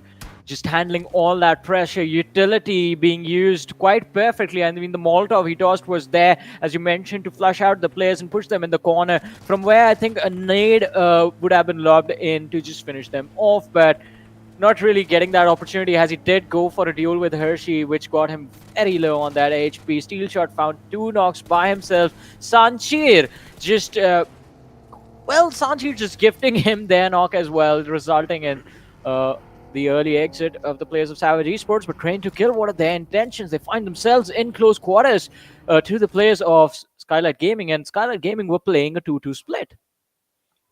Oh boy. Airdrop 2 is going to be on the board with level 3 vest and a helmet. And the AUG, not really a weapon that I'd personally risk my life for, but maybe potentially for the upgrades, I would go for it. It's like a cherry on top of a cake, if you ask me, but still. Here we go, though. Deadeyes Guys currently all 4 players up. One of the players a little damaged, a little dent on him. It's going to be on top, but it's okay. They currently have a decent spot in the circle. They're looking quite okay. And the circle's now going to center up on a lot of teams, or at least on the majority of the teams. It's going to shift up north. All right. And the majority of the teams are already contained inside the circle. Necro, again, I mean, place your bets where the circle is going to go. Where's the next shift going to happen? I think I wanted to go towards the Potato Hill position. Oh, I was about to say that. You stole my words. Oh, nice. We're on the same page. Yeah. You stole my words. Johnny, this is a sign. Brain thief. Super Johnny. Our brains are synced, Johnny. Look. I think it's time for us to make a team as well. If we are so in sync, maybe we can try and take on a few of the teams. But I'm pretty sure we won't ever make it to the PMPL. You think we can make it? I think we can make it to PMGC. Oh. Look, man, sometimes firepower isn't all you need. All you need is the courage. And I have a lot. I'm telling you. Let's be honest, you and I both are like kind of similar in our playstyles. None of us wants to hold their grounds. We're just gonna be like killed out in the open every single match. We'll try to make a push on some team and we'll just get beamed and we'll be like, oh my god, how did this just happen? Yeah. I don't believe that man's legit. That's going to be our story the entire time. But talking about other stories now, Phantom Esports being quite hopeful, taking on the players of IHC, as well, the distance between the two teams is the only thing separating IHC from going for a push in their direction. But Seal Esports on the other side, finding themselves on the southern edge of the island against 7C Esports. So for now, at least for the next few seconds, there is no incentive for the teams to actually force a collision force fight. But I think if the blue zone closes in at this point, then maybe in the next shift of the circle, they will be forced to be a part of the action. But DRS, look at this. That's a smart move. They move a little bit further away, from Venom Legends, just trying to bait them out in the open so that they have a much more clear shot on the target. They indeed do have a clear shot, but for now, DRS, they still need to make their footing inside the next zone. Still will need to move out in the open, and I personally don't like what Seal are trying to pull off here. These shenanigans might not work, but the nade from the side of 7C will this time connect. No one's going to be the answer, but anyways, they do find the knock and an instant confirmation. Akujad doing a great job in that factor. 7C for now, the tides have turned in their favor as Seal, they are down to a 3-man squad, and now Seal, they're also going to try to back off from this one because they realize 7C currently, they're looking really good. And they are one of those teams they're going up against. The 7C, of course, will have more firepower available because they have all their players up. But Seal and 7C, both these teams will need to leave their spots and go inside the next zone. Well, let's see. As you mentioned, both of these teams will have to abandon their strongholds, abandon their positions, and go for the rotation towards the circle. But it's not going to be easy now, as DRS are going to be a part of the action as well. Venom Legends, they have been spotted out. Rage out in the open, just hiding behind that smoke for a few moments. Few shots also, well, fired. I guess a few more shots, in fact, would be the correct phrase, fired from the players of DRS. As I mean, it's quite clear that they would know where the players of Venom Legends are, but Skylightz Gaming, do they have the information on Skylightz Gaming? That is a big question, but mini 14 taps from Rules, just failing to hit the marker, is definitely spotted out. Other players from DRS going for a push. Rage, he's isolated out in the open and, well, has taken a lot of damage already. There's going to be the second knock. Venom Legends so close to getting wiped out. 2 players taken care of already. And DRS, they're not looking to stop. Steel Shot, the hero from the previous fight, is still present in this matchup. But hey, you clutch out 1 fight, that's okay. Clutching out 2, that's a totally different level of pain you will have to deal with. But Ale is here to help him out. A lot of damage on Killer YT, and he's going to be forced to prone down as Rebel. He goes for a rotation while the DP has been set on a reload. Now, Delta also taking a few hits from the flank. As I did mention, Skylightz Gaming, they are on the edge of the circle, and they are in a position from where they can take care of Venom Legends and DRS basically at the same time. And look at him. DRS Rules now is trying to make it in, but unfortunately the man just doesn't have any cover to play with. Steel Shot runs out of bullets. We'll need a fresh magazine, and we'll get one too. But DRS is zone this time, just screwing them over completely. I set this too. DRS, they will need to try and move in as quick as possible. Before now, it's Skylightz Gaming just straight up branding on the players of DRS, and they're dismantling them one after the other. Skylightz Gaming easily able to rule out the players of DRS. Now DRS, they're down to just one last man alive, and it's going to be Rebel. Well, let's see. Rebel in a world of hurt, but on the other side, Stalwart Esports against Raw, and Pika has been taken out. Action on top from the flank will try the level best to protect their teammate, but that is not looking like an actual possibility as they are quite busy with the players of JyanMaara. So they have their own trouble to deal with. Ale with a nade. Will he find a knock? It's going to be quite tricky for him to make this work. But Rebel from the side of DRS, look at him trying to make a push out in the open. He has been spotted out. Steel Shot. Might as well just put away the nade. Get out, get the guns out and start shooting in his direction. Shots finally being fired. A lot of damage dished out. But Rebel, oh my goodness, the timing on that first aid. Wow. He just had a few pixels before the first aid came online. And the man survives. Oh boy. Barely survives indeed. And now look at Venom Legends. Another nade tossed on in. And this time it's going to connect to. That's a 3-pointer. I'm pretty sure Kobe's going to be proud of that one.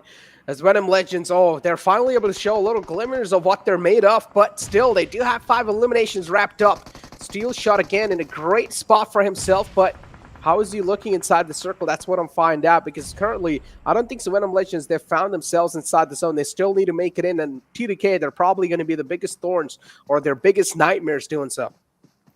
Well, let's see who's going to be living in a nightmare, who's going to be having the dream of their life at the end of this match. Skylightz Gaming, Mafia Ninja getting a revive from his teammate Kyolzin, as Venom Legends still looking to cause a lot of trouble for these lads. And wait, what? What just happened to Esports? They got wiped out by Phantom Esports. How? Oh man, how did we miss this fight? How did that just happen?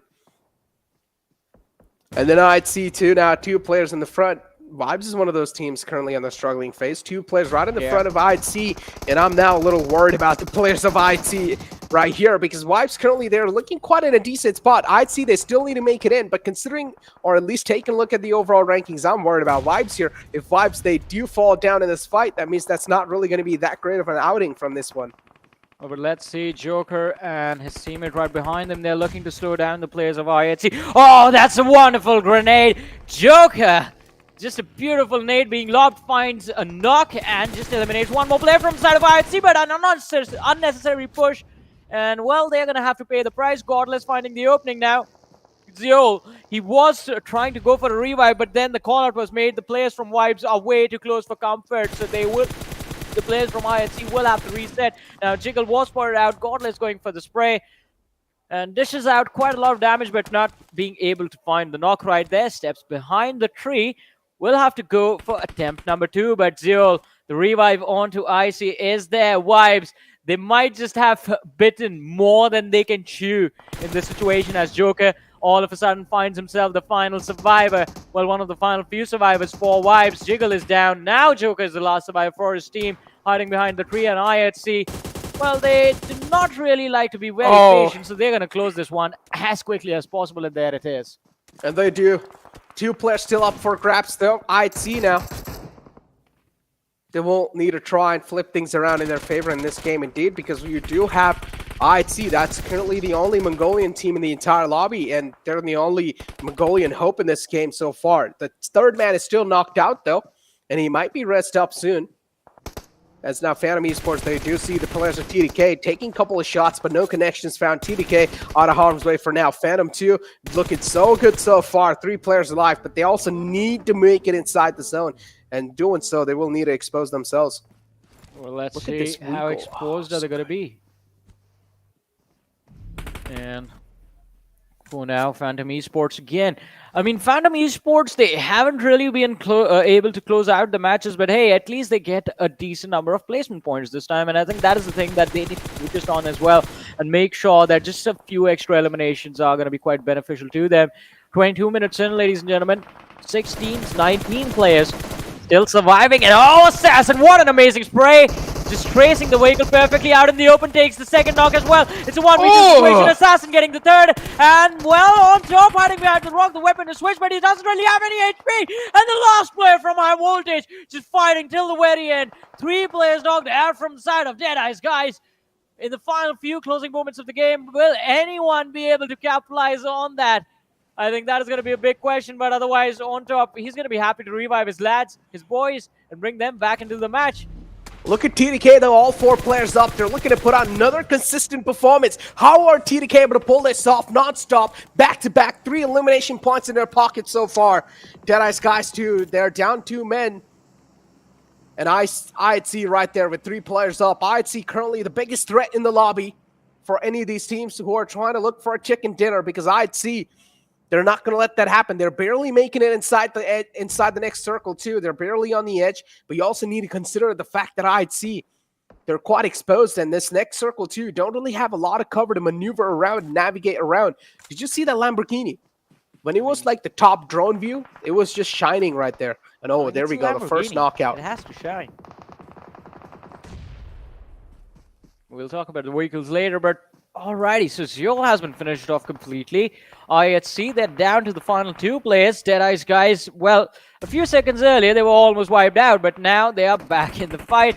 And as soon as I say that, Chief Sir is the man knocked out. True Love barely left with any HP. Trained to Kill doing a pretty phenomenal job. And as you asked a few moments earlier, Necro, Trained to Kill, they have been very consistent in the last few matches of theirs. I mean, the previous one just walking away with a win. This one making it through the top 4 with all 4 players alive. Venom Esports, they are there with 3 players of their own, but it's going to be quite difficult for them to survive. I mean, they are going to be struggling for the zone, stuck between IHC and T2K for the next few moments. Jane has gone for a flank, just lobbing out a lot of utility towards the players of Deadeyes Guys, just to make sure that these players are double guessing themselves every single time they think about pushing up this ridge towards the circle. Oh my god. And I'd see, even though there's still 2 players, as I said, they're currently the biggest monsters in the entire lobby, and they can just eat every single player alive. Venom Esports, look at them, just aiming down on the players of IHC. Now he's also going to spot the Molotov. Maybe this is a little clue for him to take little shots. Godless, though, is able to find the opening against the players of Deadeyes Guys. This might just be a big one, because he's also cooking another nade in, and if it's to perfection, then Deadeyes Guys will be dismantled big time, but that's not going to be the case. The nade this time is going to be not on the mark, so Deadeyes Guys, another lifeline spared. But let's see. Still 4 teams, 12 players surviving, 25 minutes in. The 7th circle is done. We're going to have the 8th zone in front of us. Ladies and gentlemen, almost heading towards that final point of the game where there are no zones. It's all just blue, but I see with the AUG finding a pick on towards the players of Venom Esports. Godless on the other side is completely focused and zoned in towards the players of Deadeyes Guys. Needs to take care of the players of T2K from the flank as well as Venom Esports. Wexy, the kill is going to be picked up by the players of Trained to Kill. IC is going to be knocked out as well. Godless, the last player surviving from the side of IHC. Venom Esports, Slipknot is going to be the final player surviving, and he has barely managed to find his way in towards the corner of the zone. barely inside the edge. And well, while we're talking about other teams, T2K, they go on to wipe out IHC. So ladies and gentlemen, the podium holders of this match are here. The top 3 teams, Phantom Esports, Train to Kill, and Deadeyes Guys. And I want to see a final 4v4 between T2K and DE. That is going to be epic. 2 teams who like to drop towards the northern part of the map. One from Rozhok, one from Severny. But again, Slipknot over here is going to be the decider of these teams' fate. The solo Snake Alive. Okay, no, not anymore. Deadeyes Guys and T2K now. It's a 4-on-4 situation. Deadeyes Guys players are decently damaged. T2K, they clearly do have a lot of confidence in this one because they also are controlling the high ground currently. But Deadeyes Guys, are they favored by the zone? That's something I would like to find out. Both these teams are right on the edge too. But Deadeyes Guys, they still barely need to make it in, and that's going to be a little problem for Deadeyes Guys for this success. Well, let's see if they are actually going to be successful with this. 4v4 now. Should have asked for something else. But I'll take it. I mean, the final 4v4. It's going to be super exciting now. Deadeyes Guys, they have all the information about the players of T2K, but oh, that one nade can change everything. Sanhok, the second one is going to be lobbed. It's going to overshoot, but that's not going to matter. Sanhok finds the second knock, and there's going to be the another one. The trade did come in, but T2K all of a sudden have a big advantage, and well, it's just True Love trying to survive. It's a 1v3 for him to clutch out. Not really going to work. Train to Kill, ladies and gentlemen. Wow. Another winner chicken dinner. Now, I mean, hey, first position, is it theirs? Is it theirs yet? Oh, it's second though. Oh, they've taken it away from Stalwart. Oh my God! Now they're gonna be one of the most unhappy teams out there. Stalwart, they're gonna be quite pissed. But T2K, I don't know how they're able to pull it off with this consistency all the time. Oh boy, having all their players up in the final zone. T2K, man, there's just a whole nother consistent beast. I wouldn't even call them beasts. They're one of those teams that don't really like the spotlight on themselves, but they're still able to do so good. I mean, as I've always said, I mean, T2K's playstyle is not as flashy as Stalwart Esports or IHC or any of the other teams that have those star performers, wherein there is always going to be that one player getting 6-7 eliminations in an entire game all by themselves. But Train to Kill, they like to play as a unit. For them, it's all about playing as a team, sticking together and making stuff happen together, being on the same page. I think that team play aspect is what makes Train to Kill one of the cleanest team fighting squads out there in this entire lobby. And I'm saying this, I mean, even if you take Stalwart Esports, IHC, Seal Esports, all of them put together, Train to Kill, I think, still have had the best 4v4s in this entire league.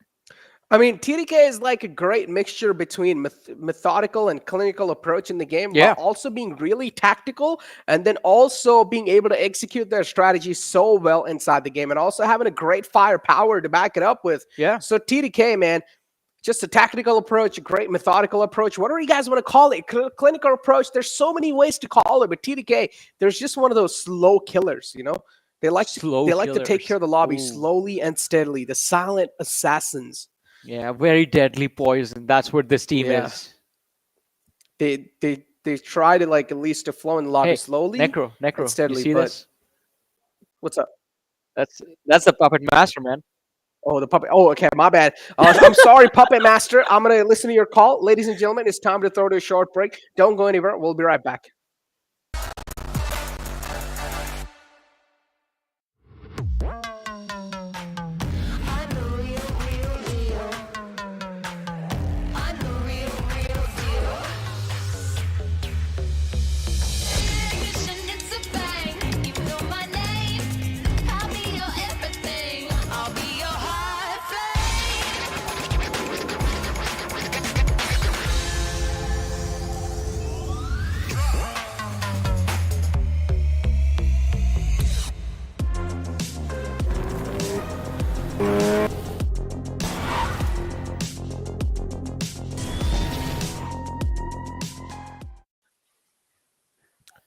Welcome back, ladies and gentlemen, to PMPL South Asia 2022, brought to you by the Oppo F21 Pro. It's currently out in the markets too. Go ahead and grab the Oppo F21 Pro. And if you're out in the markets, make sure to grab some nice milkshake, because remember to stay hydrated, ladies and gentlemen. Just take a sip of water, coffee, whatever you guys like. Make sure to stay hydrated because the competitions, they've been quite high octane and energy draining. But hey, these are the competition that I'm willing to die for to watch.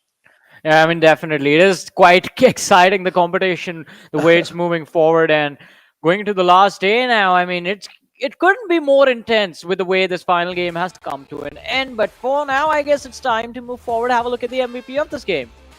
Yep, take a look at the most valuable player of the previous game. It's going to be Steel Shot from the side of Venom Legends with 6 knockouts, 7 elimination points, and 49 damage dealt with the survival time of 2033. And with 0 assists, unfortunately, but it's okay. Steel Shot, at least Venom Legends, they're able to show some signs of greatness. And I'm really going to be appreciating the way Venom Legends played that previous game. I mean, it was an impressive run from Venom Legends, specifically Steel Shot. I mean, I believe the moment is going to be there in the Oppo F21 Pro moments as well. The 1v3 against the players of Savage Esports. And after those 3 eliminations, he went on to secure 4 more. Alrighty, 1449 damage. Wow. Oh, that's scary. And only with 20 minutes of survival time, if you... Yeah, that's all by himself, too. Yeah, I mean, damn. Like, imagine we've seen some of the teams not even able to cross that 1,000 barrier in the damage all by themselves. And then you have Steel Shot, a one-man army in that previous game, able to deliver absolutely on a great note. And this is what I'm talking about when I'm saying hot and cold. Venom Legends, in some game, they just look absolutely phenomenal. And then in the other games, it's just a complete downhill battle that they're fighting. And this something needs to be found, a sweet tuning between, because Venom Legends, if this keeps going, if they're going to be this inconsistent the whole time, then I don't know what to say. I mean, you guys are great. Don't get me wrong. As I said, inside this lobby, inside the grand finals, all the top 16 teams, they're here for a reason. And do not hate on any of these teams. If you can give them love, make sure to give them love, because I'm pretty sure every single teams deserve to be here, and there's a reason why they're here. They're some of the best teams in their own regions. So do not give them hate. Make sure to love them. Make sure to love each and every single team, even if they're not really able to perform. I'm pretty sure maybe in the upcoming years or maybe in the upcoming future, they're going to be back with a banger. You never know, man. But for now, there's a little stats comparison between Train to Kill and Deadeyes Guys. I mean, stats comparison right here, as you've said, and Train to Kill, look at that. I think that has to be one of the most impressive damage received numbers I've ever seen in this PMPL. Just 183 damage taken. That's the lowest in this tournament, I believe.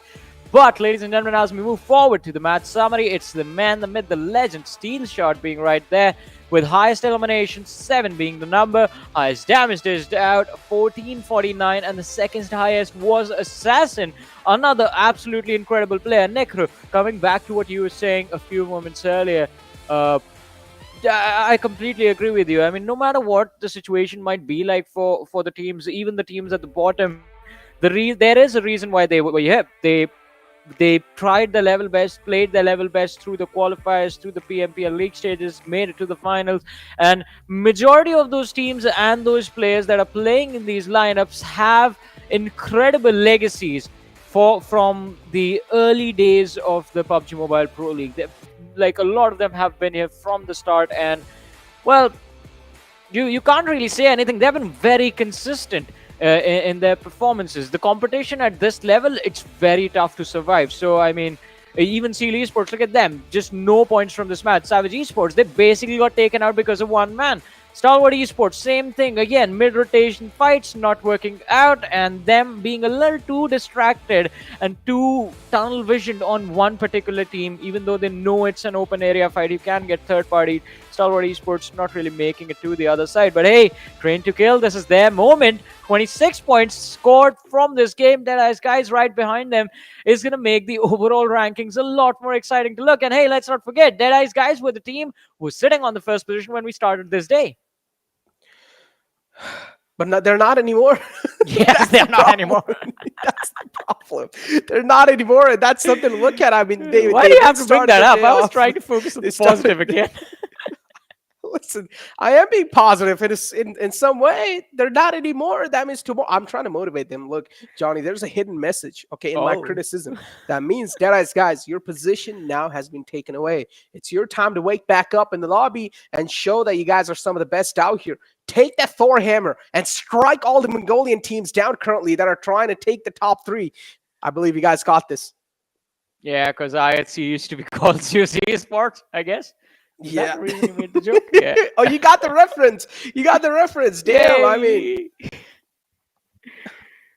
All right, well, for now, let's take a look at the TDK map rotation and let's find out how they were able to rotate inside the circle. Because currently, I mean, we saw the plane fly path was just really good. But again, the team that do wanted to go all the way down south, which is Seal, unfortunately, they didn't really have that. What do you say? They didn't really have the greatest outing for them. And Train to Kill, look at such a methodical and tactical approach inside the game. Yeah. I mean, it was quite an interesting start for them as well. As I mentioned, I mean, the 2 teams that made it to the top were the ones who were starting from the northern parts of the map, with DE being in Rozhok and T2K starting all the way from Severny, making an easy rotation just east of Yasnaya, and then just dropping down, like as you mentioned, the Hammer of Thor. They just dropped down from the northern edge of one circle to the next. And all of this time, I mean, Train to Kill, they were being very consistent. Early game stages, we did not see them get into that many fights, but when it came to, I think, a T2K, I think a perfect position for them is any King of the Hill battle situation. Happened in the last game, happens in this one as well. Anytime they have to protect a high ground, they feel very comfortable in doing that. Exactly, and then in this N2 zone, I was also a little bit tilted in the favor of TDK, but don't get me wrong, TDK had to fight their way inside every single zone, and they were able to pull it off so well and cleanly too. This is what I said, they were able to do great even in the previous Miramar game, and now even inside the transition coming inside the Erangel game. They're just not having any sorts of problems in doing these transitions, and this is something that's really standing out to me when it comes to trying to kill. But for now, let's take a look at the Oppo F21 Pro moments, and let's find out how things really did kick off, because I'm pretty sure we're going to be seeing a lot of Venom Legends in there. Yeah, I'm pretty sure. And from Venom Legends, I'm pretty sure there's going to be Steel Shot. The man responsible was starting off the action. And, I mean, this made the entire 10-minute wait for the first team fight worth it, right?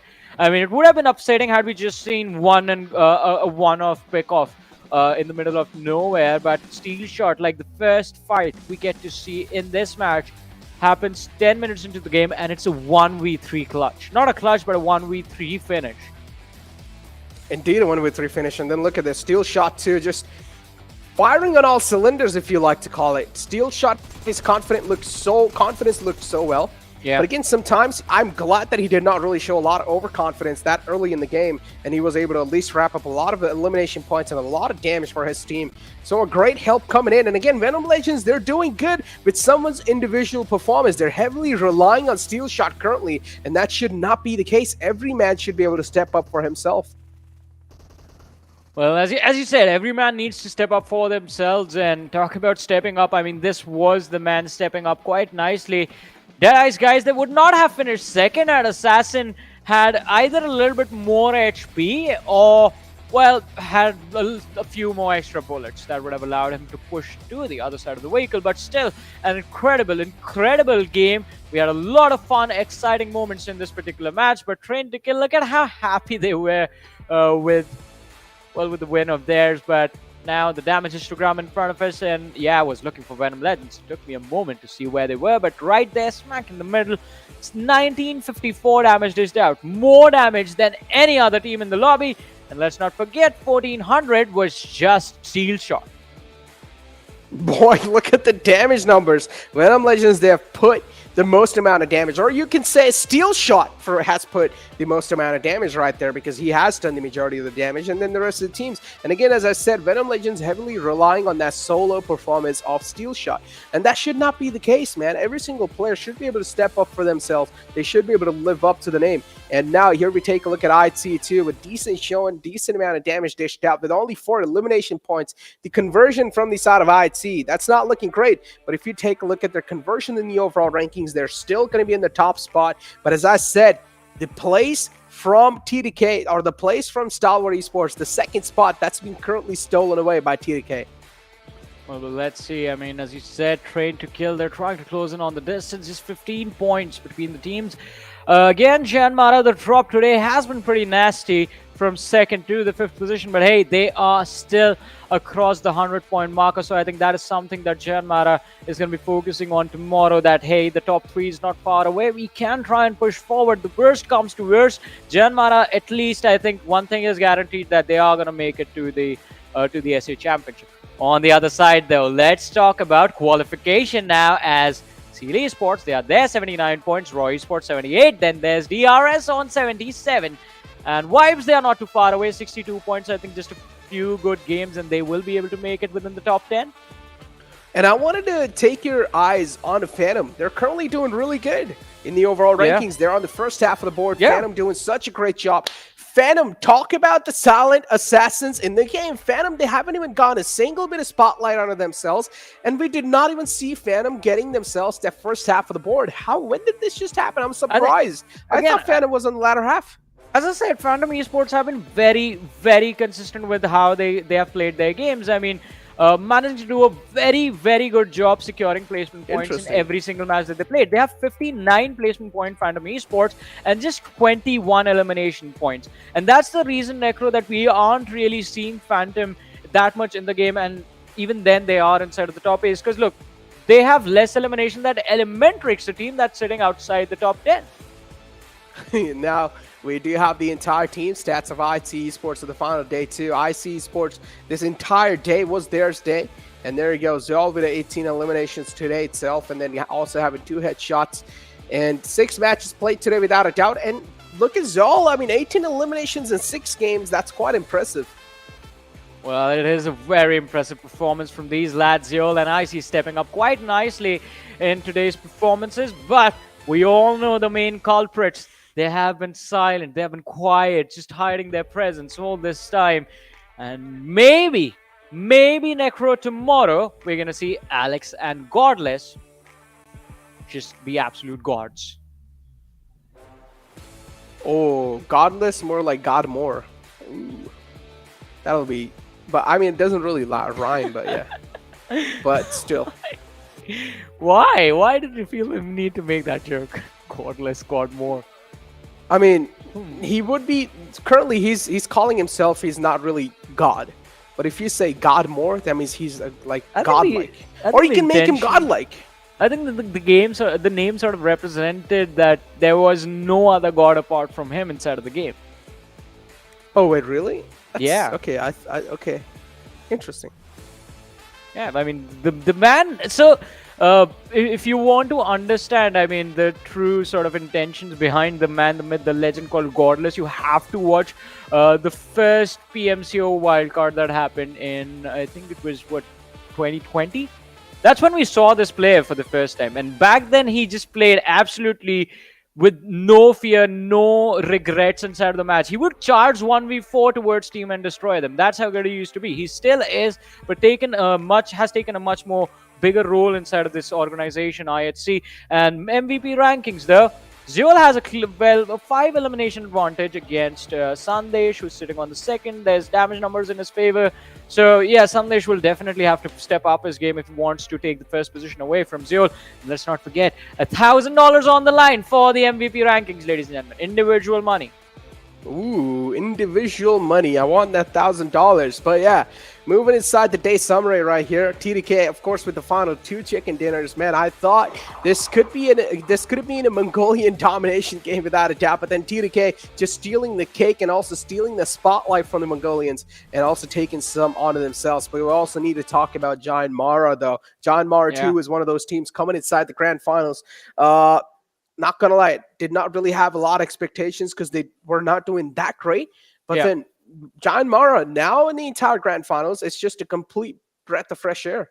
I think no one's going to hold it against you if you said that JyanMaara, I mean, the expectations weren't there. Where we see JyanMaara right now in the top 5, I thought they were just barely going to be fighting for the top 10 at this point. But I think we are glad, we are very happy that the team has gone to prove us wrong, because I think, again, as I mentioned, legacies, JyanMaara also have a pretty big legacy. I mean, just a very nice, humble set of players. I remember meeting them just like 2 years, again, not 2 years, yeah, 2 years ago, right before the entire world shut down. And it was a fun experience with the players, but it has been pretty incredible to watch this team sort of grow again and again, be a part of the PMPLs, and just come to this point where we see the true reality of what the legacy was built off of. I mean, just a very strong set of players they have in this lineup at this point. But again, our main concern has always been consistency. We want to see that consistency. As far as consistency is considered, I think Phantom Esports have been very surprising as well, and not in a bad way, but in a pleasant way.